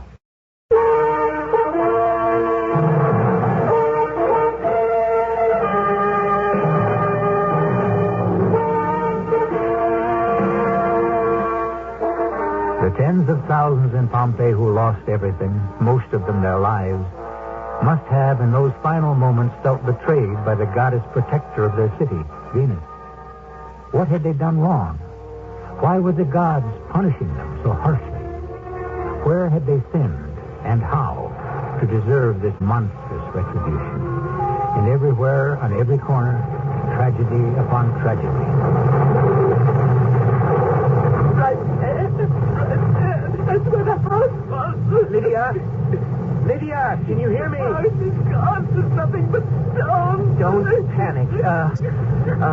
Follow me around to the side. Here. The bakery of Modestus. The ovens are built right into the ground. You wait here.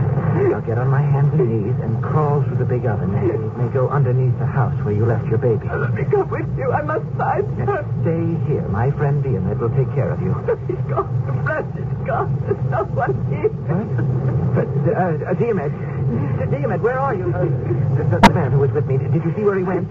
He's gone. The bread is somewhere under these stones. Let me go first. I want to go first.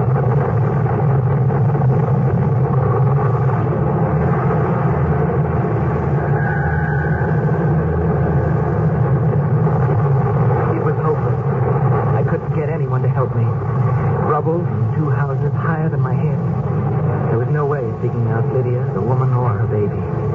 The air, every minute, getting thicker and thicker with an avalanche of ashes. I had to get back to Oriana. Somehow we'd have to find our way to the waterfront if we wanted to survive. Mark, why have you been so long? It's been hours. Where's Lydia? I don't know, Oriana. She may be dead. A building collapsed on her. That's all I can tell you. Oh, no. You didn't find the way? I thought Lydia was... Oh, we became separated. There was a tiny baby abandoned by its mother. I told Lydia to come along with me. She wouldn't. She would not leave the baby. That mother must have been desperate to leave an infant alone like that. Oh, they're all buried together now. Lydia was our only hope. Oriana, let's decide. I've decided. You lead the way, Marcus. Wherever it is, at least we'll be together. Ashes already knee-deep. In some places, lava was boiling into the houses. Blazing rocks chopping on roofs, setting fires, bouncing into the streets, killing horses, overturning chariots. Citizens gasping, choking, falling into the road like sheaves of wheat. Oriana and I beat off the cinders with our hands. Slowly, carefully, we crossed the town, the forum, out the sea gate, and finally came to the waterfront.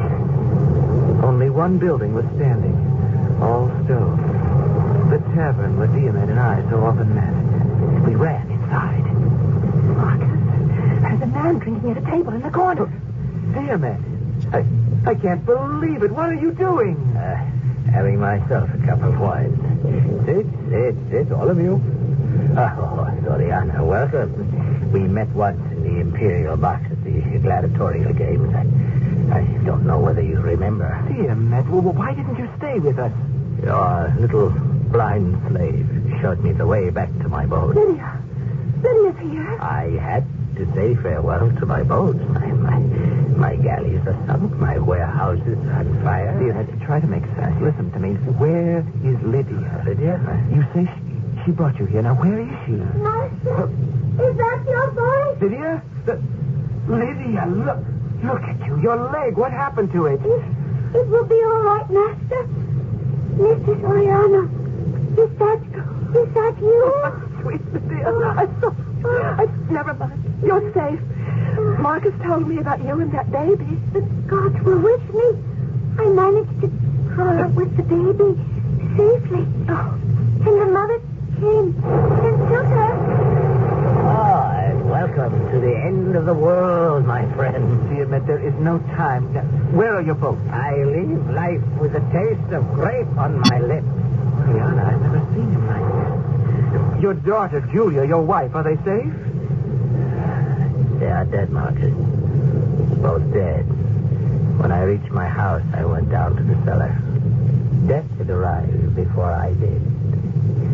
There they were, my two ladies, sitting, waiting for me, asphyxiated by the fumes. Oh, dear Ned, I'm so sorry to hear of your great loss. Well, my dear Oriana, I'm glad you and Marcus are alive together. So, tell me, Marcus, what did we struggle for, huh? You, an architect building houses, me with my ships to bring food to people. The giant mountain we thought was asleep, it woke up and reached out with flames, and all our houses and our ships are gone in smoke. But we must live, dear Ned. There's still time to do something. But is it worth the effort? Before old Vesuvius is done, he will have dug all our graves and buried all of Pompeii. So, let us fill our cups with wine and drink to an honorable death. I refuse to drink to death. Lydia. Master Diomed, I didn't lead you out of the city to hear you speak like this. Lydia's right. Diomed, what would your wife and daughter say if they heard you giving up? Yes, forgive me. Forgive me, all of you. It's agreed, then. We take to the water. Yes. I have 4 sailboats riding at anchor, not 50 yards from here. One of them surely must be seaworthy. Yes, the child is right. Now, one for 4 of us will sail as far as the winds will take us. We ran outside. Only 2 of Diomed's sailboats were seaworthy. The other 2 charred wrecks. We chose the larger.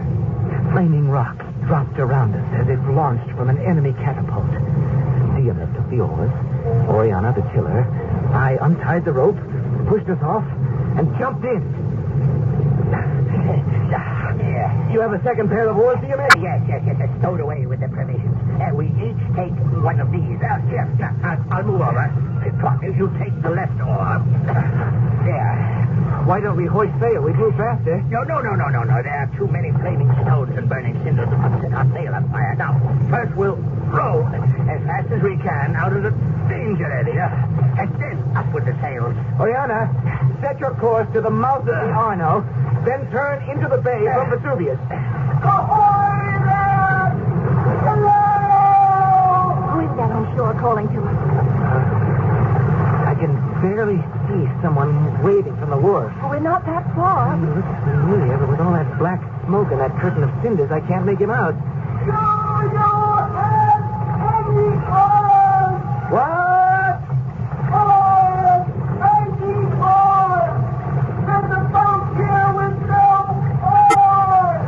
Diomed, do you have any spare oars? Yes, we have. Perhaps we should turn back and give them to the man. It's our faces, the Egyptian priest. Lydia, how can you tell? By his voice. If it is our faces, let him burn for his sins. Are you our faces? Yes, I am. Can you hurry? The fires are getting very close. I'm happy to hear it. Diomed, let's pick up speed.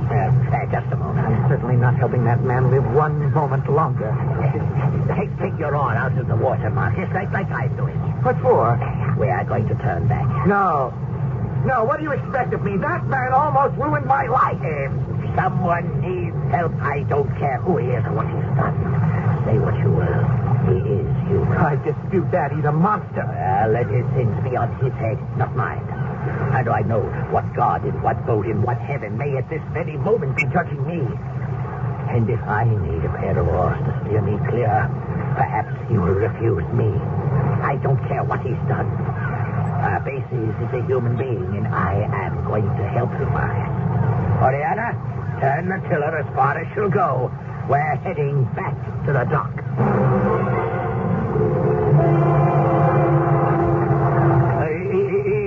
on your arm, Marcus. Now, here, backwater with me. Here, hold her steady, Oriana.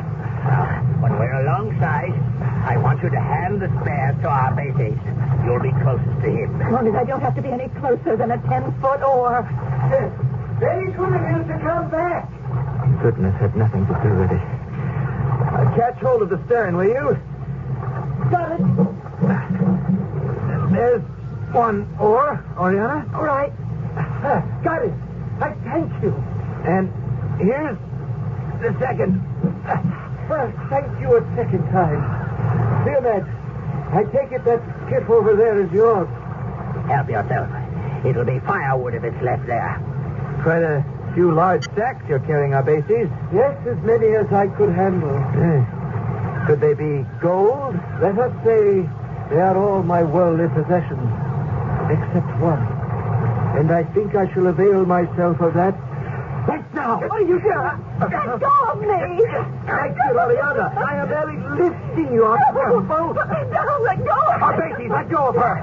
If you don't release Oriana this instant, I'll tell you. Marcus, if you so much as move 1 millimeter from that seat in the boat, just one, I am warning you.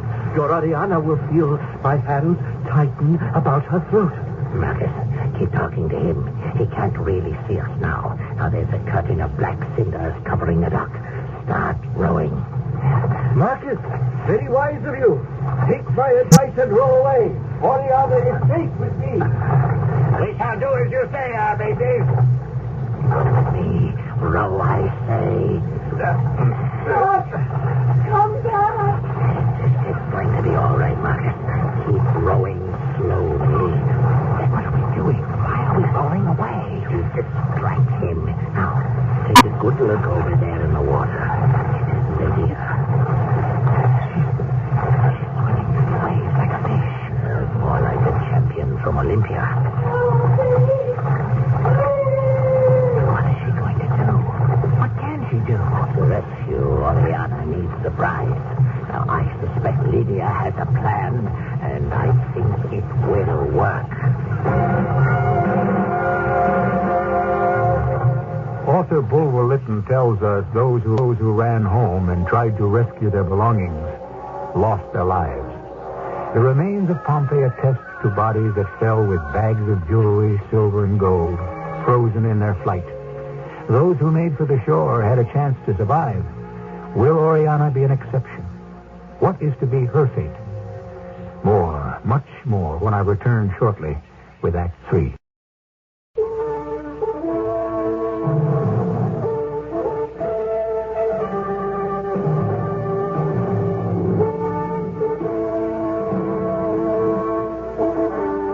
A small boat with 2 men at the oars, refugees from the burning city of Pompeii, drifts offshore. The beautiful Oriana is being held against her will by an Egyptian priest. He is mad, no doubt. But how does one deal with a madman? Unseen, Lydia, the blind girl, climbs slowly, hand over hand, up onto the dock, where Oriana is being held captive. Struggling, Oriana. You'll never get back into that boat. They have deserted you. I won't go with you. You've broken them.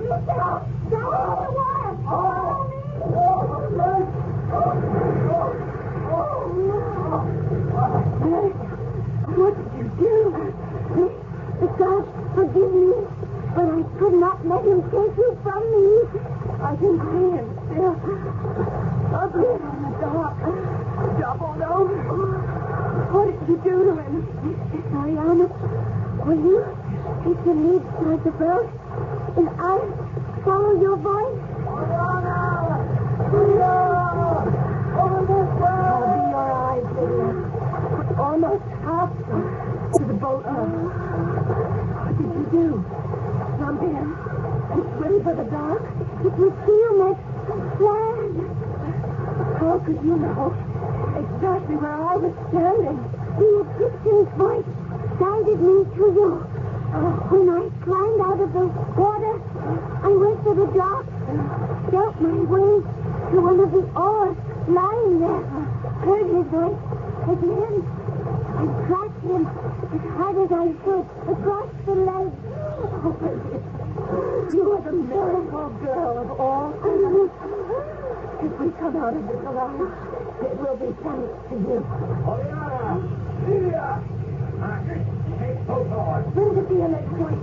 I can guess I'm all right. Yes, and now here I've got you by both wrists. Yes, there.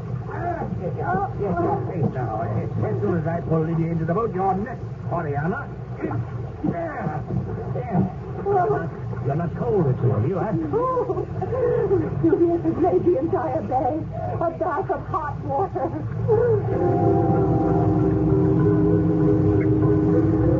With Oriana and Lydia safe in the stern, Diomed and I rowed as fast as we could, zigzagging across the bay to avoid the falling ice. At last, we were out of range of the black burning in the air. The moon appeared. We dropped anchors. It's hard to believe we have left all that behind us. Lydia, there are no words to thank you. For Oriana and myself, you've always been our deliverer, our daughter of the gods. Such a beautiful city. And for it to end so horribly with such ugliness. Judgment Day. But why were we being judged? Men like that Egyptian, hiding his sins behind the cloth of priesthood. What makes a man turn so? When I first knew him, Marcus, I was 16. Believe me, he was a good man. He was so sincere. Oriana, I have one thing on my conscience. I did tell you when I reached my house, I found my daughter Julia and my wife dead. Dear, don't go into that again. I know it's so painful. Well, Julia was alive. Barely alive. I took her in my arms and she said, Father, can you forgive me? And then she told me, you remember the party I gave to celebrate the partnership of Marcus and me? When something seemed to madden him and he rushed out of my house with our bases and your brother after him? Yes? I remember. It was my daughter Julia who placed the dangerous potion in your wine cup, Marcus. She confessed it to me. Julia? But why? She had obtained it from that Egyptian. She hadn't intended anything evil. She was jealous of you, Oriana, and hoped to cause trouble for a scandal. But our bases used Marcus' temporary madness to kill your brother. Now it is out. We shall not mention that creature's name again, or even think about him. I have a happier thought. Lydia? What do you suppose I've been thinking? I don't know. Romans are permitted to make free their slaves. I'm sure no one will mind if an Athenian like myself does the same. Lydia, from this moment you are no one's servant, no one's slave. I shall endow you with sufficient money so you may be independent. Study if you wish, learn and be free. It's a small reward, my dear Lydia, for your constant faithfulness. And my life, which I also owe you. Well, since we're remaining at anchor till dawn, I'd like to get a little sleep. Any objections? Certainly not. We'll take turns. Marcus, you and Diomed sleep first. Got a great deal of sailing to do tomorrow. And Lydia and I will keep watch till dawn. You women, I don't know. But not till dawn. Marcus, aren't we equal in all things? Aren't you convinced? You win. It's your watch. I'd rather take a nap than lose another argument.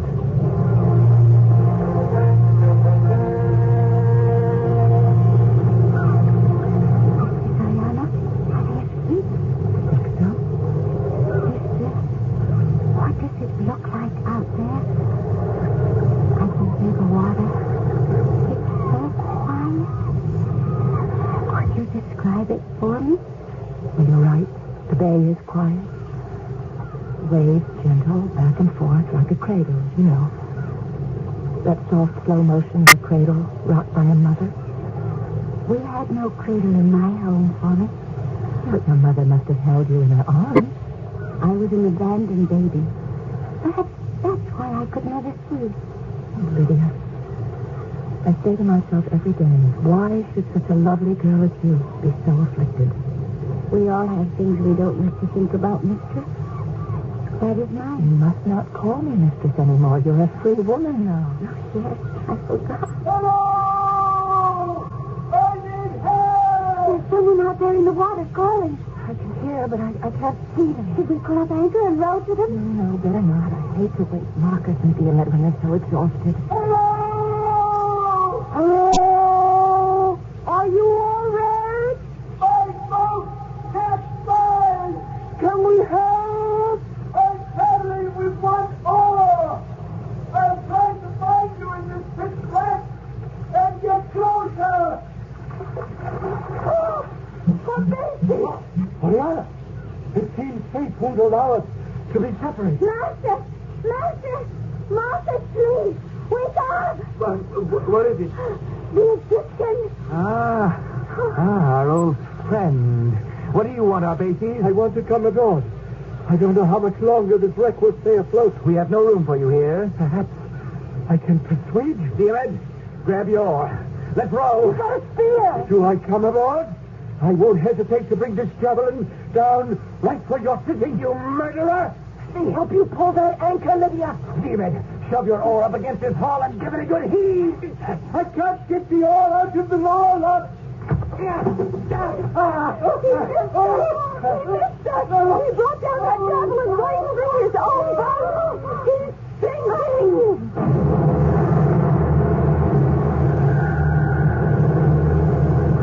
Seconds later, we were rowing away from this evil man as fast as we could. Did we hang on to what was left of his sinking craft? We never found out. Greed and anger had cast him adrift and sunk him. I've no doubt the bags of gold he had stolen had capsized. His fate was no longer in his own hands, but in the hands of the gods. We dropped anchor further out. The women kept watch. It's a long night keeping watch. Especially when two people have only one set of eyes. Oh, if you just could be here. It's very reassuring, Lydia. Mr. Oriana, tell me more what you can see. Vesuvius is still glowing. But the pillar of fire and smoke is no more. If I didn't know of the horror it had caused, I would think it was the friendly lamp of a lighthouse. What is a lighthouse? Oh, a building with a light that shines over the water to welcome ships at night in all kinds of weather. Mistress, I would like to be a lighthouse for people. Lydia, no more mistress, plain Oriana. You're a free woman. You're like me. I am not like you. You with your two eyes. Lydia. What good is my freedom? Freedom to be alone? You asked me once, was I jealous? I don't know. You asked me, was it Marcus? Oh, I love to say that name. Yes, it is he. Not Master Marcus anymore. Though he could be my master for the rest of my life. Please, little Lydia, don't carry on so. Yes, don't, Lydia. Don't this, don't that. How can I stop my feelings? Yes, I am jealous of you, Oriana. Twice I saved him. Saved his life. All right. Small return for what he's done for me. But it's hopeless, isn't it? Isn't it? I told you once, someday the right man will appear for you. He has. But he's not for me. I think Diomed is waking up. What is the hour? Don't near, eh? Oriana, come over here and get your rest beside Marcus. I will keep watch. I shall sit myself up here beside little Lydia, and we shall keep the watch together.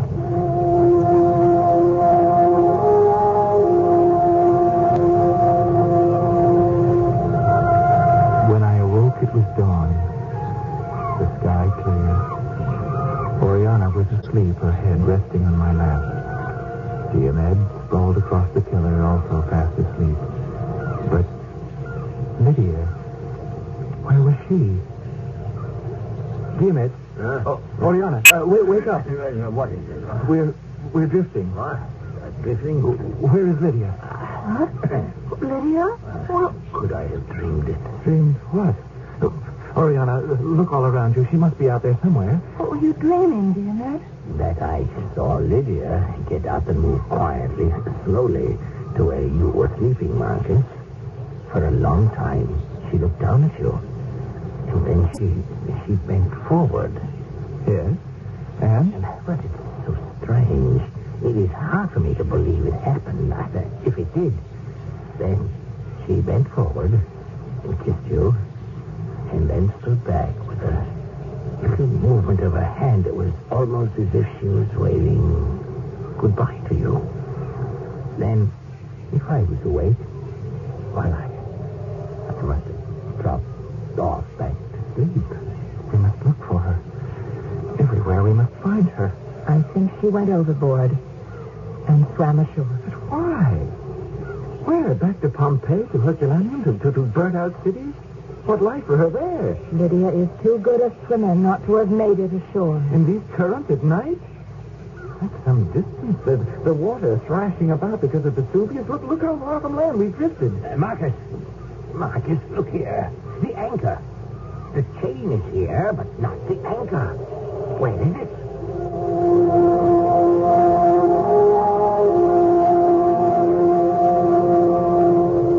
In vain we searched the bay for miles around. There was no sign of her. We dreaded to think what she must have done. Tied herself to the anchor and disappeared forever. There is always the hope, of course, that our sweet Lydia, once a slave, lived somewhere. But so far as we know, our beloved friend never lived to enjoy one day of her new freedom.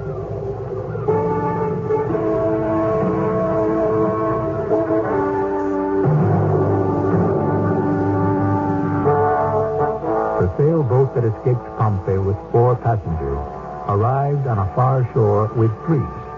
Life went on. Diomed rebuilt his shipping empire. Marcus and Oriana did marry, and yet, as Marcus says in the book, my mind has never shaken off the dark shadow of the last day of Pompeii. The horror and desolation of that awful ruin, and the mystery of the disappearance of our beloved blind daughter of the gods. I shall be back shortly. Author Bulwer Lytton tells us in his preface, he will be pleased if this story, whatever its imperfections, should be found a portrait not altogether unfaithful to the age. And what is far more important, he says, may it be a just representation of the human passions and the human heart, which in all ages are the same. It is with this in mind that Mystery Theater's unearthed Pompeii for you, not as a buried city, but as a buried treasure. Our cast included Russell Horton, Marion Seldes, Evie Juster, and Earl Hammond. The entire production was under the direction of Hyman Brown. And now, a preview of our next tale. Any negativism may serve as a fuel for a bonfire. Oh, come on. You're talking to me. It's the truth. Fortunately, I was able to retrieve the situation. Yeah, I guess you were. You have a positively murderous look in your eyes. I do? You've been very hostile lately, and it shows. I guess it does. You look angry enough to kill somebody. I guess I am. That's why I went out and bought one of these. That's a revolver. No, it's not. It's an automatic. See? You don't know everything. You do realize you're pointing it at me. How nonchalantly well-bred we've become. A far cry indeed from Murphy's Diner. But just one little pull on the trigger, and you fall from that high estate. Down. This is E.G. Marshall inviting you to return to our Mystery Theater for another adventure in the macabre. Until next time, pleasant dreams.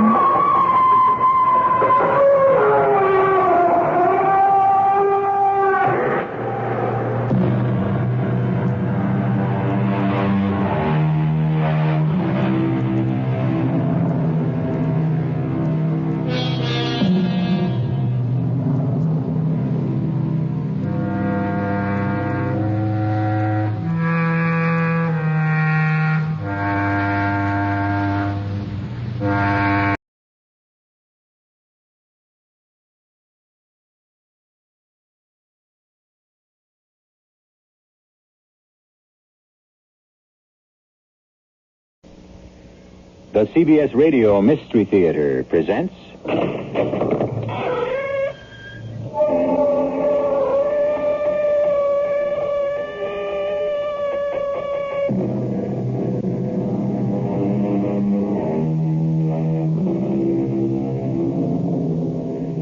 Come in.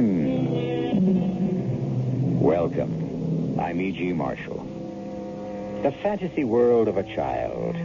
All diagonal squiggles of shimmering color, the effervescence of cascading balloons, mint candy sticks and sugar trees, gingerbread houses, and yellow brick roads. Or something dark and terrifying, because the logic of a young mind has no moral strictures yet to shape it. That's what this story is all about. Which is which? Yes, Mr. Charles. I heard you. I knew you wouldn't leave me. Mr. Charles? What does the child mean, Ellen? It's the name she's taken to calling her grandfather. Oh, Lord, take us. She's talking to the corpse. Of course I won't cry anymore now. I promise, Mr. Charles. Yes, I understand. What? Oh, I see. Well, then, goodbye for now, Mr. Charles. Lisha, child, what are you doing in here, talking to the dead?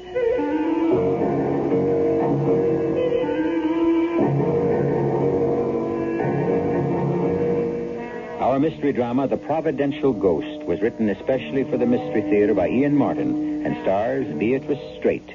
It is sponsored in part by Contact, the 12-hour cold capsule, and True Value hardware stores. I'll be back shortly with Act One.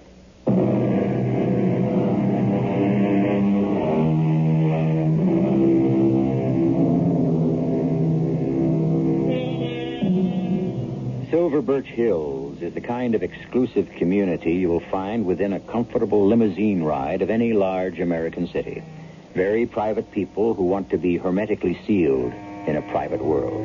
Huge estates, accumulated wealth, frozen attitudes about life that go back generations. Great for the people who like to think they're the only people, but not so wonderful for little girls of 10, full of curiosity and excitement about life, like Felicity Depew Miller, who may never know how lucky she is that she has Ellen Gardner in her life, and, of course, that lovable old recalcitrant grandfather of hers whom she calls Mr. Charles. What's he saying, Mr. Charles? I should think he's saying thank you for the peanuts. And isn't it a lovely day since you came along, Felicity? There you go again. Don't call me that. It's your name. And I hate it. It's a nice name. It means happiness, joy, good luck. Just the same, I hate it. The way you don't like me to call you Grandpa. Or like that. Well, Grandpapa and Grandfather makes me sound old and creaky and falling apart. Which you're not. And Felicity makes me feel the same way, which I'm not. So you promised to call me Lisha. Yes, I'm your Mr. Charles. Right on. Hmm? That's the thing they say now. Right on. Oh, what's it mean exactly? I don't know. But if you say it, it means you're not no pope. Like Aunt Sissy or Aunt Jane. Well, I don't know how I ever fathered them, but there they are. All right, Lisha. That's better. See, even the elephant agrees. Well, animals are smarter and nicer than people, especially elephants. Right on, Mr. Charles. You made your point. But why Charles when my name is Henry? That's only one of your names. I saw all the others in the big family Bible. Oh, good Lord. Well, forget those.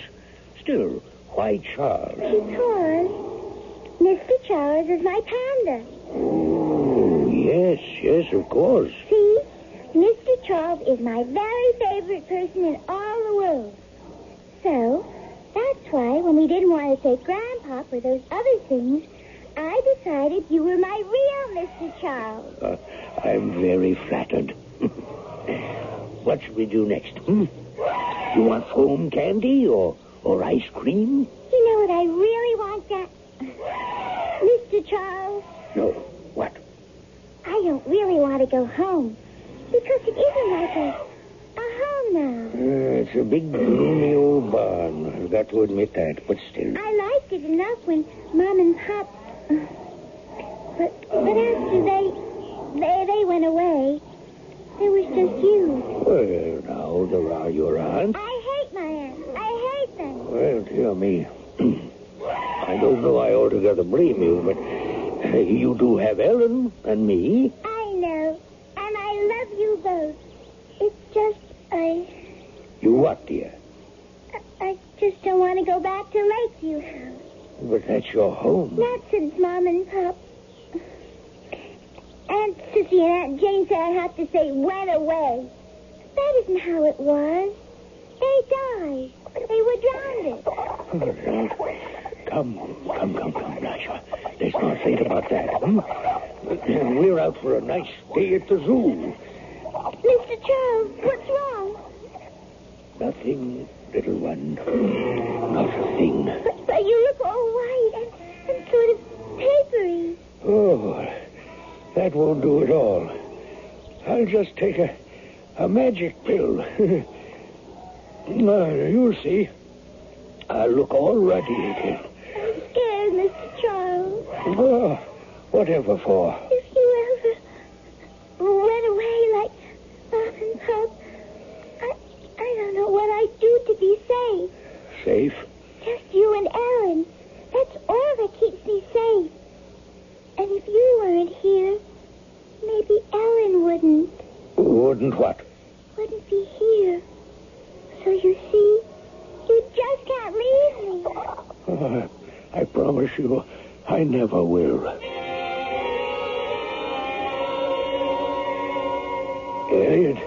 Keep quiet, Henry. No, I'm on your damn diet. No booze, no cigarettes, nothing but pap to eat. I can't dilate my arteries just to please you. And call me Charles. Charles? What for? It's the only name that means anything to me. It's what my granddaughter wants to call me. And I like it. Okay, Charles, if you want it. How long can I live? How the devil can I answer a silly question like that? I can't die, Elliot. It's Lisha. Lisha? My granddaughter. Oh, Libby's child, Felicity. It's a whole new deal. I'm Charles and she's Lisha. Huh? Whatever you say, Charles. I'm going to ask that question again. How long? Okay. The general condition you're in right now, you ought to be in a hospital. You could have another heart attack any day. And the next one's pretty sure to be the last. Well? Well, I have to last long enough to make sure Lisha grows up safe. What are you so worried about Lisha for? She has your housekeeper and your other daughters to bring her up. Oh, Ellen is fine. But Sissy and Jane are something else again. Oh, what's the matter with them? They're fine church-going women who have forgotten, if they ever knew, how to be a child. They're sour as buttermilk. You're too hard on them. Maybe, but in turn I find them too hard on Lisha. If she were left alone with them, well, as I say, I'll just have to make sure she isn't. It really is too bad, Sissy. Missing lunch. And now the tea is getting cold. Well, why don't we just pour, Jane? I think we will. Where do you suppose he is? I don't know. But didn't he have an appointment with Dr. Farnsworth? Well, that was before lunch. Oh, you don't suppose... Oh, nonsense. If anything had happened, of course, we would have been notified by now. Well, just the same, he isn't well. Well, this isn't his physical health I'm beginning to be concerned about. I think he's held out surprisingly well after the last attack. It certainly has surprised me. I thought he'd be gone within a month after Libby. Oh, don't remind me about her. That's all over and done with, Sissy. She was my sister. And mine. Now, let's put Libby out of our mind. She's gone forever. Our concern now is with Father. What worries me is that he's slipping in his mind. Papa? Yes. All those silly things like changing Felicity's name and allowing her to call him by the name of one of her animals, Mr. Charles, indeed. Well, you know how he is about her. Yes, indeed. The child can wind him about her little finger, just like her mother. Well, Ellen spoils her, too. Yes. Believe me, when Father dies, she will be the next one to go. Felicity needs a firm hand and plenty of control, which I intend to see that she gets, for everyone's sake. Oh, you intend to see gets what, Jane? Father, I didn't hear you come in. I'm like the fog. I creep in on little cat feet. Do you feel all right? Oh, don't look at me as though I'd flip my wig. A modern expression which means gone out of my mind. Oh, maybe you'd like a little tea, Papa. Good Lord, no. Maybe I'll have a drink instead. Now, you know you're not supposed to drink. Or have any fun at all, eh, Jane? Well, you know my philosophy. Eat, drink, and be merry, for tomorrow we may die. At least I can be merry anyway. Where's Lisha? She's been sent to her room and told to go to bed without supper. Why? Now, you know how often I've spoken to her about tracking mud into the house. Well, she did it again today, and when I scolded her, she was unruly and impolite. And she said it didn't matter what I said, that Mr. Charles was the only one who mattered, and he wouldn't punish her. She really is very rebellious, Papa. Well, you can hardly blame her when she gets so little understanding from either of you. I knew it. Taking her part immediately. It's just like Libby all over again. Now, that'll be enough. I don't want to hear any more. I'm going upstairs to Lisha. I suppose you're going to countermand my orders. She has to get a little love from somebody in the family. I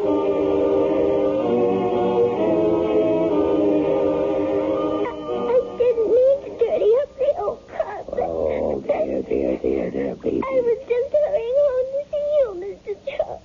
Why did you have to be so mean?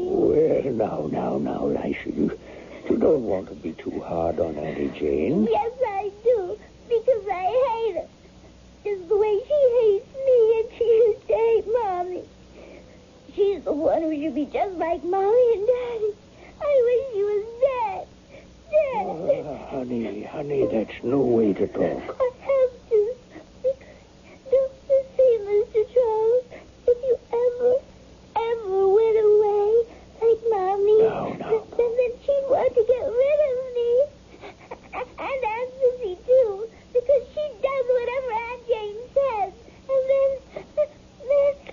if I was all alone, I don't know what I'd have to do. Oh, don't you worry, Lisha, don't you worry. Even if I had to go away, you trust me to make sure that somehow Mr. Charles would be around to protect you.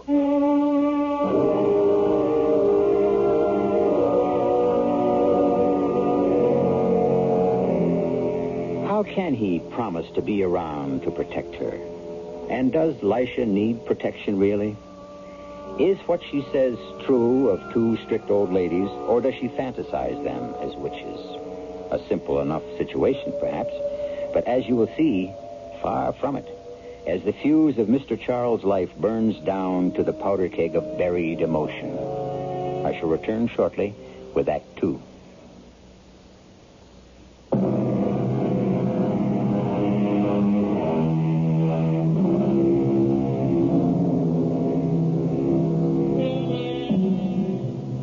Lisha has been left temporarily to the comforting arms of Ellen, the housekeeper.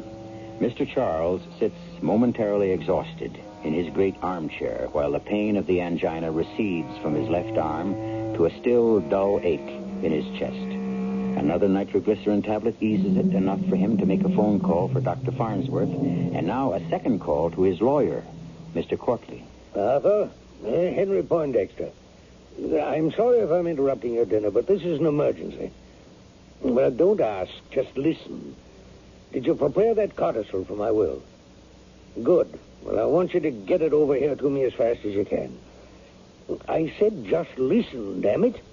Bring someone, Cora or your secretary, I don't care, as a witness. No. Dr. Farnsworth will be here, and he can be the other. For obvious reasons, not my daughters or Ellen. Yes, I'm waiting to make sure of that right now. Please come. It's an emergency. Just a minute. Who is it? It's Ellen, Mr. Poindexter. That's Ellen now, Arthur. I'll see you in a hurry. Come in, Ellen. Close the door and come in and sit beside me. Oh, Mr. Poindexter, are you all right? No, Ellen, I'm afraid I'm not. Oh. No. The doctor's on his way. Let him see what he can do for this heart of mine. I need you to set my mind at rest. Anything I can do, sir, you know that. First, how is Lisha? She's asleep or I wouldn't have left her. I got her calmed down some. Mostly it was sheer emotional exhaustion. She's high-strung, like her mother. Well, it's that mind of hers. You know, it gives me a start sometimes how grown up she is for 10 years old. I want you to do something for me. If it's in my power. I want you to be Lisha's legal guardian. She's my sole heir. Oh, but what would I have to do? Be responsible for Lisha till she's of age, or till she gets married. You mean almost like I was her mother? I mean, I hope exactly like. But what about Miss Jane and Miss Sissy? Oh, they'll be well provided for, and they can always make their home here. I want to, Mr. Poindexter, but sure, I don't know what Dennis would have to say. Eh? Dennis? Oh, he's my intended, like. Oh, we've been going together ever since, well, for about a year now. We're going to be married in a couple of years when he retires from the force. The force? Oh, he's with the police, plain clothes. Oh, you might remember him when he was here in connection with... Oh. When Miss Libby and Mr. George had their accident. Sergeant Dennis Mullaney. Yes, I think I do. Well, why can't you be married, Ellen? Maybe you could take Lisha to live with you. There'd be plenty of money. Oh, it isn't that. It's... That'll be the doctor or my lawyer. One or the other had better get here soon. I'll go and get the door. No. Let someone else. Ellen, I have nowhere else to turn. I'm going to name you anyway. And Mr. Charles, oh, Granddaddy, Mr. Charles. I was so scared you'd gone away and left me. Oh, no. Now, little one, you know I promised you Mr. Charles would always be around. Oh, you have that paper book again. My father's right inside, Dr. Fauntleroy. I had no idea. Thank you, Miss Poindexter. Hello, Ellen, Lisha, Henry.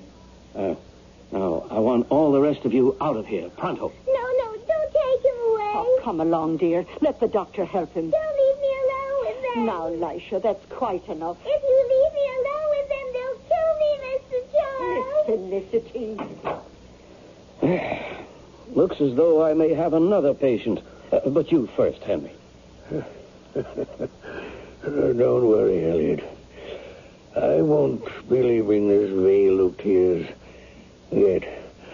Oh, not until I've signed my will, anyway.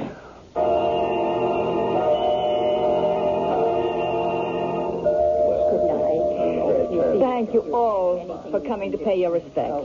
Thank you. The funeral will be tomorrow morning, 11 o'clock, at St. Andrew's Cathedral. Thank heavens. I hope that's the last of them, Helen. Oh, Mr. Poindexter had so many friends. Yes. My father was somebody. But what are you doing downstairs? Why aren't you up with Miss Felicity? Well, I was looking for her. I was out of the room a moment and she disappeared on me. Now, look, you were told to stay with her. Mr. Courtley is waiting in the library for the reading of the will. Go and ask Miss Sissy to come down there and then find Felicity and see she stays put. Yes, ma'am. I'll take care of it. And I'll take care of you, Ellen. Just as soon as the funeral is over, out you go. Good afternoon, Mr. Courtley. Miss Poindexter. My sister will be right down, and we can get this ridiculous formality over with. I think, under the circumstances, that Miss Gardner and Lisha should be here, too. Who? Well, I mean Felicity and Ellen. Under what circumstances? They are both principals. Ellen? My father made her a legatee. Not precisely, but she must be here. I don't understand, but I see no reason for a child of 10 to be involved. Well, Since Felicity is a minor, and her interests will be represented, perhaps we can dispense with her. From your attitude, perhaps you'd like to dispense with me and my sister also. I think at least one of you should be here. Absolutely inexcusable.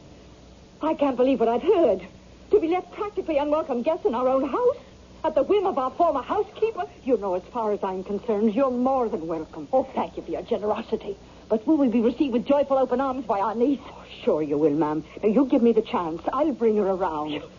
You can't be seriously considering fostering this madness, accepting the terms of this will. He must have been out of his mind. I assure you he was not. In no sense.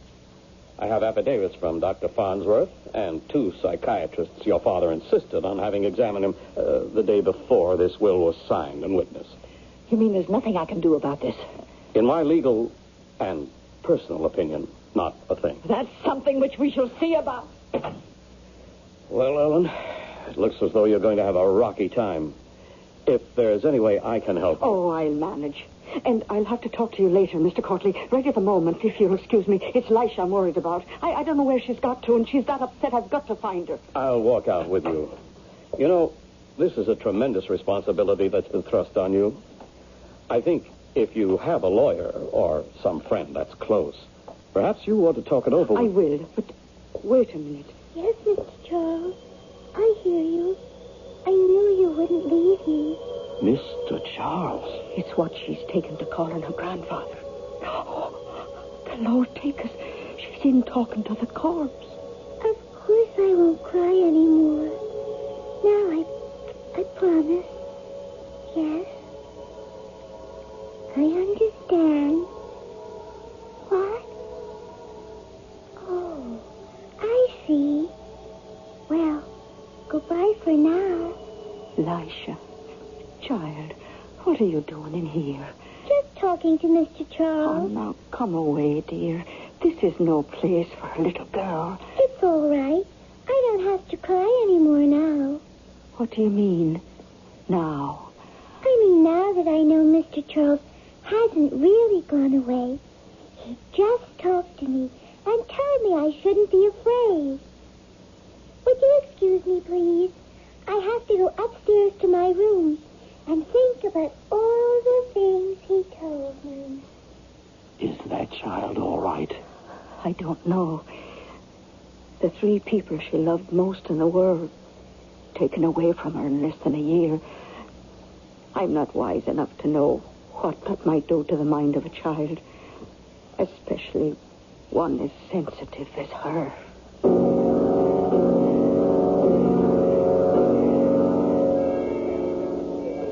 Ellen. What is it, Dennis? You're not eating your dinner. Oh, I'm sorry. It's just there's so much on my mind. Well, I thought we were after settling that. I mean, you being guardian and all. I told you it's all right with me. I know, Denny. It's sweet you were about it, too. Isn't that worrying me for the moment? Well, what then, sweetie? Well, I don't even know if I should be away from her tonight. Well, sure, it's your regular day off, isn't it? Oh, yes, but I don't know if I should have left Lisha alone.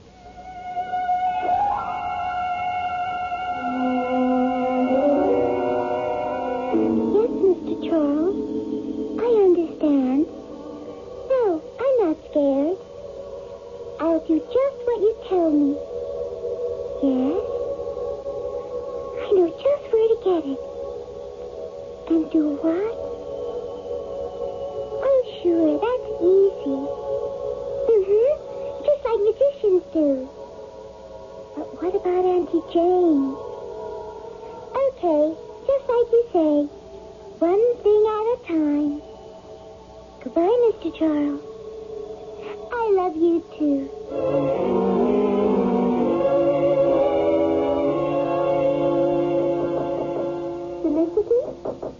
Felicity, dear. You can come in. I'm not asleep. Oh, well, here's that nice cup of chocolate I promised you before you went to bed. Thank you, Aunt Sissy. Did you bring one for yourself, too? Oh, yes. We can have a little party. There, now, that's yours. And I'll put mine on the table beside it. I don't really like like chocolate all that much. Oh, now you have to drink it. Could you get Mr. Charles for me? Mr. Charles? Oh, I didn't mean grandfather. He's passed on now. I mean the other Mr. Charles. I left him in the bathroom. Oh, of course, dear. Your big woolly panda. I'll get him right away. Only he's not. I'm talking to you, Mr. Charles. My real Mr. Charles. I'm doing what you said now. There we are. Mr. Charles in person. You suppose he'd like some nice hot chocolate, too? He doesn't like it much either. Oh, well, then let's just show him how good it is. Hey, you drink it all down, dear. I made it especially for you. You drink all yours, and I'll drink all mine. It's a deal. Well, Sissy, did you have your chocolate with Felicity? Yes.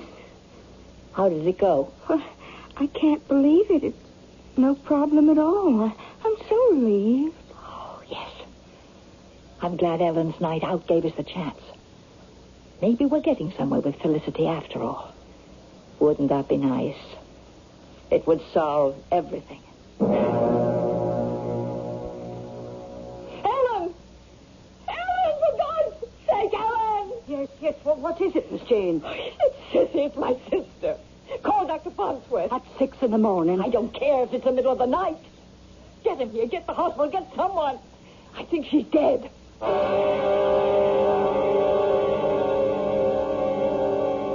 Now, what is going on at Lakeview House?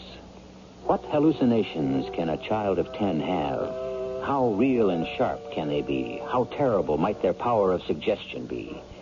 If Mr. Charles is a real ghost, or only a figment of the imagination, could a child be responsible for someone's death? I'll return shortly with Act 3.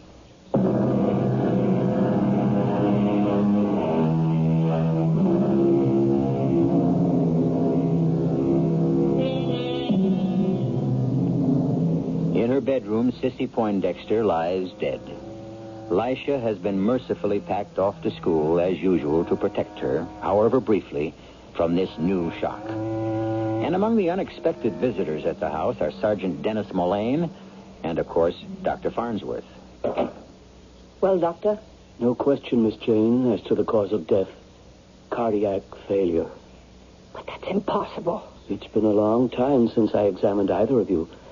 I think perhaps I should do an autopsy, if you'll give me permission. No. Why not? I will not have the body of my sister desecrated. It might help to know why she had cardiac failure. How? Will it bring her back? No, let well enough alone, Dr. Farnsworth. This family has a curse on it. Leave us to handle it in our own way. Now, why do you suppose she's all that vehement about it? Who are you? Oh, I'm sorry. Sergeant Dennis Mullane. You'll remember we met on the sad occasion of the drowning of Miss Poindexter's young sister, little Elijah's mother, and her father. And that Ellen and me are engaged to be married. Of course, yes. What are you doing here today? Well, like I say, Ellen and I are engaged, so naturally I had a particular interest. And then again... Are you hinting at anything? I don't know. Why should you want an autopsy? I can give you the same answer. I don't know, for sure. Are you going to issue a death certificate without one? I reckon. No real reason why I shouldn't. Could you hold it off till tomorrow? I don't know if I want to. Why should I? Well, let's be frank, Doctor. For whatever our own reasons, we both think there's more here than meets the eye. I need a little time to trace a couple of things. I'm going to sign the death certificate. Heart failure. It happens even as early as 50. You got any more to say? Yeah. Let it go till tomorrow. You can sign it then. There's nothing to lose.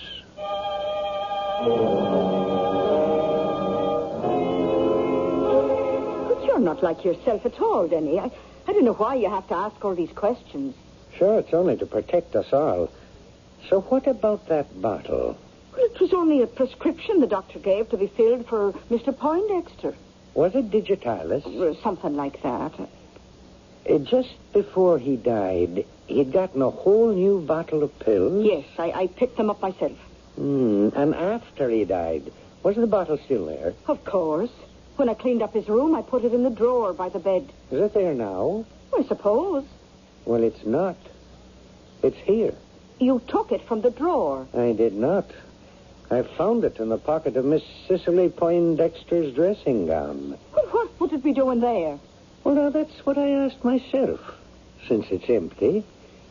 Did you know that digitalis in an overdose is a fatal poison for anyone, heart case or not? No. And didn't you tell me that Miss Sissy and the little girl had chocolate together last night? Didn't she tell you that? Yes. The pills would dissolve very easily in a hot drink, and they'd have no taste.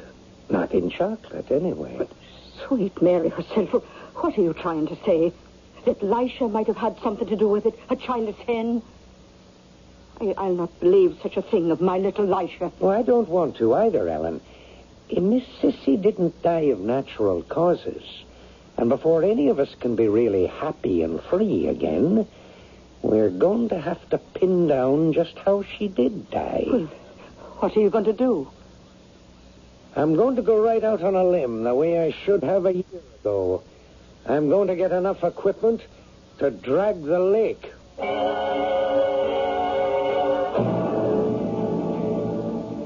Yes, Mr. Charles. I understand. No, I'm not worried.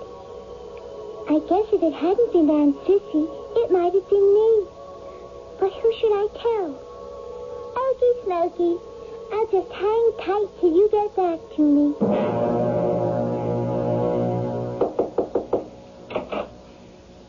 Oh, there you are, Felicity, dear. I was looking for you. What for? Why, Ellen has to drive in and do some shopping, and she thought perhaps you'd like to ride with her. That's funny. What is, dear? Ellen just told me she was going to have a bit of a lie down. A what? A lie down. That's what she says when she means a nap. Oh, well, she's changed her mind. She's down in the car in the small garage. She was just starting it up, and I was telling her some last-minute things, and all of a sudden she thought you might like to go along. Oh, I would. Well, then let's go down to her. I have something else to arrange. Is it just to Poulter's farm? Oh, no. You'll be going further than that. Quite a long way, in fact. I don't care. I don't care if we never get back. Such a nice thing to say, Felicity. And you know something? What? Neither do I. She shouldn't let the car run with the garage door closed. At school, in Safety First, they told us it's dangerous. There's a gas that could kill a person. Why? The things they teach you at school nowadays. But they're perfectly correct, Felicity. It's exactly what it's going to do. You pushed me. You scraped my knee. Don't worry. Soon it won't hurt at all. Nothing will hurt you anymore, Felicity. Going somewhere, Ellen? Oh, Miss Poindexter. Well, yes, I just wanted to see if Lisha was all right. Well, you won't have to worry about Felicity, or Lisha, as you call her, anymore. What do you mean? I better go to her. No. It's too soon. That's a pistol. That's just what it is, and pointed at you, Ellen. Oh, what for? Oh, don't be alarmed. As long as you do as you're told. You see, you're not mistress of this house. No matter what the will said, I am. So back up, into the room, and sit down. I don't understand. And while we're waiting, I'll try to make it all quite clear. Make what clear? What we're waiting for, of course. Miss Jane, you really... Shh. Quite still.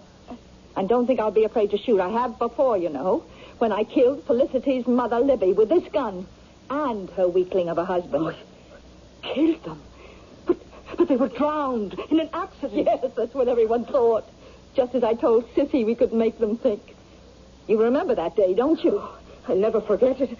I was away with Lisha at dancing school when we heard. Quite right. Father was in bed with his first heart attack. And I just found out about his will. Oh, it didn't surprise me that Libby was to get almost everything. She was always the favorite. From the time she was a baby, Libby was the center of everything.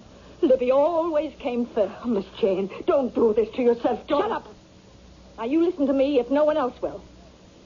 When it came to the point, I couldn't stand it anymore. It was all so easy. 2 shots.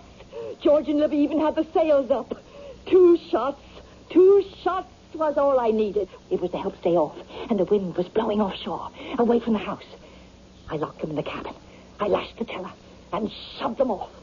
There was a nice quartering wind to carry them on a reach straight out to the middle of the lake, where they sank without a trace. Because before I shoved them off, I'd taken care to remove the bilge drain plug. Her gunnels were awash within a quarter of a mile, and she went down like a stone to bury Bolton and them under 30 feet of mud and silt on the bottom of the lake. A perfect murder. Oh, dear Lord. But it was all for nothing. Felicity just took Libby's place in Father's love. So, when the will cut us out again, she had to go. You tried to do away with... Yes. Oh, it should have been so simple. All the rest of Father's pills and a cup of chocolate. Oh, but I should never have allowed Sissy to handle it. She's always bungled everything, clumsy little fool. She must have mixed up the cups. And it wasn't a heart attack. Where's Leisha now? Well, what have you done to her? I haven't done anything. Carbon monoxide will do that for me. I don't understand. She's locked in your little garage. The connecting door to the house needs a key. The overhead door is far too heavy for her to lift. And the car is running. Oh, Mother of God, don't look so stricken, Ellen. It's a very gentle way to die.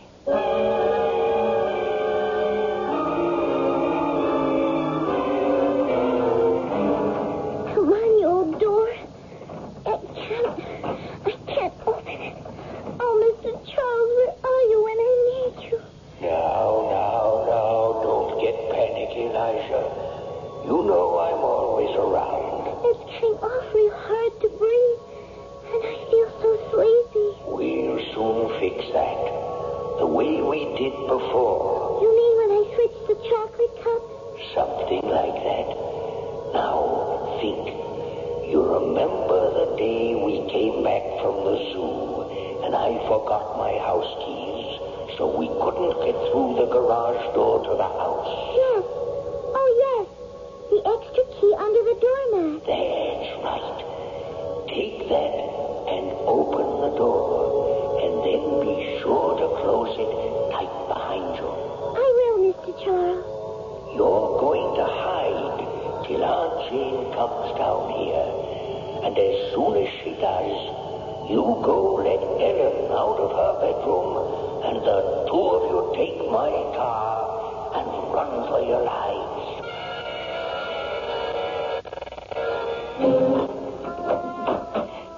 Elisha? How did you escape? With the key. Mr. Charles told me where to find it. And he said we should take his car and run. Well, that's just what we're going to do. Your Aunt Jane is a raving lunatic, and she has a pistol into the bargain.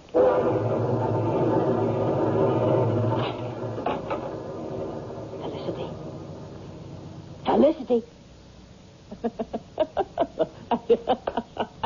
If she could hear me. But where is she? Not in this corner. Under the car. No. She couldn't have escaped. What's that? Who shut the door? Got to get the key. Open the door. No! It isn't there. Open the overhead door. It won't budge. What's the matter? Someone's holding it outside. There's a cat. I can't see.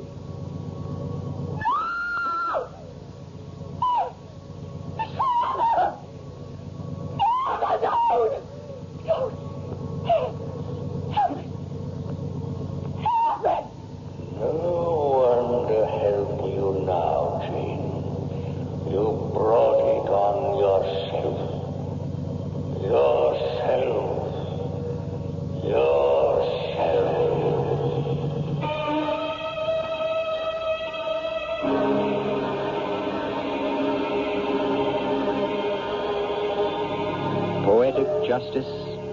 Certainly.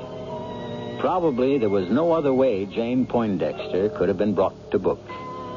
There was small chance of Libby and the boat ever being found, and what proof was there that the digitalis had ever been in the cocoa cup, since Sissy was careful to wash them both out? As for the rest, it would only have been Ellen's word against Jane, which leaves only a couple of questions that I'll try to answer when I return.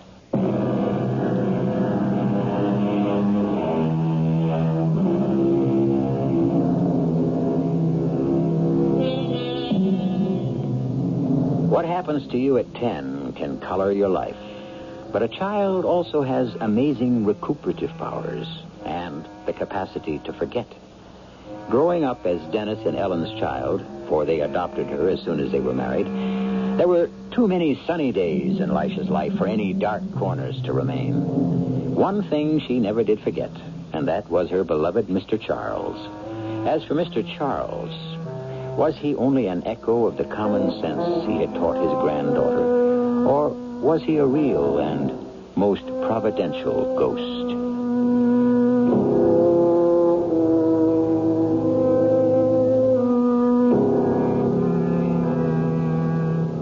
Our cast included Beatrice Straight, Hetty Galen, Bryna Rayburn, Court Benson, and Gilbert Mack. The entire production was under the direction of Hyman Brown. And now, a preview of our next tale. I would have to make an investment. Would it be a wise investment? Yes, I think so. Why don't you do it? I can't. I don't have the money. Paul, is it a lot of money? Well, it is to me. I don't have it. Darling, we will have lunch together tomorrow. How much money? $10,000. 10,000? Well, it's for an initial startup expense. Paul, I have $10,000. Oh, no, I wouldn't touch your money. My money? Paul, there's nothing I own that isn't yours. But I couldn't. You're not used to sharing with another person either. But I could lose this money. Pick me up for breakfast, and we'll go to the bank. But I don't want to hear another word. Just tell me you love me. Radio Mystery Theater was sponsored in part by Buick Motor Division. This is E.G. Marshall inviting you to return to our Mystery Theater for another adventure in the macabre. Until next time, pleasant dreams.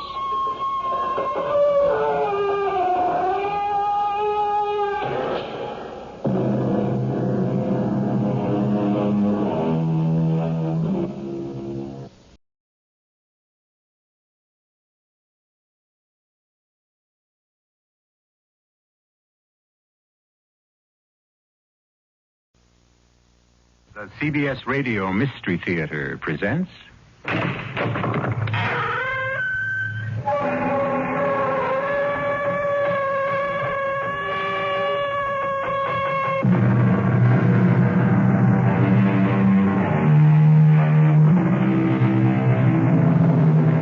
Come in. Welcome. I'm E.G. Marshall. How conscious all of us are who drive the freeways and the throughways of the behemoth of the road, the tractor-trailer truck. Most of the time we mumble under our breaths at the size of these 30, 40-ton monsters, particularly on wet nights when the rain is slanting down and that swirling mist in their trail fogging and dirtying our windshields. But we seldom spare much thought to the men who drive them. See that sign, Steve? This weather, I'm lucky I can see the road. What'd it say, Joe? El Paso, 34 miles. That's 34 miles too far tonight. Hang in, Steve. Another hour or so, and you and me are really going to tie one on. Count me out. Oh, not again. I got things to do. Ever since you took over the southern runs from Big Jim, you've been a loner. Well, maybe after this trip you won't have to put up with me anymore, Joe. What does that mean? What kind of things? Well, first off, I must find my wife. And then? I'm going to kill her.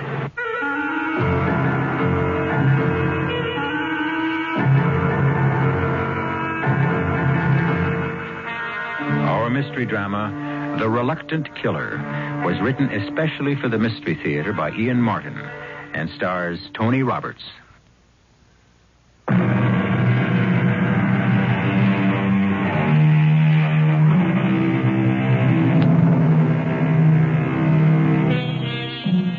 I'm going to kill her. There was something so final and deadly about the quiet statement that it got to Joe. For once in his life, he knew enough to keep quiet. He just sat in his corner of the cab, watching the big, darkly handsome man at the wheel, who handled his 30-ton rig as easily as if it were a small, compact car. The face was impassive, but that was an illusion, because a stormy sea of memory was battering against the inside of his skull like waves of pain that shattered every nerve end as they broke. I was always big for my age, and too strong. Mom always kept reminding me, and it was just as well, even though I long ago found that out for myself. My cousin was 8, and I was just 6. We were fooling around, just wrestling. I did something to his neck that put him in the hospital for near a month. I didn't mean to hurt him. He was my best friend. It was my Uncle Jan got me interested in football. So, my little strong man, this is where I come every Saturday to play our American football. A rough game, but still good for the character. And $50 extra a week during the season. That is manna from heaven. You like to grow up and be football player? Yeah. I tell you what. I bring you and your mama here next Saturday and you take a look, huh? Then if you like, maybe I teach you to play. You will have some coffee, Jan, and some cake. No, sister. I have already little time to be back on the job. Why you call me lunchtime? I can never find you evenings. You and your girls. Some nights I have to study. Study football formations, who to block, what sort block, brush, hold, take down. Please, I do not want to hear. It is that game. You've gotten Stefan crazy about it. It is not for him. Why? You should know. Stefan does not know his own strength. I'm afraid since the moment he was born, he will grow up and kill someone in spite of himself. How could you know this about a baby? I see things even God himself should not allow me to see. Are we going back to all this Romany nonsense again? We go back to Gypsy Kings. I hope not. I will be happy to settle for Slav myself. And better still, American. That cannot change what I know. And what do you know? Stefan was born the wrong side of midnight. What does that mean? There is death in his future, unless he walks with great care. The tarot cards tell me again and again it is so. His death? That is not revealed. Only that it is he or someone close to him, and that the death might be because of him. I never knew about that conversation till my mother died. I was a senior in college on a football scholarship, and by then she was resigned to it at last because it was getting me an education I couldn't have afforded otherwise. She never would have told me about her fears for me, I guess, if it weren't for the pro offers that were being dangled in front of me. Oh, I am glad the football season is over, Stefan. Now, no more wars. Don't knock it too much, Mom. It opened a lot of doors for me. Oh, that is what I'm proud and happy for. When you get your degree, you'll be an engineer, a man with a white collar. Hey, don't go kicking the blue-collar worker around, Mom. Times have changed. Oh, times maybe. But be what the college has trained you to be. That's a pretty tough promise to ask for, Mom. Why? Oh, a lot of reasons. First of all, I love the game. I really, really do. Second, I may have big muscles, but I got no great brain to match them. I'm not so sure I could make it as a mechanical engineer. Last off, there's an awful lot of dough in a football future for me. I'd like us to have some for a change. I want to set you up in a house of your own. No more work. No more worry. No, Steve.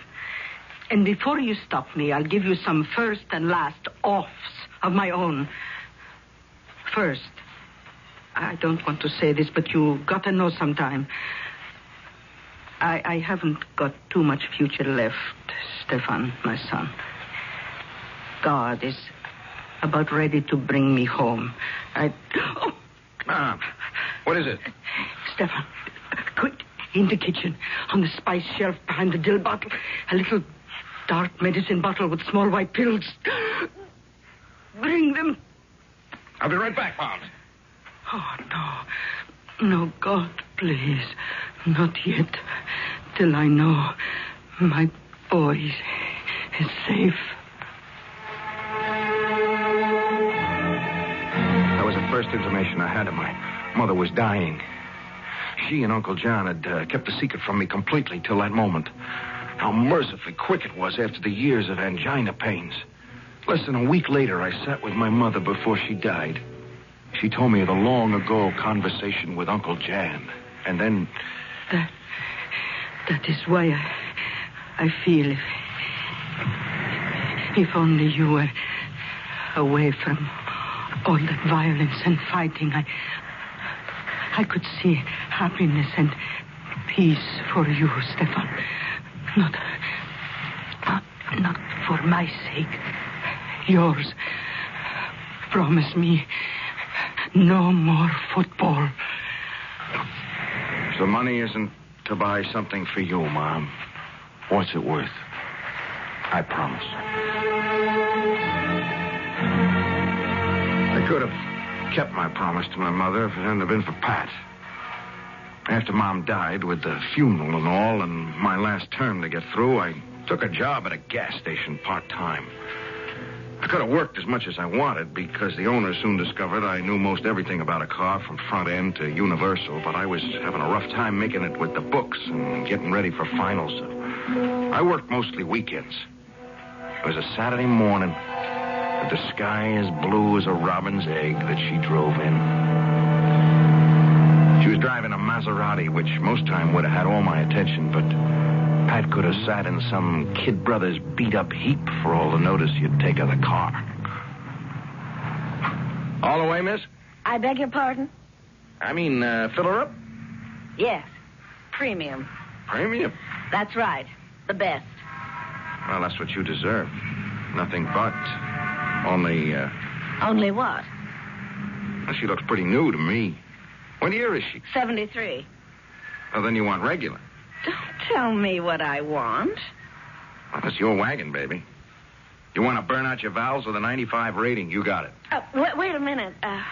What's a 95? Well? Excuse me. I was looking at your legs. What was the question? What's a 95 rating? Gas. Octane. 87. 88's all you need, and you keep your engine clean as a whistle. What'll it be? Anybody as big as you doesn't have to be conceited or show off, so maybe you know what you're talking about. Make it regular. I'd like to. What? Make it regular. Or even once. I want you to check under the hood. I was hoping you'd ask me that. Why? Beautiful. Just beautiful. Are we starting that again? No, I was talking about this piece of machinery. Oh. Well? Well, what do you want me to check? Well, whatever. Whatever you do. Battery, oil, and things. Sure. My name is Steve Janos. I'm Pat Bard. What are you doing this evening? I have a date, of course. What could you do about it anyway? Oh, nothing. I'm closing early because I have to hit the books. I got a test coming up. I don't know why. What time are you closing? 10:30. I'll pick you up at 10:30 and drive you home. Why? I don't know. I must be out of my mind. That's like me. I mean, I've been that way since the moment I first saw you.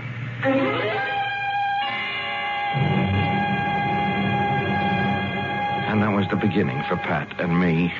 Beginning that only seemed to signal a great, great future. If it hadn't been for a mother, Oh, not that I'd ever been smart enough to realize what a troublemaker Pat's mother was, except for what happened later.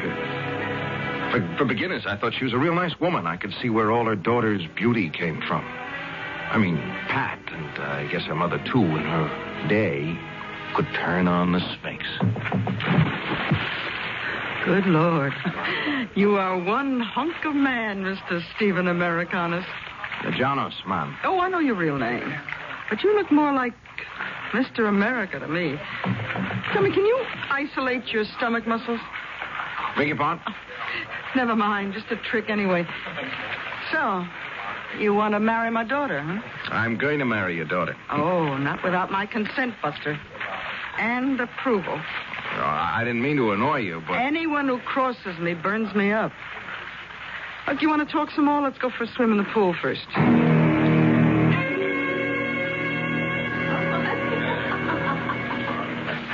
You're a heck of a swimmer, Mrs. Warfield. Well, you're not. You wallow and thrash about like a bear. It's just not my game. Oh, I know what your game is. I've watched you play a lot of years. No kidding. No kidding. It's the penalty of my lifestyle. I watch a lot of games I don't enjoy. Even have to participate in some of them. Oh, why do that? Because my 235-pound teddy bear, I like to live in the style to which I have always been accustomed. I want the same for Pat. That's why I loosened the apron strings on you. Excuse me? What league are you going to sign with, Steve? Oh. Well, that's up to Uncle Jan. I like the NFL myself, but that's mostly because I always rooted for the Browns. I must admit I wouldn't have minded being their den mother myself. But you are going to play pro football. Yes, ma'am. I expect to. Uh-huh. And what kind of contract does your Uncle Jan expect to negotiate for you? Well, I think it's kind of crazy myself, but they're talking about $500,000, no cut, 3-year guarantee. Uh-huh. But just for your own protection, let's wait till we get that contract signed first. Huh? Yeah, of course. Yeah, I've got to know I can support a wife. I got some pride, you know. Suddenly, I was seeing my future mother-in-law clearly for the first time. I wasn't a person to her, just a commodity to buy or sell or accept as a gift. She didn't care about Steve Janos, only that he represented $500,000 on the hoof. I'd have cut out there and obeyed my promise to my mother if it hadn't been for Pat. She was what I loved. She was the only one important to me. Nothing could change that. I might want to kill her mother, but I never could feel that same way about Pat. I'm just not built that way. I couldn't kill a fly. Steve? Yeah, Joe. You okay? Yeah, why? We just passed an El Paso city limit sign. I thought you ought to know. I saw it. You look like you was 100 miles away. Don't worry about me. Even if I was high as a kite, I could still haul freight. Oh, sure. You got the touch. Yeah. I just got the creeps with all that talk about you planning to kill your wife. I don't go for that kind of kidding so good. I wouldn't blame you, Joe. Because I'm not kidding.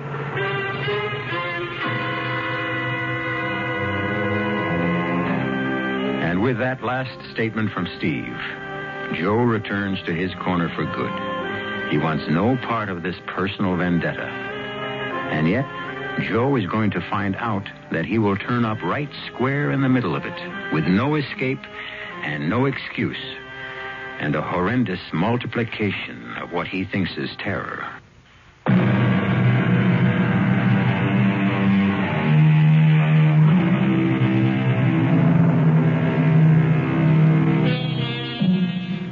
The whine of the big tires on the wet highway has slowed a little now that the big trailer truck is approaching the city. But inside the cab, they seem even louder in the silence between the two men.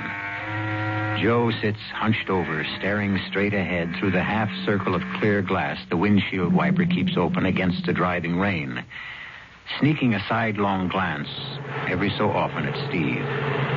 But Steve is lost again in his own thoughts, driving mechanically with his body reflexes, while his mind courses through the past. We were married a week after I graduated. The day I signed my final contract with the Pumas. The headlines embarrassed me, but Pat and her mother really went for him big. Star fullback signs own interference. Steve Killer Janis weds former Patricia Bard, and captioning one picture, Beauty and the Beast. The last one really got to Pat. That's dirty pool. What, Pat? This headline, Mother. Oh, you can't deny it's true. Oh, just look at that beautiful animal you married. If you weren't my own little girl, I'd be fitting an arrow to my bow right now and off on the chase. Yeah, if you did, I'd never stop running. Why? Am I so bad? I didn't mean it that way, Mrs. Bard. I just meant you're kind of a bit much for any guy to handle. Oh, well, never you worry about me. You just take care of my baby in the way to which he's accustomed. Lord knows you're going to be rich enough. Mother! Oh, Pat, don't go ingenue on me. Money may not buy happiness, but it sure makes it a lot easier to find and keep. Oh, now off you go, you two. It's going to be a short enough honeymoon as it is. I didn't realize how true that was at the time. Sure, I had 2 weeks before training camp began, but there was more to it than that. Some dark shadow that moved like a warning somewhere in the back of my mind. Even during the honeymoon on a lost island in the Bahamas, every so often it would stir enough to make Pat notice. Oh, Steve, isn't it sheer unadulterated heaven? Pat, standing like that with your hair streaming in the wind and those white drops of water gleaming like pearls against your skin, you're the most beautiful, perfect thing God ever made. You're pretty impressive yourself in the altogether. And I never thought of you as a poet. No, I'm no poet. I'm just a guy in love with a goddess. How can I be sure you love me the way I love you? Don't I show you? Oh, I don't mean that. I mean... What? Oh, I don't know. I get scared sometimes. It's a celebrity bit. Don't you think I like to be the wife of Stephen Killer Janis? Oh, don't say that. What? That screwball nickname they hung on me. You do mow 'em down, lover. Yeah, but it's a game, Pat. It's a game. I don't want to hurt anybody. I know how gentle you can be. But I get my kicks, too, watching you from the stands. Yeah, but that's what worries me, see? Supposing it all ended. I blew the ligaments in a knee. I picked up a compound fracture in a pileup. Don't talk about things like that. Yeah, but a football player lives with injuries every time he suits up. Supposing I really bought an injury that ends my career, like Tucker Fredrickson or somebody. You won't. Not my Iron Man. But if I did? Oh, I'd miss seeing you play. The excitement and all. But it wouldn't be that bad. And we'd still have the money. The money? Well, if you're injured or something, that doesn't cancel the contract, does it? No, but if there wasn't that kind of money, Pat, would it make that much difference to you? Oh, for Pete's sake, Steve. What is this, a back meeting or a honeymoon? Now, can we just change the subject? What's the matter with you, anyway? I didn't actually know what was the matter with me at that moment. There was something that had been building up for a long time without me knowing it. Maybe without my wanting to face it. But back in training camp, I found out I was going to have to. It took me most of the summer to make up my mind, but the third exhibition game did it for me. Before I took final action, I talked it over with Uncle Jan. Oh, why do you come to me, Stefan? You know the answer. Yeah, the answer, sure. But have I the right to make that decision? No one else can make it for you. But about that decision, yes. I will talk a little if you want. Yeah, that's why I came to you. Mm-hmm. So you broke Magorsky's back on a block. Now, that is too bad. No one likes injuries. But that's the game. Game? It stopped being a game a long time ago, Uncle Jan. But it bought me a college education. It'll make me a rich man. In spite of all that, it's still a game. A man's game, a challenge. Not many play only for the money. No one can pay a man enough to take the punishment he takes in the pros. You must pay yourself on the inside with the heart and the mind to balance out the agony you ask your body to accept. And you no longer can. I didn't have to hit Magorski that hard. Jones already had him off the ball carrier, but that's what the coach demands. He gave you the nickname originally, didn't he? Killer. Yes. When I was still in college, I always hated it. I run the only way I know how. I don't want to hurt anyone. When that whistle blows, I don't see guys, human beings, anymore. I just want to get out there and hit. And hit.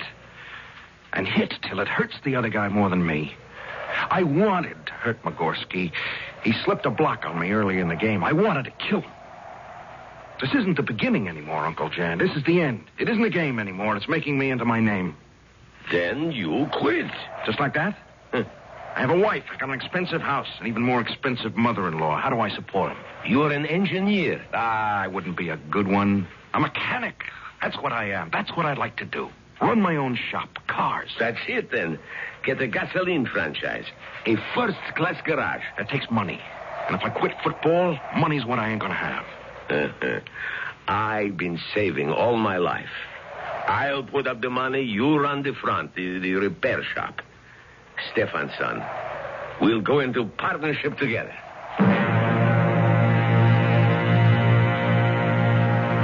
What a load off my back. I couldn't wait to get home and tell Pat she'd been complaining what a bear I was around the house, and now I could tell her why, and we could get back to the way our marriage had started off. I was as happy as a kid with a brand new bike when I got home. Even Pat's mother being there didn't dampen or stop me. I blurted it out to both of them in the kitchen. Quit football? What about your contract? There's no way they can make me play. Couldn't they sue? For the peanuts they paid me so far, they don't have to. I'll pay it back. You couldn't play for any other team. I'm never going to play football again. You're going to be a mechanic. A cheap, dirty grease monkey? Now, wait a minute. But how can we keep this house? We won't be able to afford. Oh, sure. We'll have to pull in our horns. We'll have to get a small apartment for a while that you could take care of.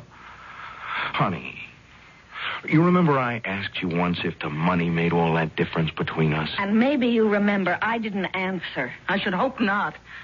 Look, are you trying to tell me that just because you suddenly are getting a little squeamish about hurting your fellow man, you're going to renege on what you offered my daughter?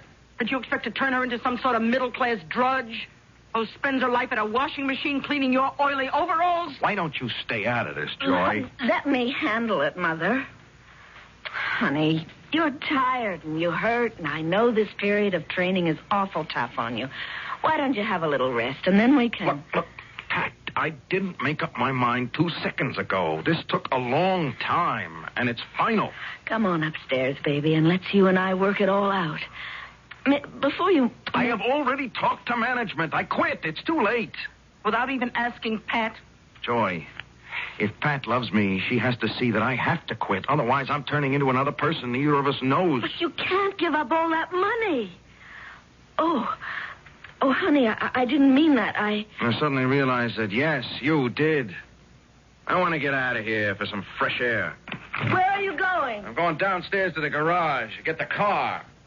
I'm going for a ride to my lawyer and make damn well sure I'm clean out from under. Oh, baby, you're so tired and confused. Let Pat talk to you a little and show you. Get away from me, Pat. Don't do that to me again. It's only for your own good. Get away from me. You keep your hands off my dog. Help me.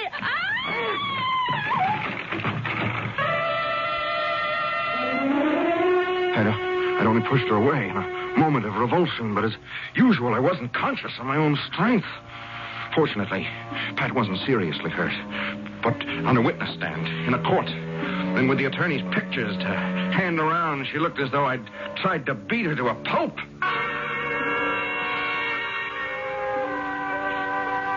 Because that's what my loving wife and mother-in-law did to me.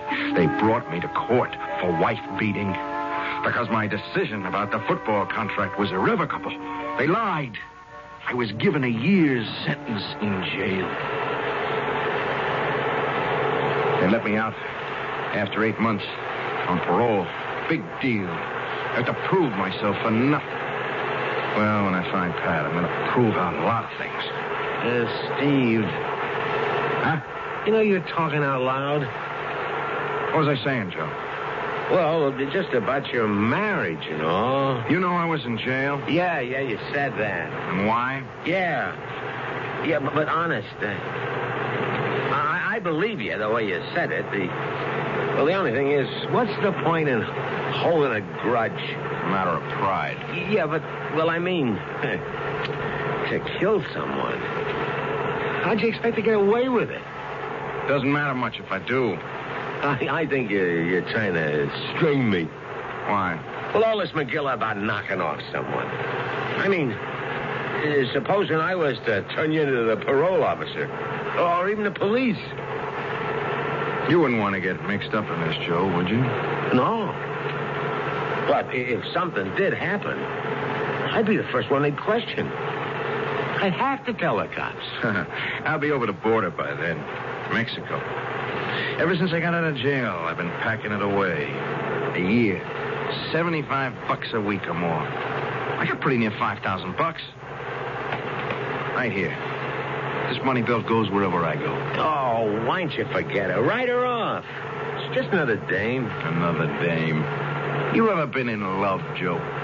Well, my own way. I mean, what am I so much? I draw only the dogs. Oh, but there is this girl at the Paradise restaurant I've been telling you about. Hey, look. Why don't we garage this heap and you and me go over there and have some laughs and huh? Maybe cheer you up. No sale. I couldn't look at anyone since Pat. Pat? That was her name. Pat Bard. Oh, what'd she look like, this, I bet she was some looker, huh? Poor old cabin buddy. Why should I saddle you? You asked for it, so here. Look for yourself. That's her, your Pat? My sometime wife. Well, she's something to... What we stopped for? Well, the parole officer's just down the street. I might as well check you. You haul the rig in and garage it. Look, I'll buy you dinner. Huh? Meet you later at that Paradise restaurant. Oh, no. Look, Steve, no, forget it. You don't have to on account of me. Oh, I want to. I got the word that Pat's working as a waitress at some joint. It's one I haven't checked out. Don't worry, Joe. If I find her, you won't be involved. Check. Yeah, check. Just keep your nose out of this and stay clean. And if you only knew, Steve, it just doesn't happen to be that easy, buddy.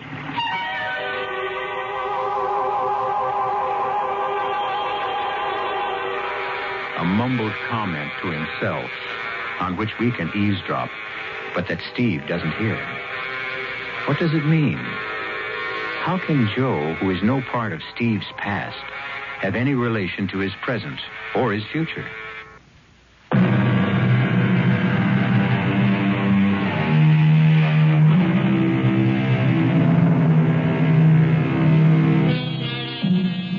If you have a suspicion by now that Joe is not telling Steve everything he could, you might be right. But this is an evening for evasion in general and suspicion. Because as Steve faces his parole officer, he obviously conceals his intentions towards his wife if and when he finds her. And I'm saying it again, Janos. I'm not so happy about this arrangement. I'm only doing it as a favor to Sam Brooks, your own parole officer up in Houston. Yeah, but Mr. Kiefer, why do you object to my getting a job? Well, you're a graduated engineer and a top mechanic. I don't like this shuttling between cities. If it wasn't for Sam, you couldn't hold a job like you have. Yes, sir. Mr. Brooks has been real nice to me. You ever hear from your wife? No, sir. Except the one time she sent me the divorce papers. Yeah, but you've no idea where she is now. No, sir. Don't you care? Well, after what happened? As far as I'm concerned, Mr. Kiefer, my wife is dead. Well, I'm not trying to rub your nose in it. I just want to point out that your year's almost up, and then you'll have us off your back. So don't get in any trouble in my backyard.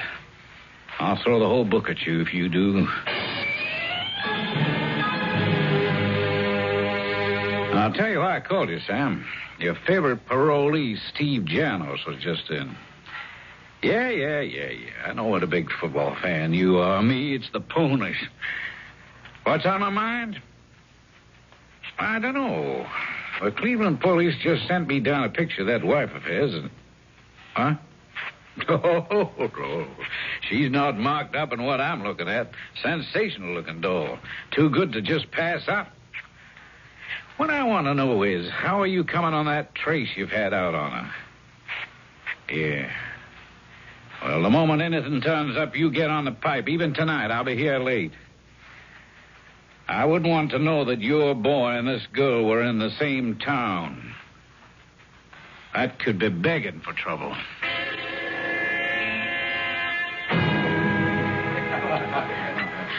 The manager said you had some trouble with the other waitress. Can I help? Steve. Hi, Pat. Fancy meeting you here. How did you find me? When I got out of jail, I discovered your mother had died. You sold a house and moved. Somebody told me you'd gone to work as a waitress. I started out combing every restaurant in Cleveland. I came south. Yeah. When I got my copy of the divorce papers, they were postmarked El Paso. I got a job holding freight down here. I've been looking for you ever since. What for? We got to talk, Pat. You and me. I can't. I work here. What is this masquerade? You working as a waitress? I have to. What for? To earn a living.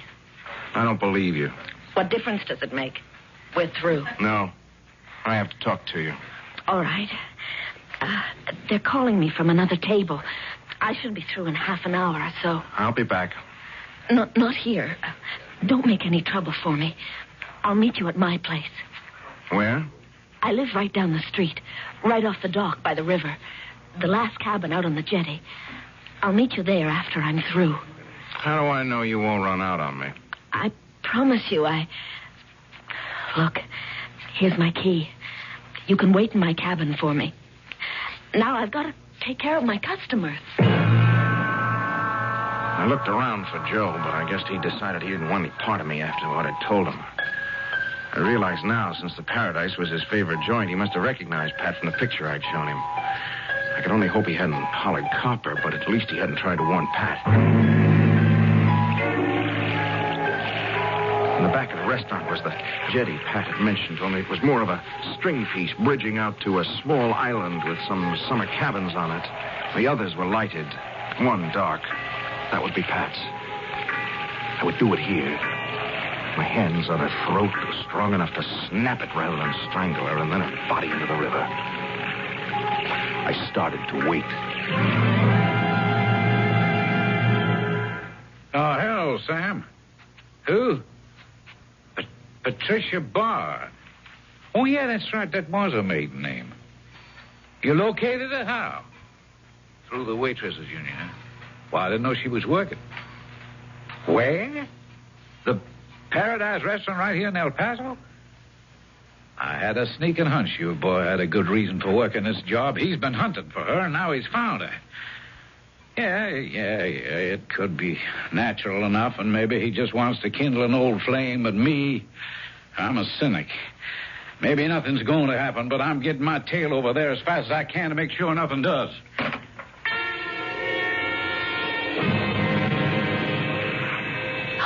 Who's that? It's me. Steve. Why didn't you wait in the cabin? I wanted to make sure you were alone. Who would I have with me? Cops, maybe.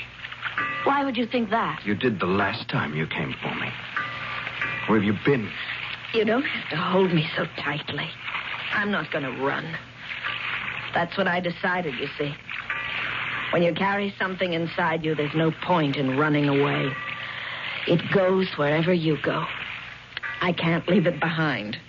What? My shame. Shame? At what I did to you. Steve, please, let's go inside. I want to talk to you. No. You and me, we don't go anywhere together. Ever again. Is that all you came to tell me? I came to get back at you for what you did to me. I've been paid back for that already. Look at how I ended up. A cheap little waitress and even cheaper little joints. 8 lousy, stinking months in the tank with drunks and deadbeats and junkies. Steve, please, give me another chance. Let's go in the cabin. A 4. Maybe we can still make things right. After what's happened. There can't be nothing left for us. That's all there is. Nothing. Except to even the score. All right. If that's the way you want it, why don't you do what you came back to do? Why don't you kill me? I can't. Isn't that what you came to do? Yes. I sat in that cell, and the shame of why I was there ate at my guts. Hate festering inside me till the day I could find you and pay you back for what you did to me. And now... Yes. Now? Now I know why I searched so long. It wasn't hate. It's because I still love you. I want you. I hate myself for that worse than ever. Why? Because you don't want me. You never did. I won't come crawling. You wouldn't have to crawl, Steve. Oh, it's too late, Pat. How could I ever trust you again? You can trust me. If only I knew I could. Steve. Yes. You want the real reason I was late tonight? Because I knew what you planned to do. I knew you were planning to kill me. How? The little man that rides the truck with you, Joe. He's been in the restaurant before. And after you went out, he came in and warned me. Said he recognized me from a picture you showed him. That's why I started to run. Then why'd you come back? Because one of the things I learned in the past year is that I really love you, too. Without you, there's nothing. I might as well be dead. You took the chance that I was willing to gamble on you. Would you take a chance on me again? Do you still have my key? Yes. Then let's go in, and I'll prove it to you.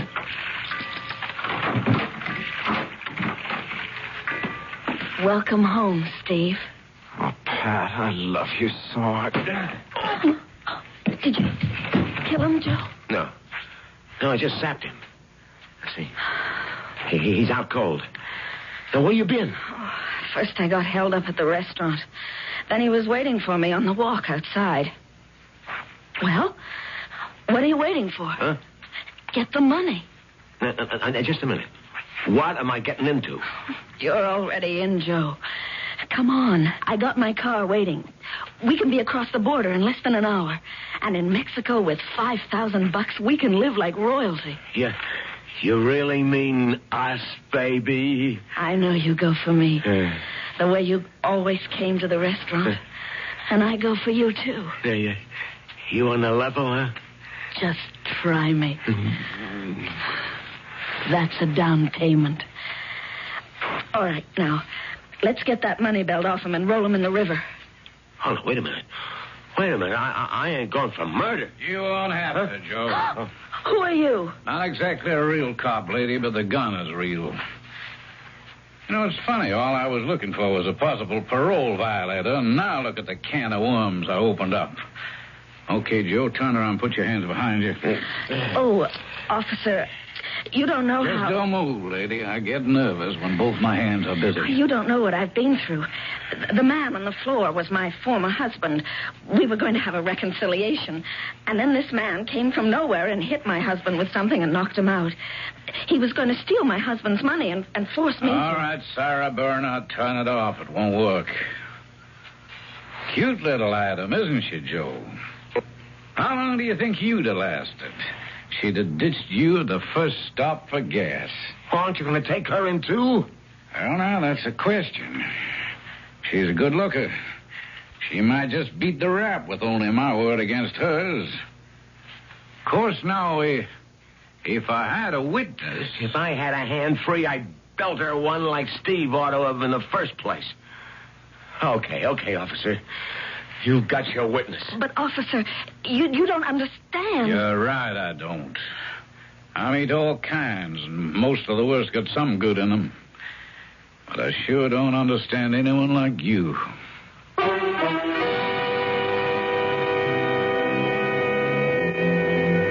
wonder if you, like myself, when I first heard it, were as surprised at the outcome as I was. I thought for once we had a love story with a happy ending.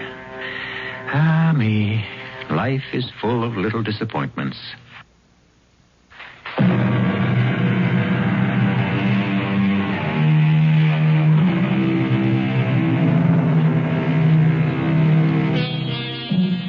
Thinking it over, it occurs to me that it all did have a happy ending. Joe and Pat were convicted of aggravated assault and battery and drew sentences of 4 to 5 years. It was a little rough on Steve at first, but the shock was enough to clear Pat Bard out of his mind for good. And he and his Uncle Jan finally opened their service station in Houston. Of course, he still flies more and more often to El Paso. It seems that Officer Kiefer has a very cute kid sister, but that, of course, is another story they'll have to complete. Our cast included Tony Roberts, Roberta Maxwell, Leon Janney, Bryna Rayburn, and Ian Martin. The entire production was under the direction of Hyman Brown. And now, a preview of our next tale. It will destroy the whole world. Excitement, it's not good for you. The world, it's lost unless there is a new 36th man. Take my place. You must do it quickly. Quickly before I die. Don't get up. Don't try to get up, please. Say yes, Harry. Say yes. And suddenly there is an end to thunder and lightning, the wind. Suddenly, every cloud will disappear. A bright sun will shine in a peaceful heaven. Just rest. Now try to... Say yes. Only you can save the world. Say yes. Me? Me save the world? Yes, you. Only you can save the world. Harry. Harry, say yes. Harry. Yes, all right, yes. This is E.G. Marshall inviting you to return to our Mystery Theater for another adventure in the macabre. Until next time, pleasant dreams.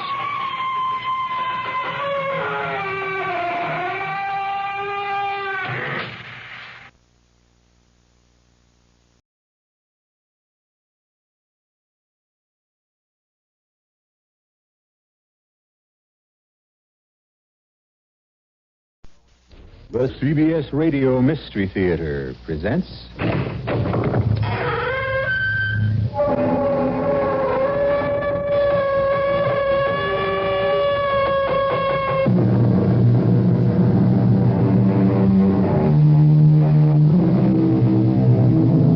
Come in. Welcome. I'm E.G. Marshall. The history of man shows that we find it almost impossible to differentiate between saint and devil. And the smoke of countless fires has consumed the bodies of a considerable number of self-styled healers and mystics who have been condemned by society as devils and burnt at the stake, while their followers mourned them as saints. But no one person in history has aroused the flaming controversy that still surrounds the life and death of a Russian monk named Rasputin. I am Rasputin, the little father. Confess your sins to me, and you will gain salvation. But I have nothing to confess, Father. Oh, then you cannot gain salvation. Come, give me your shawl, and we will sin together and repent together. I will save you in spite of yourself. Now, give me your shawl. Take my shawl. And the knife. Huh? I'll give you death. Monster! Die, Antichrist!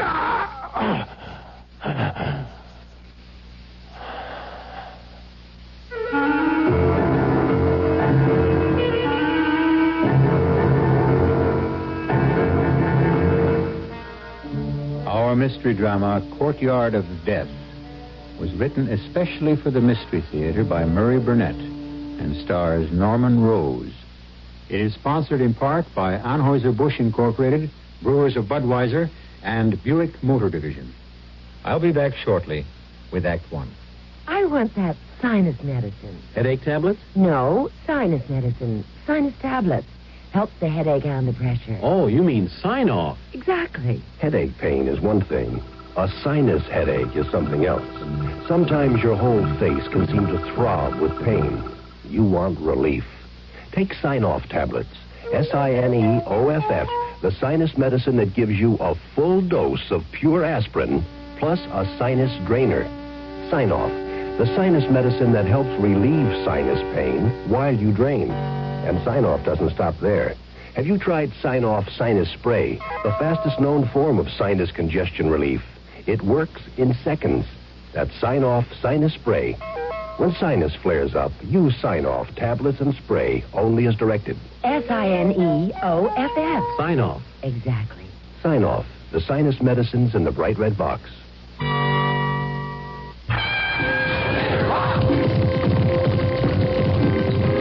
Louisiana Downs, where you come first. America's new show place for thoroughbred racing. Excitement's high, lots of fun. The action's great when they're on the run. Louisiana Downs, where you come first. Louisiana Downs for the fun and thrills of thoroughbred racing at its finest. Racing every Thursday, Friday, Saturday, and Sunday with post time at 1:05. Louisiana Downs with the Daily Double and the Exactas. Louisiana Downs, Highway 20, Bossier City. Louisiana Downs, where you come first. Excitement's high, lots of fun. The action's great when they're on the run. Louisiana Downs, where you come first. Direct phone for information, 263-1174.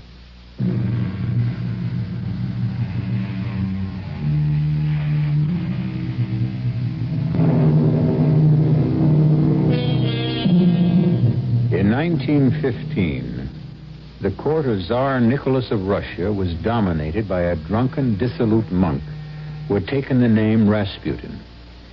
And it was Rasputin's notorious orgies that ultimately led to his banishment from court, despite the fact that Rasputin wielded extraordinary power over the Tsar and the Tsarina because of his ability to ease the pain of their only child. The Tsarevich, heir to the Russian throne, had been born a hemophiliac, a victim of the bleeding disease. And when Rasputin appeared at court, his hypnotic voice and soothing touch did the Tsarevich more good than any doctor's prescription. Well, Dr. Lasavet, how is he? How is my son? The Tsarevich is resting, Your Highness. Comfortably. Reasonably so. Is he in pain? Oh, it's hard to tell. You and the other court physicians are incapable of helping my son. But I know someone who can. Rasputin? Yes, Lasavet. Rasputin, whose name brings that grimace of disgust to your lips, but whose touch brings comfort to my son. Your Highness, I dare not presume, but you know I speak out of my love for you and the Tsar. You make a mistake placing Russia's fate in the hands of this charlatan, this drunken debaucher of the ladies of your court. He'll surely bring ruin to Russia. You will see to it that Rasputin is brought back to court as soon as possible.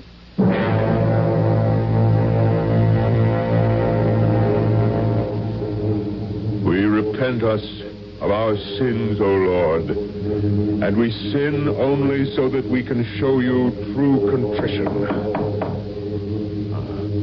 Most Reverend Father, I seek your permission to open the door, since I know the message will be for me. How would you know that, my son? It is an inner voice that tells me. A voice that has never before been wrong. It tells me that there will be a summons from the Tsarina, because the Tsarevich is bleeding again, and he needs me. Permission granted, my son. I am here by order of Nicholas, Tsar of all the Russias. I come for the monk Rasputin. His presence is demanded at court.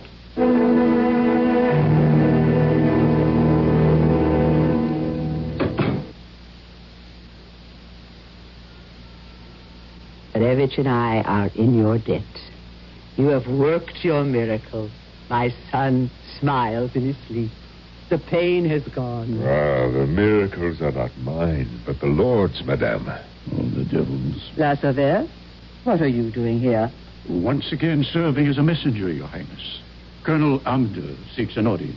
I'm going to my quarters, madame. The Tsarevich will sleep through the night. A man of God and the chief of the secret police have little to share. Little Father, I came because I knew I would find you here. What Colonel Amder has to say concerns you. But, Colonel Amdur, this is preposterous. I will not tolerate your Krana withdrawing protection from the little father here. Your Highness, as the head of the secret police, I can no longer in all conscience furnish any protection to Rasputin. You speak of conscience, Colonel. What is it that weighs so heavily upon your sense of duty? Treachery, Your Highness. I assume, Colonel, you have some proof of these charges, whatever they are. Your Highness, here are the documents.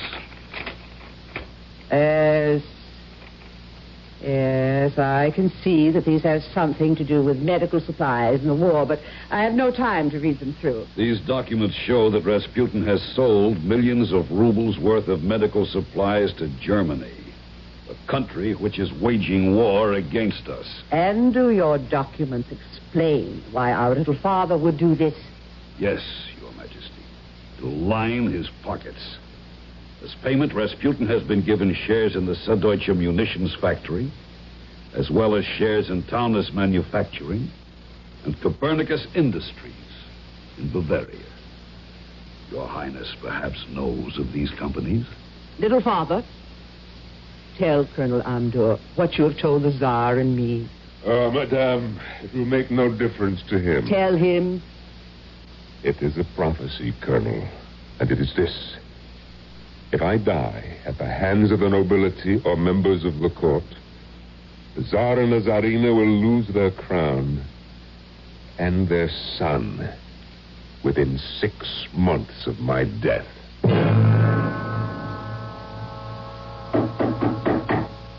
Come in. Dr. Lesauver. I arranged for you to be admitted privately. Expressly to meet this young lady. Her name is Vavra. Oh, she's most certainly worth meeting, but... Vavra is going to kill Rasputin. Why do you tell me this, Colonel? I dissociate... Yes, Doctor. Very commendable and cautious. But do you think I would risk my position unless I were absolutely certain about this lady? What makes you so certain? 3 months ago, my sister and I were walking along the Nevsky Prospect. Rasputin was driving by in his carriage. He saw my sister, had the coachman stop, and alighted from the carriage and accosted her. She tried to push by him. He became insistent, and then, despite my screams, he picked her up bodily and threw her into his carriage and drove off. Then neither I nor my family have seen her since. But we know where she is. Yes, she is in the quarters of Rasputin in the palace. I brought you here, Doctor, for you to show Vavra exactly where to strike Rasputin with a knife, so that the thrust will be certain to kill him. Haven't you overlooked the fact that before Vavra can strike, she must be close enough to strike? Use your eyes and wits, Doctor. Isn't she beautiful? Extremely. Don't you know that it's the custom of this lecher to hold audiences just like a reigning monarch every day from 10 to 12 in the morning? But surely he'll recognize Vavra as the sister. We can't be certain of that, but even if he does, it's all the better for our plan. I don't see how. Vavra will join the line of supplicants outside Rasputin's apartments tomorrow morning. It is his custom to come out and look over the waiting petitioners before he sees them. It is also his custom to select any beautiful young women and take them into his private chamber before he deals with the others. You're certain to pick Vavra, you agree? Yes. And suppose he recognizes her as the sister of the girl he abducted.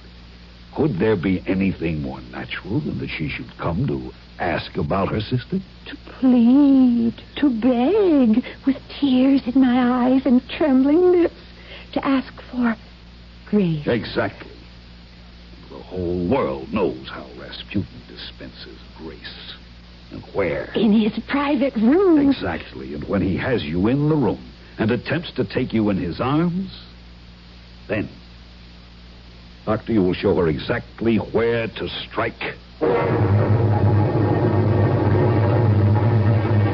he is! The little father! Oh.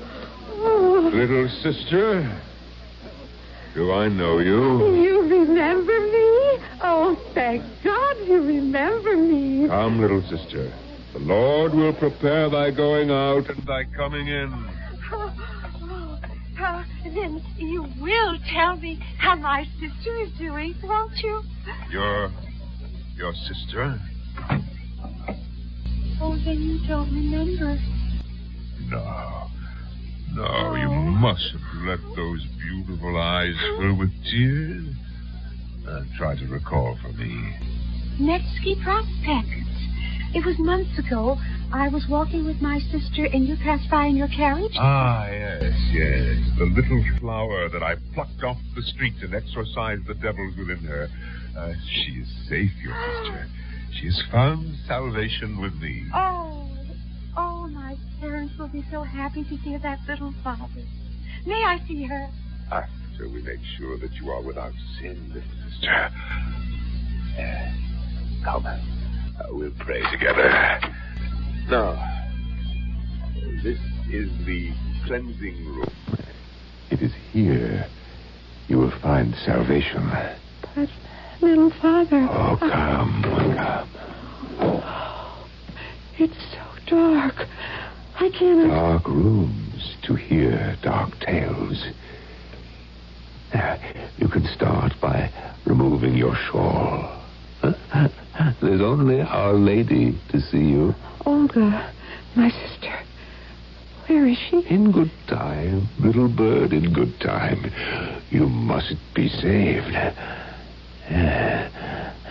Give me your shawl. I'll give you... death. Monster! Die! Die!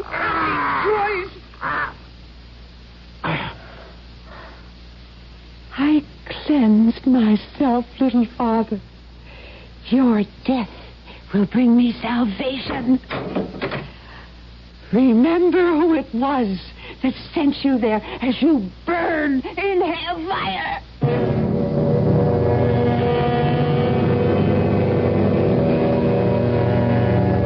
Rasputin, saint or devil? The arguments still rage.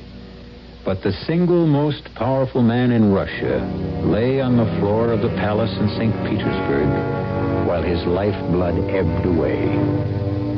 Was this to be his end? We'll be back shortly with the answer and Act 2.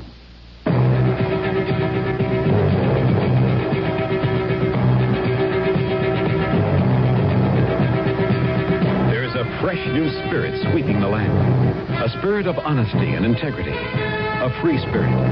A spirit that demands products which fill your utilitarian needs while satisfying your good taste and your desire for economy. We at Buick have felt the spirit and are dedicated to your sense of freedom. Our crisply designed, solidly built 1975 Buicks will bring joy even to the most demanding of free spirits. The 1975 Buick Electra, LeSabre, Riviera, Century, Skylark, Apollo, and the gutsy new Buick Skyhawk are dedicated to the free spirit in just about everyone. Hey, there's an exciting new attitude at Buick. Take advantage of it at your local Buick dealer.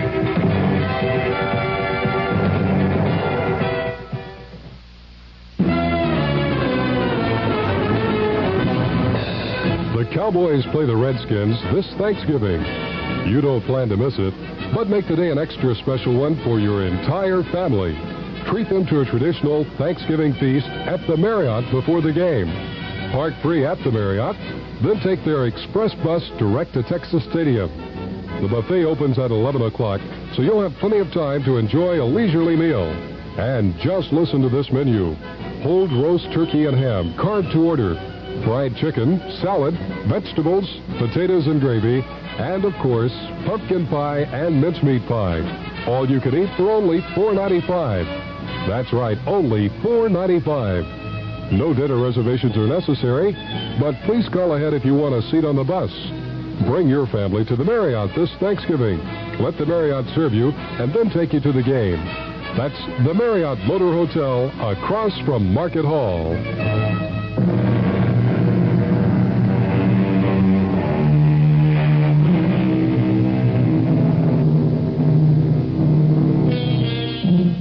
The year was 1915, and the Russian imperial court seethed with intrigue.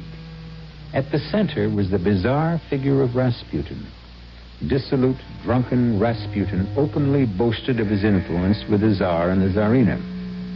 Idolized by half the nation as a saint and a healer, Rasputin was loathed, feared, and plotted against by the other half.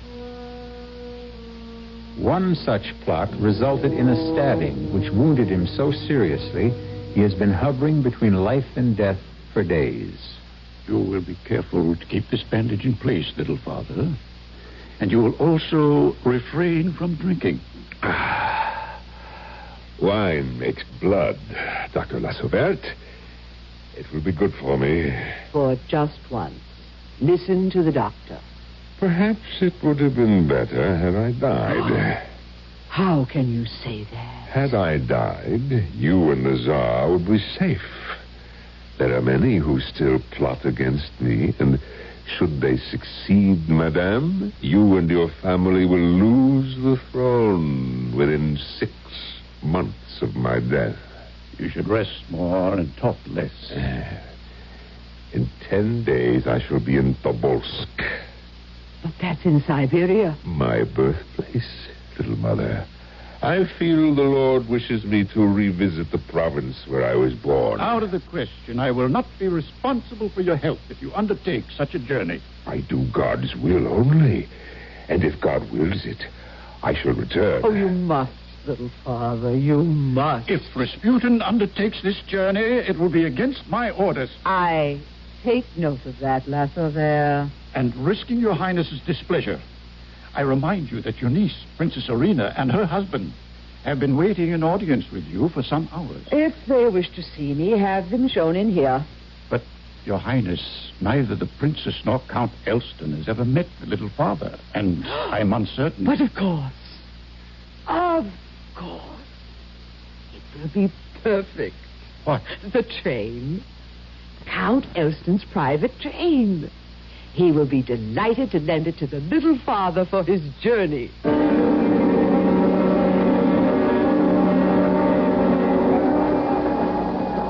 This is not a task for the head of the Okhrana guarding a train. Lasauvert, couldn't you have let the scoundrel die? I'm afraid it was a higher power than mine. Ah, yes, the picture of the Holy Virgin that saved the life of the holy Rasputin.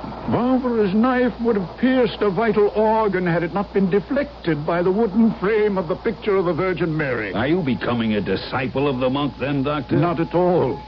It just seems a strange coincidence. Of which he's made more capital with Her Highness. Are you still determined to remove Rasputin? He's vermin. Vermin must be exterminated. Russia must be saved from him. And at the same time, you save Mother Russia. You ensure your continuation as the head of the Okhrana. Oh, you know something. What have you heard? Only the gossip of the court.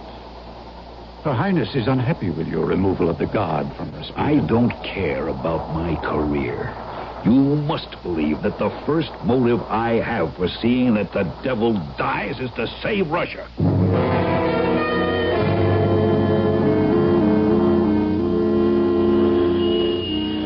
Colonel Amter, it's a Pleasure to see you again, old friend. I am honored, Count Elston.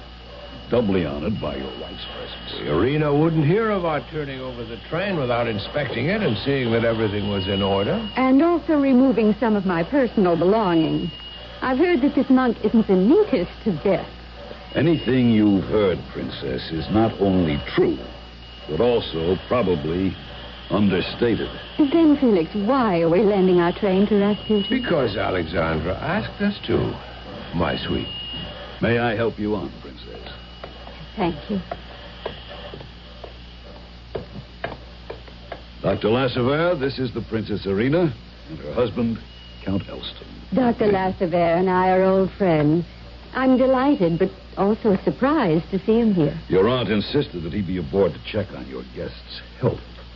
You know, of course, that it was his skill that helped save Rasputin's life. I'd heard.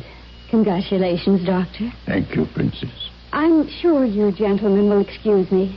Felix, darling, I shall be in my car if you want me. Colonel, I have an unpleasant task to perform. I have a message from Her Highness. I wish that she'd chosen some other messenger, but it's my duty to inform you that you are relieved of your duties as head of the Okhrana. So, it's happened. Rasputin wins. When does this order take effect? As of now. Your replacement, Major General Orloff, is on his way.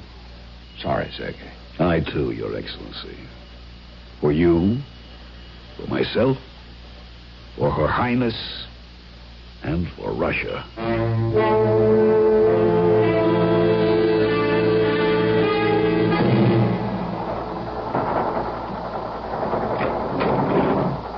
Is that you, Felix? Darling? I do hope you're not annoyed. Who are you? A man of God, Princess. And a friend of your Aunt Alexandra. You're Rasputin. Is it my appearance that surprises you? Surely you've heard about me. Have you seen my husband? Not yet, dear lady.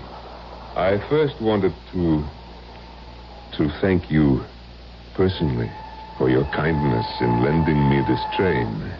Aunt Alexandra told me that you would return our train by the 1st of the month. Yeah. Did she also tell you that Rasputin does what he likes, when he likes? If you'll excuse me, I'll join my husband. First, you will sit on my knees and tell me about your sins. You will take your hand off my wrist. Oh, don't be ashamed of your sins. If you're wise, you'll accept salvation at my hands. Yes. You will sin as you have never sinned. You will reach heights of ecstasy that you've only dreamed of in your darkest dreams.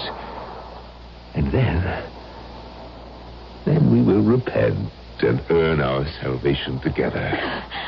Tell my husband. You. Oh, the Count is wiser than you. God protects me, and the Count knows better than to interfere with... God! The devil made your nails sharp. Get out! Get out of this car before I put your eyes out. The devil triumphs now, but God will be victorious.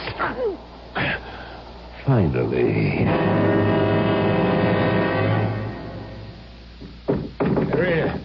Irina, are you all right? Oh, Felix, darling, you mustn't concern yourself about me. I just need rest. Not concern myself about you? That's like asking a bird not to fly. Irina, it's been 2 weeks since you had the fall on the train, and since then you've rarely been out of your room. The doctor said I should rest. I know, but the fall wasn't that bad. He said you just received a bruise on your forehead, and it shouldn't have had this much effect on you. I'll be all right, Felix. I promise. My love, you've been such a dreadful liar all your life. What is it? What really is troubling you? Now is no time to talk about it, Felix. It will pass. And the nightmares. They don't seem to be improving. Every night I have to wake you and hold you. Oh, is that so terrible, Felix? No, not the holding, darling. Never that, but the nightmares and your screams. Something must have terrified you. Please, Felix. I'll be better, I promise. If you'll just stop trying to find out. Stop trying to find out what's driving my wife close to a nervous breakdown? Is that what you ask of me? Yes. You are afraid. That's where the nightmares come from fear. Now, what is it you fear? Oh, just stupidity. Just silly little things that you wouldn't understand. Try me. No, not now. Irina, what really happened on the train? You will be angry. Perhaps. But wouldn't you rather see me angry than tortured the way I am now? Rasputin. Rasputin? He came to my car when I was packing my things. And what happened? Nothing. I'm being stupid. It was nothing. Nothing that a woman such as I shouldn't have been able to handle. He wouldn't have dared. He knew who you were. He talked about my sins. He wanted me to gain salvation by sinning with him. And when I refused and I threatened to tell you, he laughed. Oh, Felix, come back. Felix, where are you going? Your nightmares are over. Felix, please, if you love me, come back and listen. No, I'm here. He laughed because of his power over Aunt Alexandra. He said that if you complained about him to her, she'd believe that you were in league with the devil, as all of his enemies must be. But Alexandra loves you. She knows that She loves her son more. And the bruise. How did you come by the bruise? When I struggled with him and finally broke away from his grasp, he became enraged. He struck me. I fell. Then he left. But I know he still wants me, and I'm afraid. Irina, my darling, I swear to you that you have nothing to fear. You have nothing to fear, because now that you have told me this, Rasputin is as good as dead.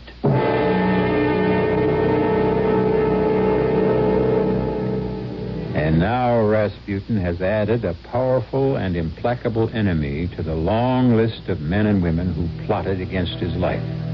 But so far, he has survived all the plots and attempts to kill him.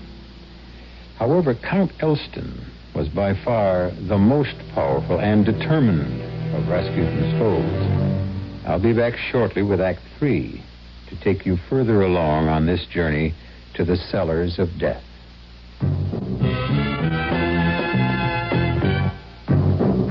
Ever had a tall, frosty glass of Amplitude? Well, if your beer is Budweiser, you've had it often.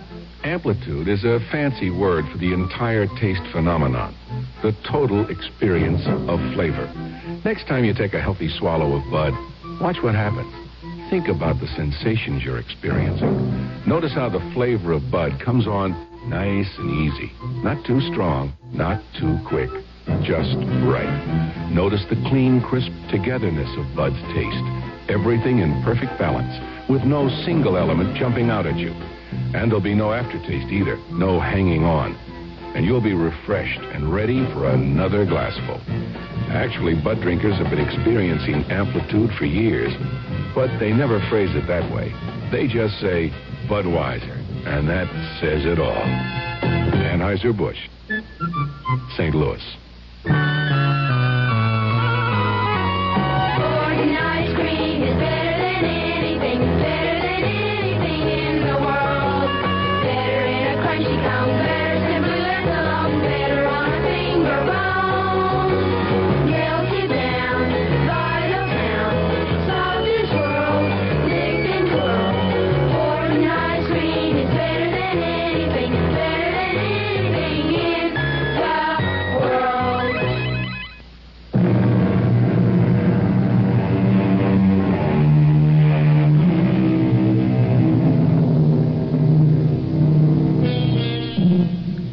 The mirror of history reflects the Russian court in the year 1915 as a hotbed of corruption and deceit, overlaid by orgiastic religious hysteria. This last was brought about through the influence of a peasant monk named Rasputin. Rasputin openly lived a life of drunken debauchery, practicing what he preached. In order to find true repentance and salvation, one must sin. Rasputin sinned, and in sinning incurred many enemies, among them one of the most powerful nobles in Russia, Count Felix Elston.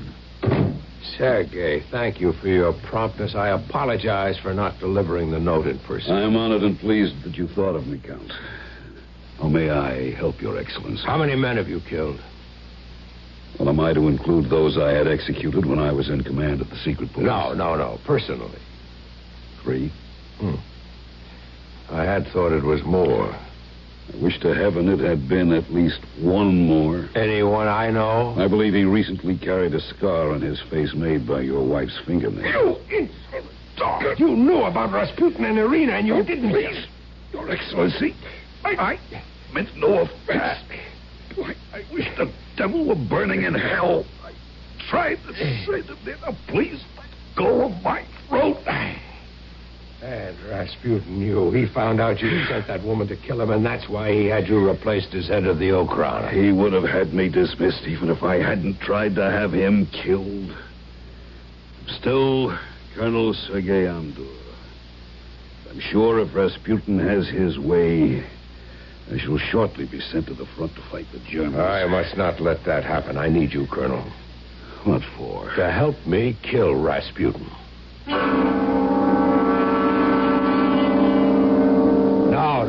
No, Colonel, if I may say so, all of the methods you've suggested are too professional. I thought that's why you wanted my help, because I am a professional. The picture of Rasputin that everyone paints for me is that of a cunning peasant. Now, I am convinced that cunning peasant has a nose that sniffs out danger to himself and smells plots even before they're hatched. Perhaps. But he didn't suspect Barbara. If it hadn't been for that painting, he'd be dead now. True. If we could only find someone whom Rasputin would trust implicitly. That would have to be someone he knew well. Or had good reason to trust. This time, Rasputin must not escape. Then we must have the perfect assassin. Where do we find him? Here. Me. You?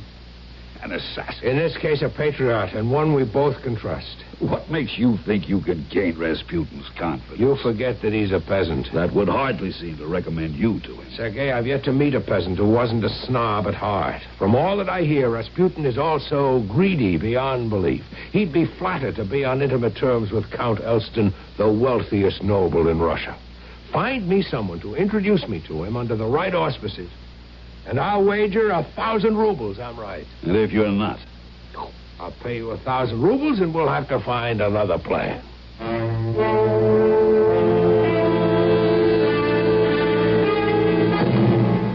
Come, Felix, drink up. Wine is good for the soul. Little father, I don't think our acquaintance has progressed to the point where you can call a prince of the blood by his given name. Huh?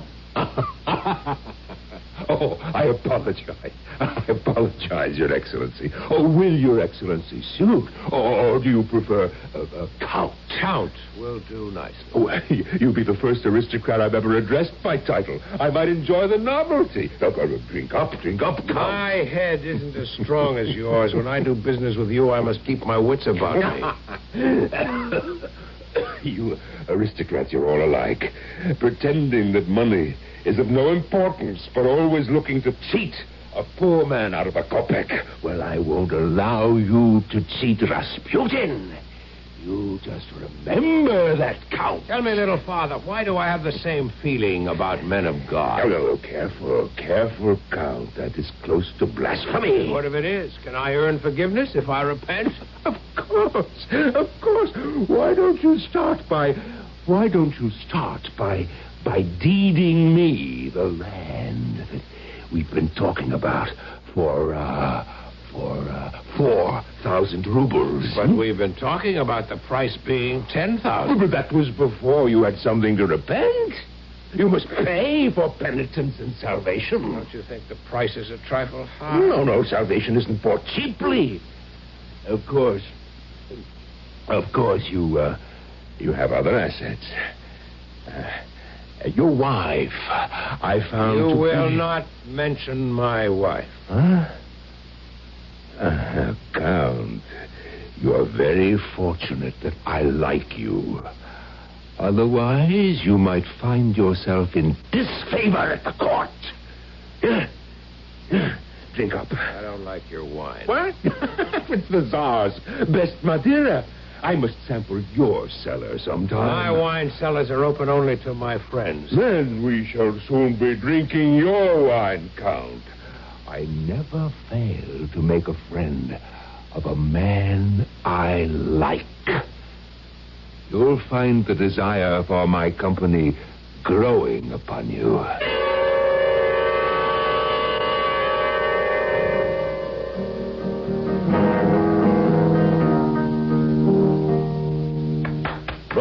Bravo, Count.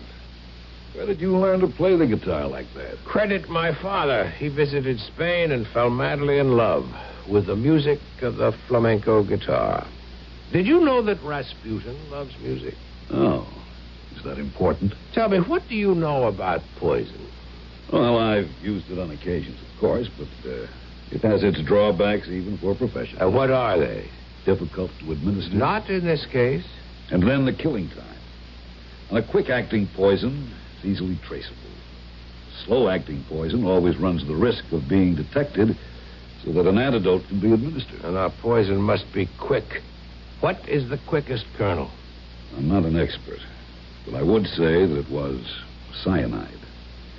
That, of course, has the distinctive odor of bitter almonds, which makes it easily detectable by the intended victim. You are right. We can count on his gluttony, but not to that extent. There must be other poisons. Dozens. Why don't we call in an expert? Count Helston, what do you want me to do? Furnish us, Doctor, with a quick-acting poison whose taste would be concealed by food or wine. I must warn you, Your Excellency, that any poison I know will have unmistakable symptoms that would warn the victim and alert any bystanders. There will be only Rasputin and me. Well, knowing that Rasputin is careful never to be alone with anyone, even women, I wonder how you think you can arrange that, Count Elspeth. That is not your concern. And this, Colonel, is the door that leads directly to the cellar. What about footprints? There will be tracks in the snow. Both going in and coming out. The way I've planned it, Rasputin will presumably have left my palace and wine cellar in good health. I cannot expect to conceal the fact that he has been here, but the Tsarina and the police will know that he left. 6 steps down, and we arrive here at the door to the room where Rasputin will do his last drinking and eating. Next to the wine cellar there. Colonel, I will want you to see that the table is set for 8. If all preparations for a party aren't set up, that peasant shrewdness of his would smell a trap. The tea and the cake should be on the table. The chocolate will be the poison cake. He has a sweet tooth, and he loves chocolate. And that way, I'll also be able to eat with him without risk. And as you see, my guitar is already on the wall. What time will you want this room ready? We'll be arriving about 9. What about Lassover? Our good doctor is unhappy, but he'll do it. He already has the poison. Good. You'll both wait upstairs. The servants? I've given them the night off. Shouldn't we wait down here, concealed, in case something goes wrong? Nothing will go wrong. You and Lassover will stay upstairs until I come for you. Very well. But I'll feel better if you take my revolver.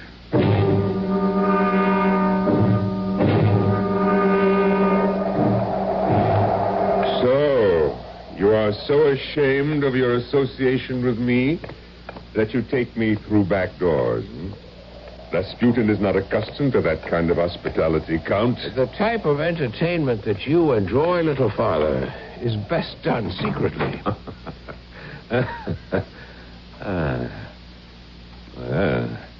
This seems to be carrying secrecy to extremes, Count. The room is empty. I told you we'd be early. You wanted to hear me play the guitar. I don't like playing when people are more interested in eating and drinking than listening.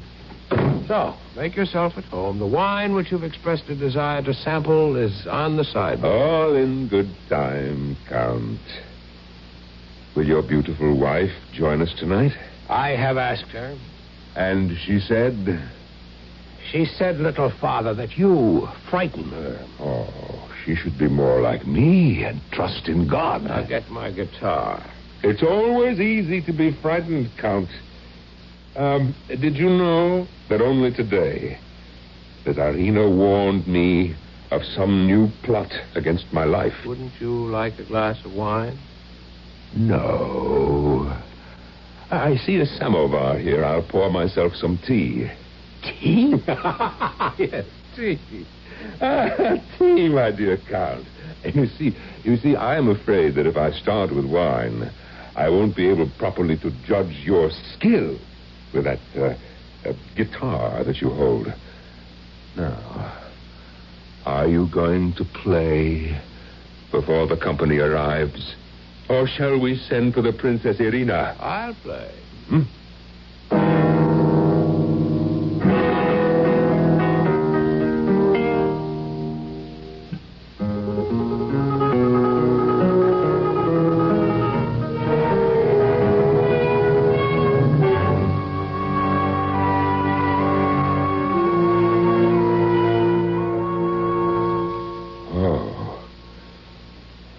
Rasputin owes you an apology, Felix.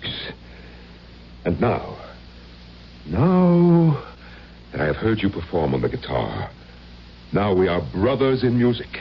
Thank you. And now you shall play some more for Rasputin while I eat before the other guests arrive. Try the chocolate cake. It was prepared especially for you. Ah, thank you.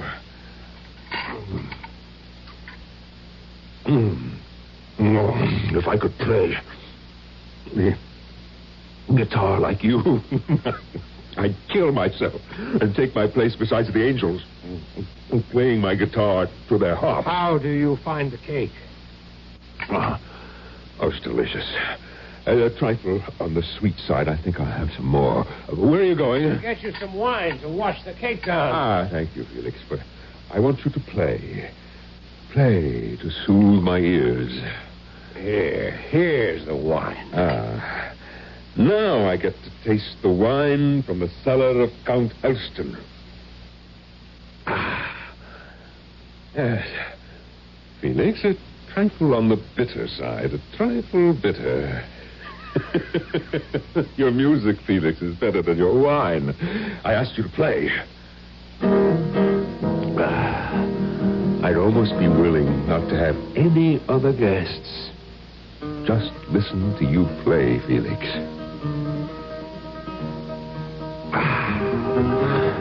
Listen to music and eat and drink.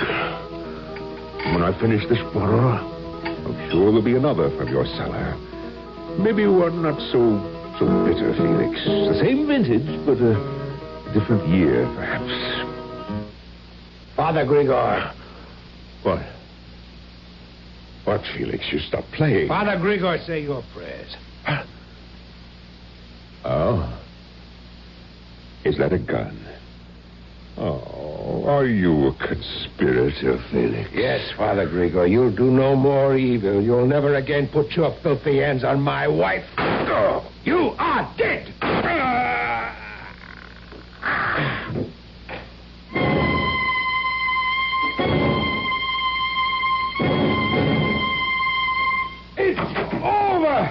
He's finished. The monster is dead. Were those shots I heard? Yes, I had to shoot. The poison didn't work. Absurd. I put enough poison in the cake to have killed 10 men. He ate every crumb of the cake and drank a whole bottle of wine, but all that happened was that he got a thick tongue. I had to shoot him. I had to. Of course.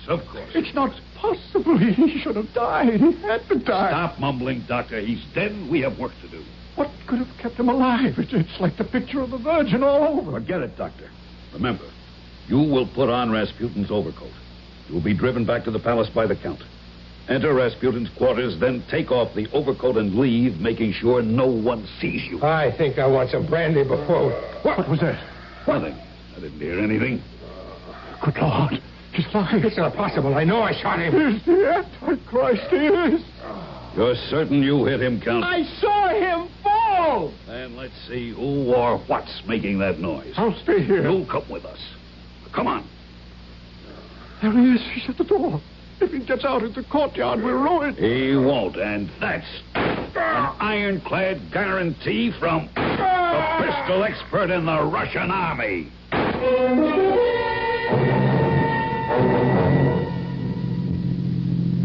Is the doctor all right? Depends on what you mean by all right. He went through with impersonating Rasputin. He was seen wearing Rasputin's overcoat. Then I took him home and to bed. Yeah, here's a good place. River's deep. Bridge railing is low. All right, give me a hand with the body. Yeah. Come on. Drag it. Here we go. All right, there's no one around. Now, get it up on the railing.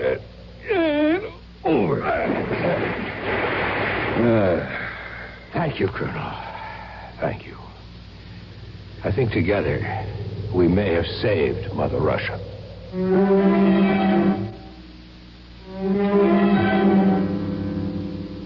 Count Elston was mistaken. Rasputin's prediction came true.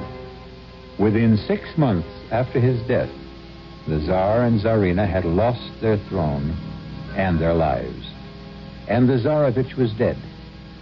Ironically, Count Elston and his accomplices, sentenced to exile, found their lives saved by their banishment. I'll be back shortly. What can you do to a family car to make it more than just roomy, comfortable, and utilitarian? Well, you could call it a Buick LeSabre, for starters. That'll get you the kinds of things you'd normally expect from a family car, plus some pretty uncommon family car traits. Like a level of exterior and interior elegance befitting a night on the town. The distinct formal roofline on the 4-door hardtop LeSabre is highlighted by opera windows on either side. On the inside, you'll find comfortable cloth or vinyl seats, plush carpeting throughout, plus available options such as tilt steering wheel and automatic climate control air conditioning to turn ordinary errand running into motoring for pleasure. The 1975 Buick LeSabre. Consider it a family car as well as an instrument of pleasure. Buick's LeSabre, dedicated to the free spirit in just about everyone.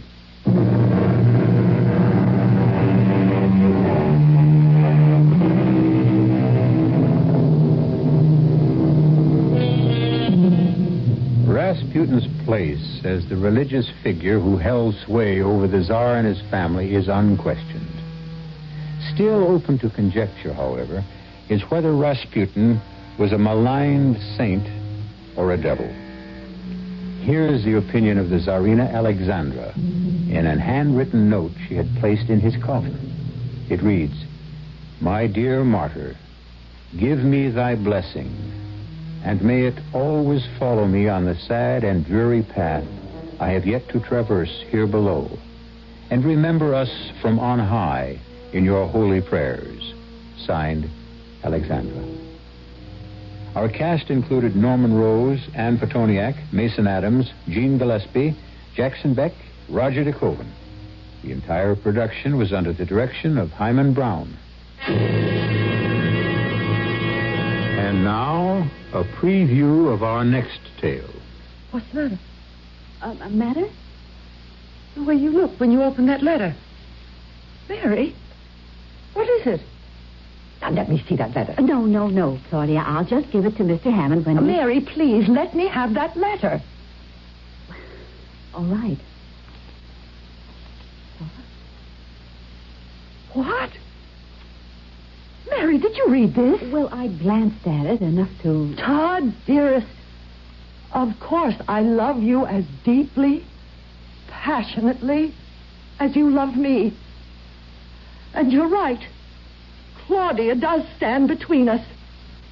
So, dearest heart, I've changed my mind. I will go along with your plan to put her out of the way. Signed, Margot. Radio Mystery Theater was sponsored in part by Sign-Off, the sinus medicines. This is E.G. Marshall inviting you to return to our Mystery Theater for another adventure in the macabre. Until next time, pleasant dreams.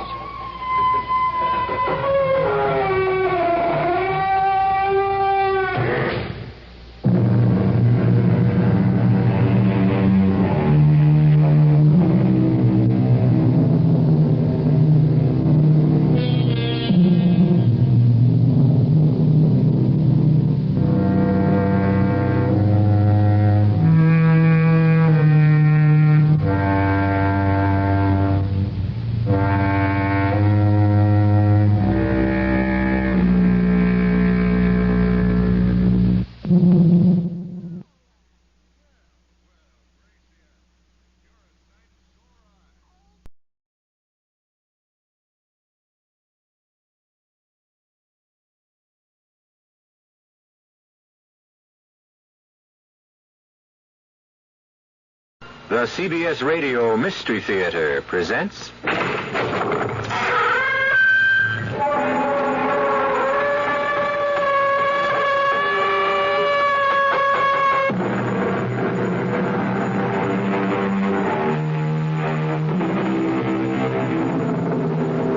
Come in. Welcome. I'm E.G. Marshall. Welcome to our world of mystery and the macabre. How much do you know about rats? About as much as I did, I suppose, before I heard of the strange crimes at the Meriwether Research Institute. It all began with certain experiments on a strain of rat known in scientific circles as Rattus novicicus, and ended with death. Gray. What? The rat. The rat get out of that cage. And Unrun. whether Wayne told the truth about Atticus being able to slip the latch on the cage. If he did, what happens to us? Gray. Don't think about it, Doris. Don't think about it.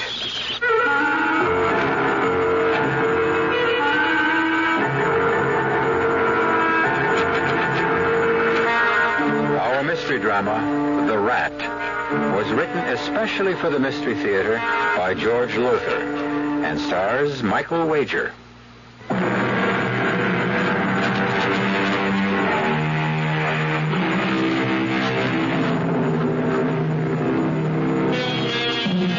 Still there? Good. I admire your nerve. All right, then. Come along with me to the laboratory of Dr. Grayson Carter, behavioral scientist at the Meriwether Research Institute.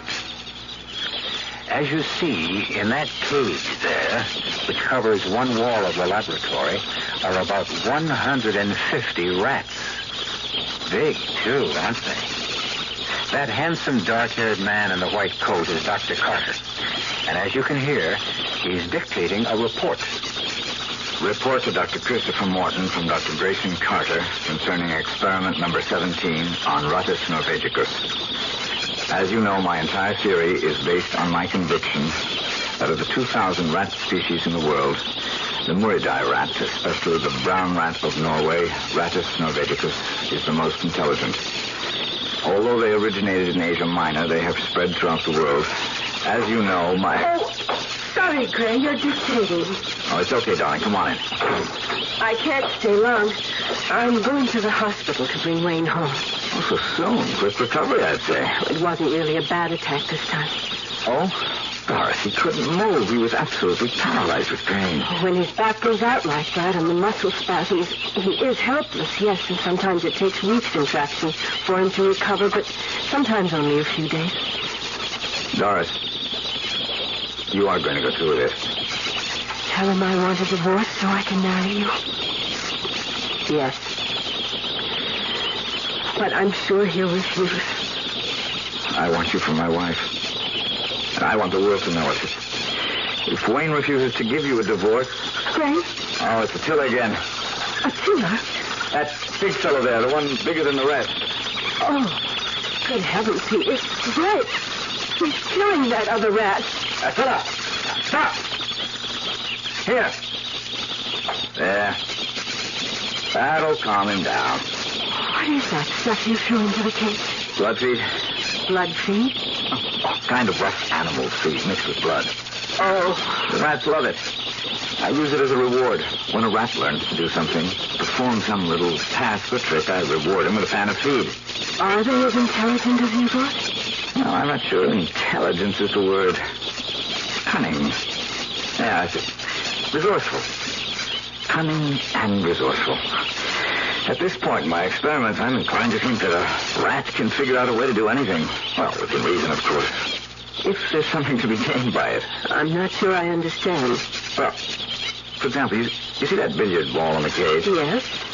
Attila has learned, and so some of the others, but he's the smartest. He's learned to push that ball up that trough and then to maneuver it into that hole at the top. When it goes through the hole, it drops to the bottom of the tube and triggers the opening of that trapdoor. And what do you suppose is behind that trapdoor? Don't tell me. They're feet. You learn fast, too. Yeah. Let me see if I can teach you something you'll enjoy learning. Oh, Gray. Gray, darling. You're a wonderful teacher. I'm sorry to interfere with lovemaking. You look surprised, my dear. I was coming to the hospital to pick you up. You knew that. Wayne, let me make one thing clear. Oh, don't bother, Gray. What's been going on between you and my wife is very clear. Wayne... You really think you've managed to cover up your little game of illicit love? There is nothing illicit. Oh, isn't there? You steal my wife just as you stole the Schuyler Award for research. Stole the award? What are you talking about? Oh, you don't know? Well, I suppose that's scarcely surprising. Oh, now, look, Wayne. Now, get your hands off. Oh. Wayne. My back. That's okay. Oh, just a sudden twinge, thanks to you, Gray. I'm sorry if I caused you any pain. I just want to tell you that... Oh, you'll tell me nothing. I'll tell you. You stole my wife. You stole the award. But there's something you're not going to steal because I've got the inside track. The directorship of this institute. Wayne, I have no interest in becoming director of this institute. Good. Because you won't get it. I will. I'm going to our apartment, Doris. I'll expect you there in 5 minutes. 5 minutes. Or else. What does he mean, or else? Nothing. He's just upset. He meant something. I want to know what. That bruise on your cheek a few weeks ago, you didn't get it from a fall. No. Well, that's dirty. Gray, please. You're going to leave me. Divorce or no divorce. We'll see, darling. We'll see.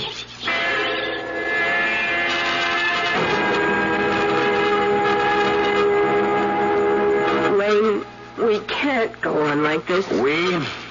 I'm not going on with anything. I'm entirely happy with things as they are. Or will be once I get rid of Dr. Grayson Carter. Get rid of him?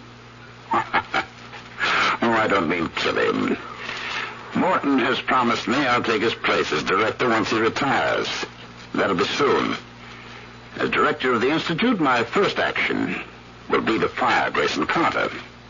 You can't do that. Oh, I'll do more than that. I'll not only bounce him, but I'll so dirty his reputation it'll end his career. How could you possibly dirty Gray's reputation? Well, that's very simple, by spreading the word that he's a wife-stealer. But he turned a loving wife, my loving wife, into a cheap, lying... Don't you ever do that again, Doris, or you'll regret that. A lot worse than you did the last time. You lay a hand on me. I'll lay more than a hand on you, and you'd better keep that in mind. Now, there will be no divorce. You don't love me? I couldn't care less. But you're not going to love anyone else either, and that means beginning now you're to stop seeing Grayson Carter. I will not stop seeing Gray. Oh, I think you will. For his sake, if not yours. I've told you what I intend to do to him once I become director. But I could do even more than that. I don't see how you could do that. I don't intend to tell you. But there is one way you can find out. Just keep seeing him. Just keep letting him take you in his arms, fondling you, kissing you. You're hurting me. I could kill you and come along with you. I could... You filthy little fraud. Dr. Cheney here. Miss Morton, Wayne. Oh, yes, Chris. I heard you were coming home from the hospital today, and I'm anxious to talk to you. Would it be convenient to come right over to my office? Oh, it certainly would. I'll be there in 5 minutes. See you then. Well, it's come quicker than I thought. Morton wants to see me in his office, and right now. Unless I miss my guess, the next time you see me, I'll be the director of Meriwether Institute. And your love will be on his way down the drain.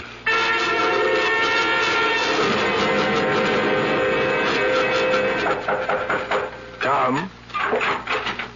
Oh, good to see you, Wayne. Come in. Thank you, Chris. Sit down. How are you feeling? Oh, couldn't be better. Back okay? Oh, yes. A few days in traction always does the trick. Not always. There have been times when it took 2, sometimes 3 weeks. No, never that long. Well, now, what I wanted to see you about. I think I know. If anyone deserves promotion, you do. And we have talked about your becoming director. As I made clear to you, Chris, I'm your man. Yes, you are. Or to put it more accurately, you were. Were? I'm as sorry as I can be, but the board turned you down. Well, how could they? When you say you recommended, I was your first choice. That's true. Well, nobody carries more weight than you. The board does, I'm afraid. I'm also afraid that your record was against you. My back problem? Yes. And what the hell has my back problem got to do with my ability as director? Not your ability, but your disability, you might say. To kick me aside just because I've got a trick back? There was another reason. What other reason? Well, they felt, and really, Wayne, I've got to go along with this. They felt it would be useful to the Institute, helpful in a political and social way, fundraising and all that, to have a man in the director's chair with as much prestige as possible. Prestige? I've got any number of doctorates, books I've written, discoveries. True, very true. But you don't have the Schuyler Award for research. Grayson Carter does. What is it, Wayne? Wayne, you've gone as white as a sheet. Are you ill? Grayson Carter. They chose Grayson Carter? Yes. And you agreed? It wouldn't have served any purpose to disagree. But you agreed. After assuring me that I'd replace you, after promising me the job. Oh, now, I don't remember promising. You did. Right here in this office you promised me. Wayne, my dear fellow. You'll regret this. I promise you'll regret it. And I'll keep my promise. You wait and see. Wait and see. Wayne.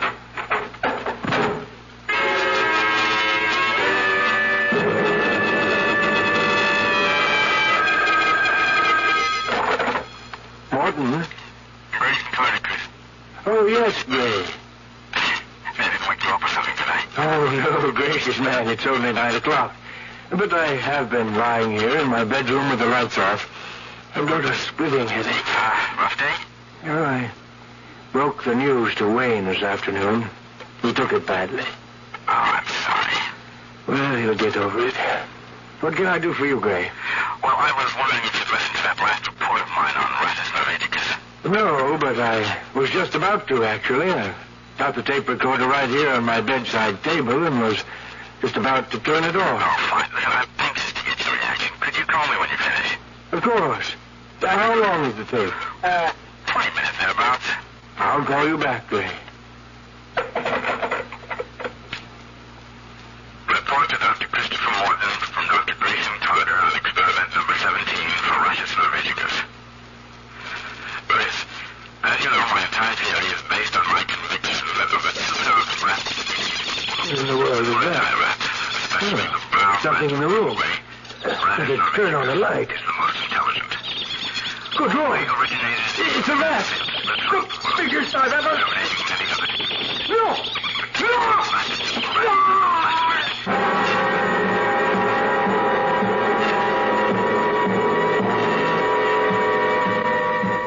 Even as Dr. Christopher Morton listens to Dr. Grayson Carter's report on his experiment with rats, Attila, largest and most cunning of all, flings himself at Morton's throat. Trouble lies ahead, and stark terror. I'll be back shortly with Act 2.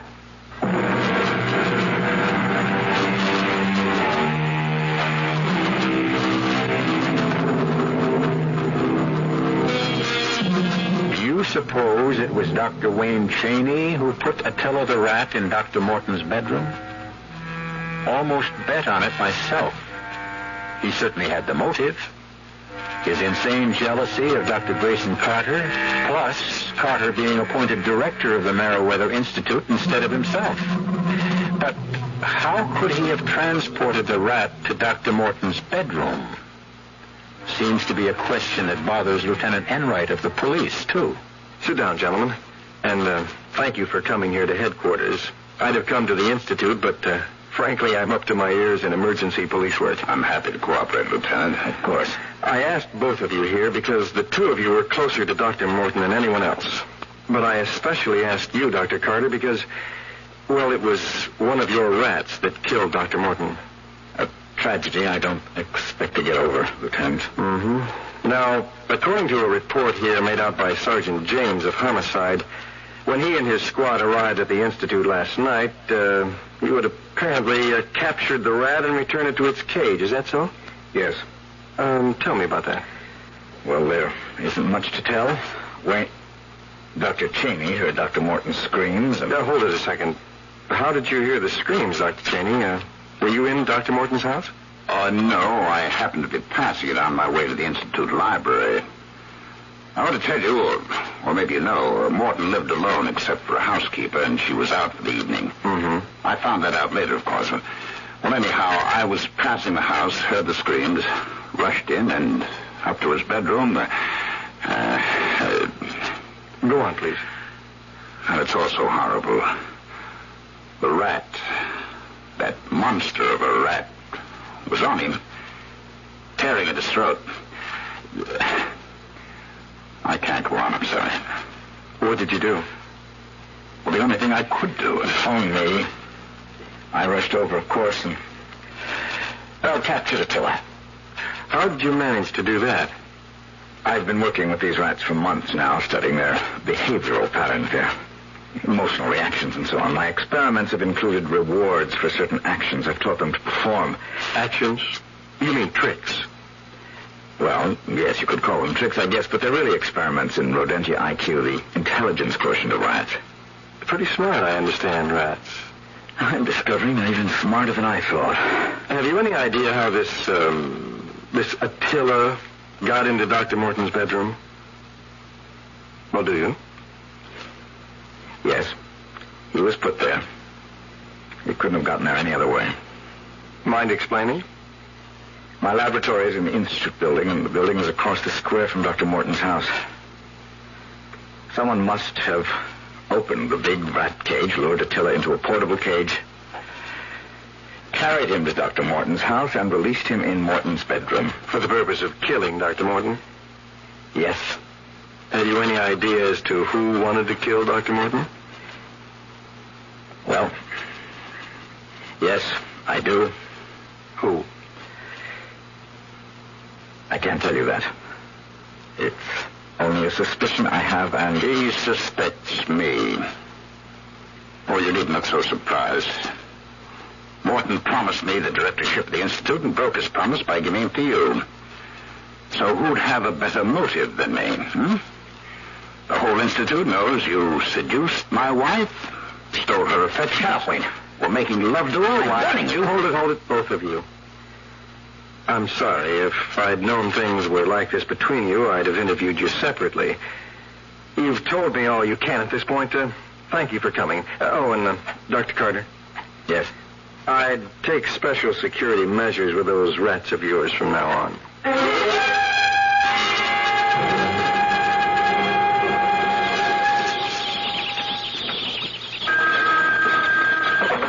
Dr. Carter.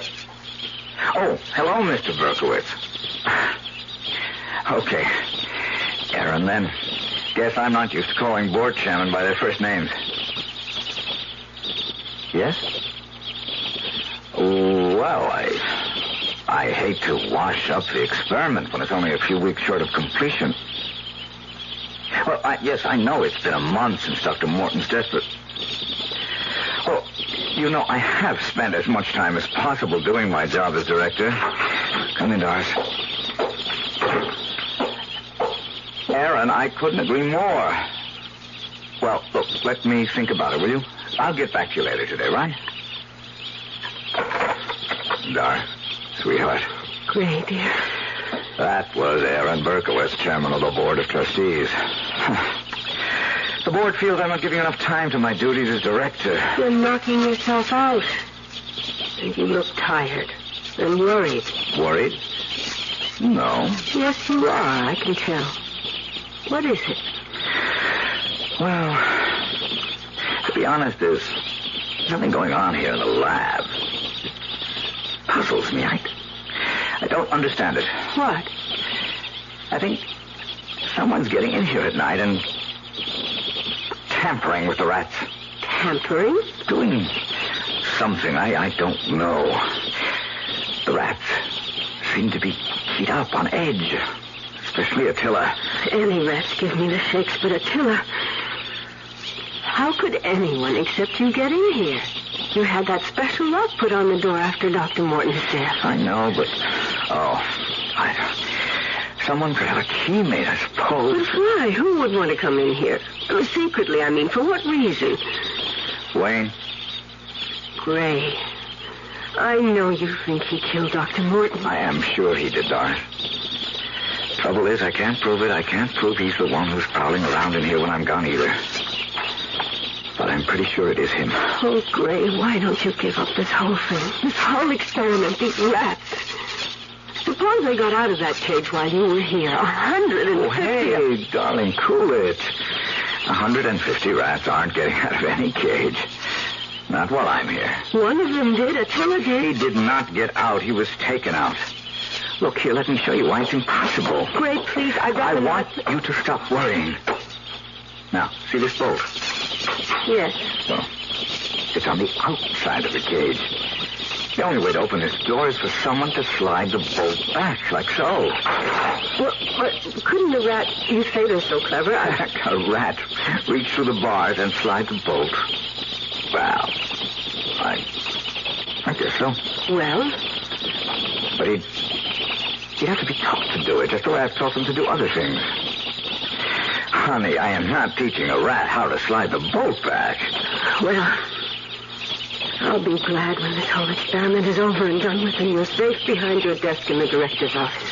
Oh, stop worrying, Doris. About the rats, anyway. We've got other things to worry about.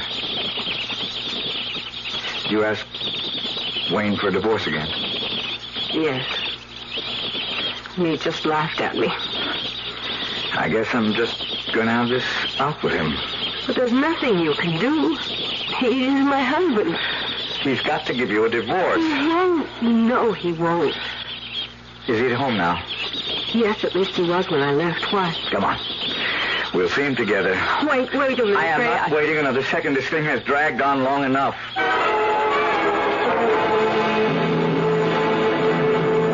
Drop dead, Gray. Oh, Wayne, be reasonable. Reasonable? You asked me to be reasonable? Wayne, I don't love you anymore. I love Gray, so what's the use of our being... No use. No use at all. I'd be happy to be rid of you. Happy to give you a divorce, except that would make you happy. If there's one thing in this world I'll do everything to prevent, it's your happiness. What kind of a man are you? I detest you. I say it calmly because I have to. My doctor's made it very clear to me that extreme emotion, especially anger, can bring on another back seizure. And what about hate? Oh, I find hating you decidedly comforting, my dear. It gives me greater pleasure than you'll ever know. In fact, I hate you so much. Well, yes, why not? I might even give you a divorce. Oh, don't play games. I'm not playing games. I might just give Doris her freedom. All right. Why? Why? Because I know what her life with you will be like. I know you for what you are, Gray. A self-centered character who has only one interest in life, himself. And once she married you, once you got what you wanted, she'd find out what you're really like. No better than those rats of yours. I ignore your insults for what they are. To me, nothing. Are you serious about giving Doris her freedom? I'll think about it. Now, if you don't mind, I'll ask you to leave. I'll see you to the door. Gray, can he possibly mean it? I don't trust him. One way of making us miserable would be to raise our hopes and then dash them to the ground. Don't get your hopes too high. Goodbye, dear. How can you bear to leave him out of your sight? Wayne, did you mean it? Will you give me a divorce? I said I'd think about it, didn't I? But did you mean it? Did I mean it? Why, yes, I meant it. It is possible that were I to give you your freedom to marry him, you'd come to loathe each other in very little time. I'd take my chances. Of course, because you're in love. So madly in love. But now another thought strikes me. And it's a thought I don't relish at all. What thought? Wayne, what thought? The thought that you might be right and I wrong. That if you married Gray, you might spend the rest of your life deliriously happy. I couldn't have that. Could I? Wayne, are you all right? Wayne. I'm thinking. You asked me if I would think it over, and that's what I'm doing, thinking it over. Oh. I'm not only thinking it over, I've come to a decision. And what is your decision?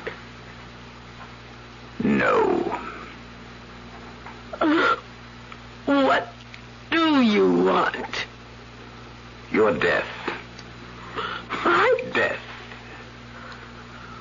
Wayne, what are you saying? You didn't see Dr. Morton when that rat Attila was finished with him. Oh, no. You didn't see the throat. Stop it. And all done by one rat. Think what 2 rats could do. Or 10. Or 150. What are you saying? Oh. You are the one. You've been in Gray's lab at night. Yes. Yes, of course. What were you doing there? Well, what do you do with rats? If the celebrated behavioral scientist, Dr. Grayson Carter, is to be taken seriously, you teach them tricks. I have been teaching them tricks. Correction. I have been teaching one of them a trick. What kind of trick? Oh, I hate to admit this, but Gray is absolutely right. Rats are clever. One of them is, anyhow. What? The one I lured into a portable cage with the special feed and transported to the bedroom of our late Dr. Morton. You... Well, who else? You know it. Gray knows it.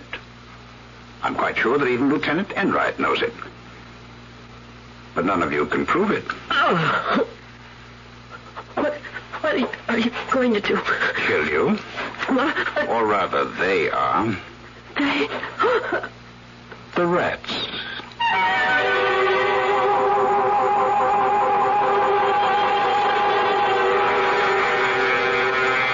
Clearly, the warped and twisted brain of Dr. Wayne Cheney has devised a horrible death for his estranged wife, Doris. In a few moments, we'll learn how he plans to use those rats. I'll be back shortly with Act 3.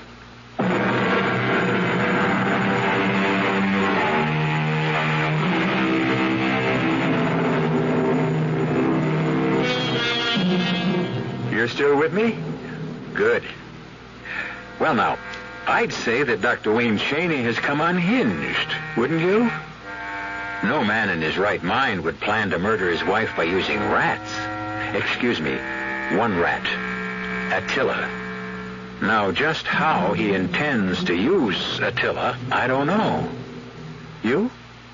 Well, let's find out together. Midnight, Doris. The time has come. More properly, your time has come. Wayne, please, come to your senses. Move. No. I have ways of making you. You know that. All too well. You can twist my arm, bend my fingers, use any of those sadistic grips you have. I will... Ow. Can't you mind, my darling? Oh. Does it? Oh, please. Yes, please, stop. That's better. There's a coil of rope in the closet. Get it. Yes.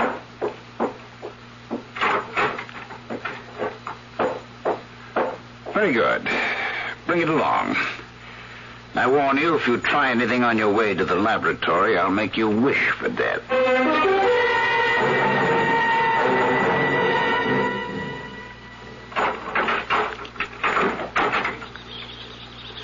Surprised I have a key to this new lock? Well, I won't keep it a secret from you, Doris. Husbands and wives should have no secrets from each other.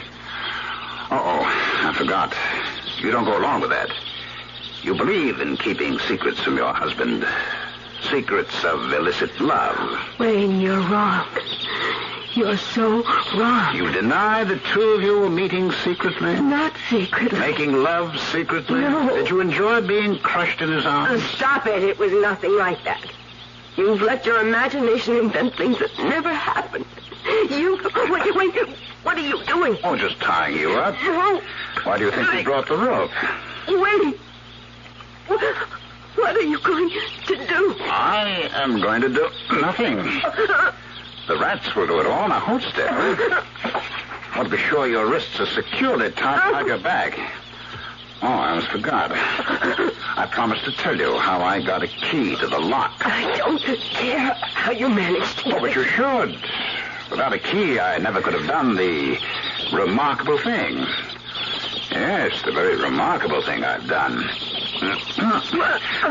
All right, now to tie your feet together at the ankles. See, all I did was simple. All I did was call in a locksmith the day Gray went to a board of trustees meeting. I merely said I'd lost a key and needed another. Simple as that. Oh, sorry. But I must bind you tightly. There we go. That should hold you. Wait. Now, we'll just place you on the floor. Oh, no, please. Oh, I'm sorry, my dear, if the floor is cold. But you won't be chilly long.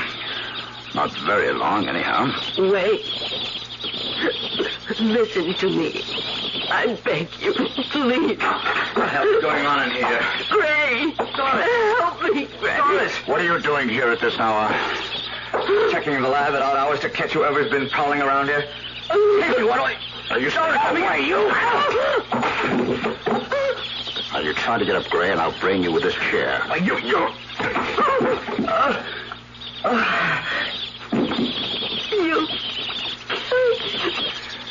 I hope not. You killed him. I don't want to be done out of the pleasure. No. He's not dead. He's breathing. Got to get him tied up, too, before he comes around. You're going to kill us both. Oh, hardly an opportunity to be missed, my darling. Maybe there is some justice. Oh. There now. His wrists tied behind his back. Now for his ankles. I better hurry. He's coming, too. Now you move, and I'll belt you again. What? There we go. Neatly tied up, the two of you. Now, isn't this a pretty sight? The lover and the unfaithful wife trapped. Horace, he's out of his mind. He brought me here to kill me. He intends to have the rats killed. You are crazy. There's no sense trying to free yourself. You're tied securely, and so is my unfaithful wife. You wish to be parted from me, my dear? You wish to dissolve our union so you could be united with your lover? You shall be united. In death. Beginning now. something I learned from you. Doctor, your experiments gave me the weapons with which to kill you both. You claimed that rats are animals of superior intelligence, and to prove it, and you did prove it, you experimented with these monsters in the cage for months, true? Go on. Well, you proved that rats do think. You proved that a rat can be taught, within reason, to figure out a problem for himself, if it resulted in a reward. I know all that. Go on. Oh? Are you in a hurry to die? I'm sorry, that doesn't fit into my plan. Oh, no. I'm going to make you suffer.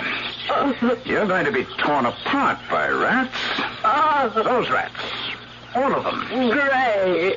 Oh, Gray. Wayne, you seem to have forgotten something, Wayne. Oh, have I? Let those rats out of the cage and they'll attack you, too.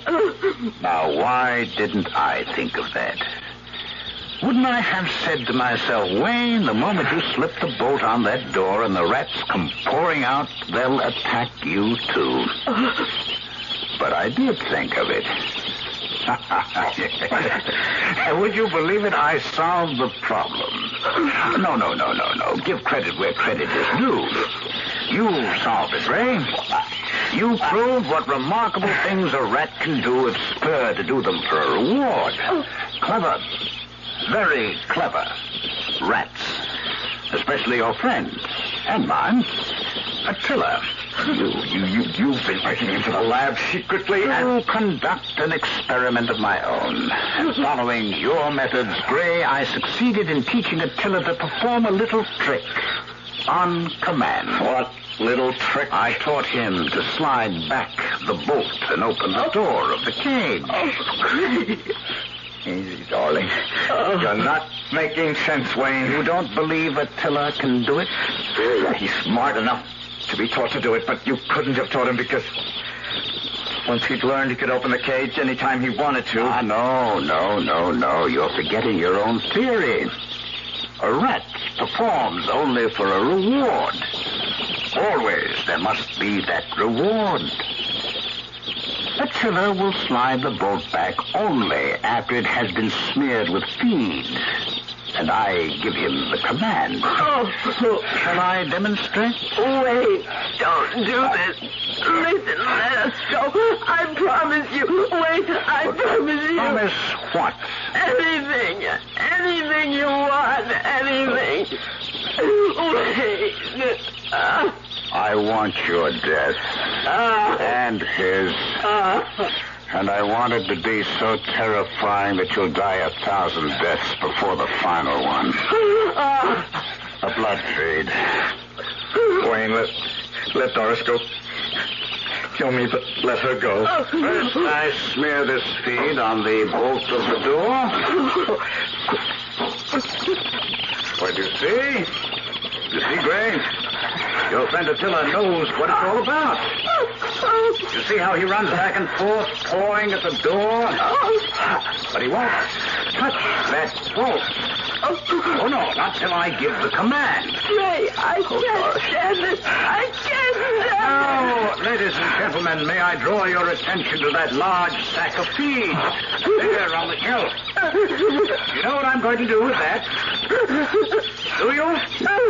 I'm going to get that wing and pour the feed it contains. Over you. Over both of you. The sack's heavy.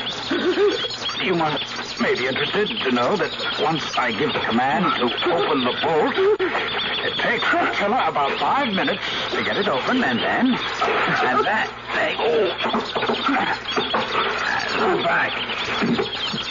My back. Great. He's had one of his seizures. He's brought on the floor. Through the sack. Like the feed is all over him. I can't move.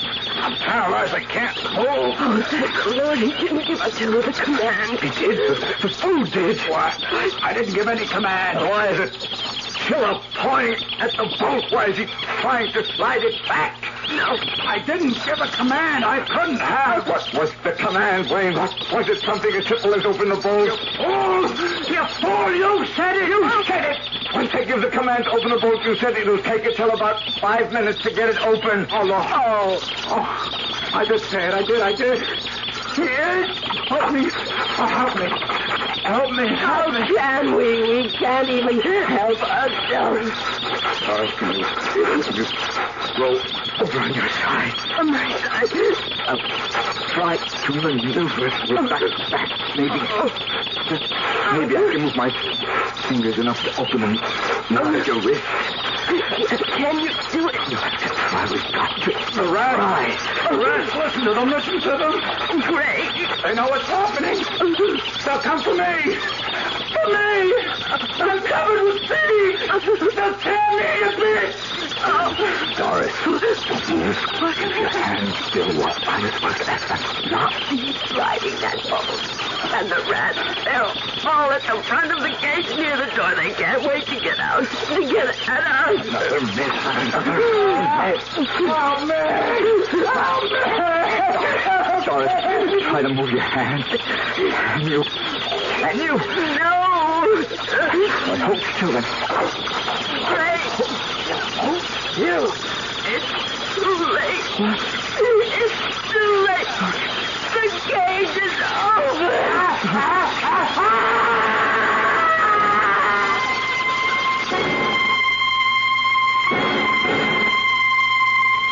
And that's it, Lieutenant. That's about all there is to tell. I'm amazed you got out at all. Rats, every one of them went for the feed Wayne was covered with. And, of course, Wayne. If only we could have done something to save him. What could you have done? If you'd wasted any time once you got untied, you'd never made it out of there alive. That is for sure. Well, it's over now. Oh. I'm not a vengeful man, but I must say your husband got what he deserved. He used a rat to murder Dr. Morton and was murdered himself in the same way. Oh, one thing, Dr. Carter. Yes? I hope you're finished with your experiments. I am.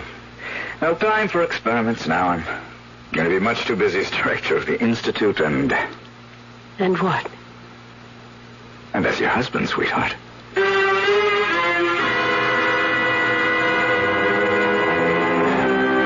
And surely they deserved happiness, those two. The fates had thrown them a pretty horrible and terrifying curve. The kind few of us are ever called on to face. At least I hope we aren't. But you never know, do you? I'll be back shortly.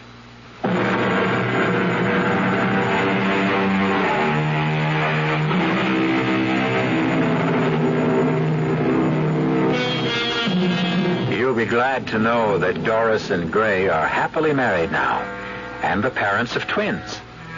Doris is kept very busy being a mother, and Gray has his hands full as director of the Institute. He keeps hoping he'll find time one of these days to continue with some research. But rest assured, it won't be with rats. Our cast included Michael Wager, Joan Loring, Ralph Bell, and Bob Caliban. The entire production was under the direction of Hyman Brown. This is E.G. Marshall inviting you to return to our Mystery Theater for another adventure in the macabre. Until next time, pleasant dreams.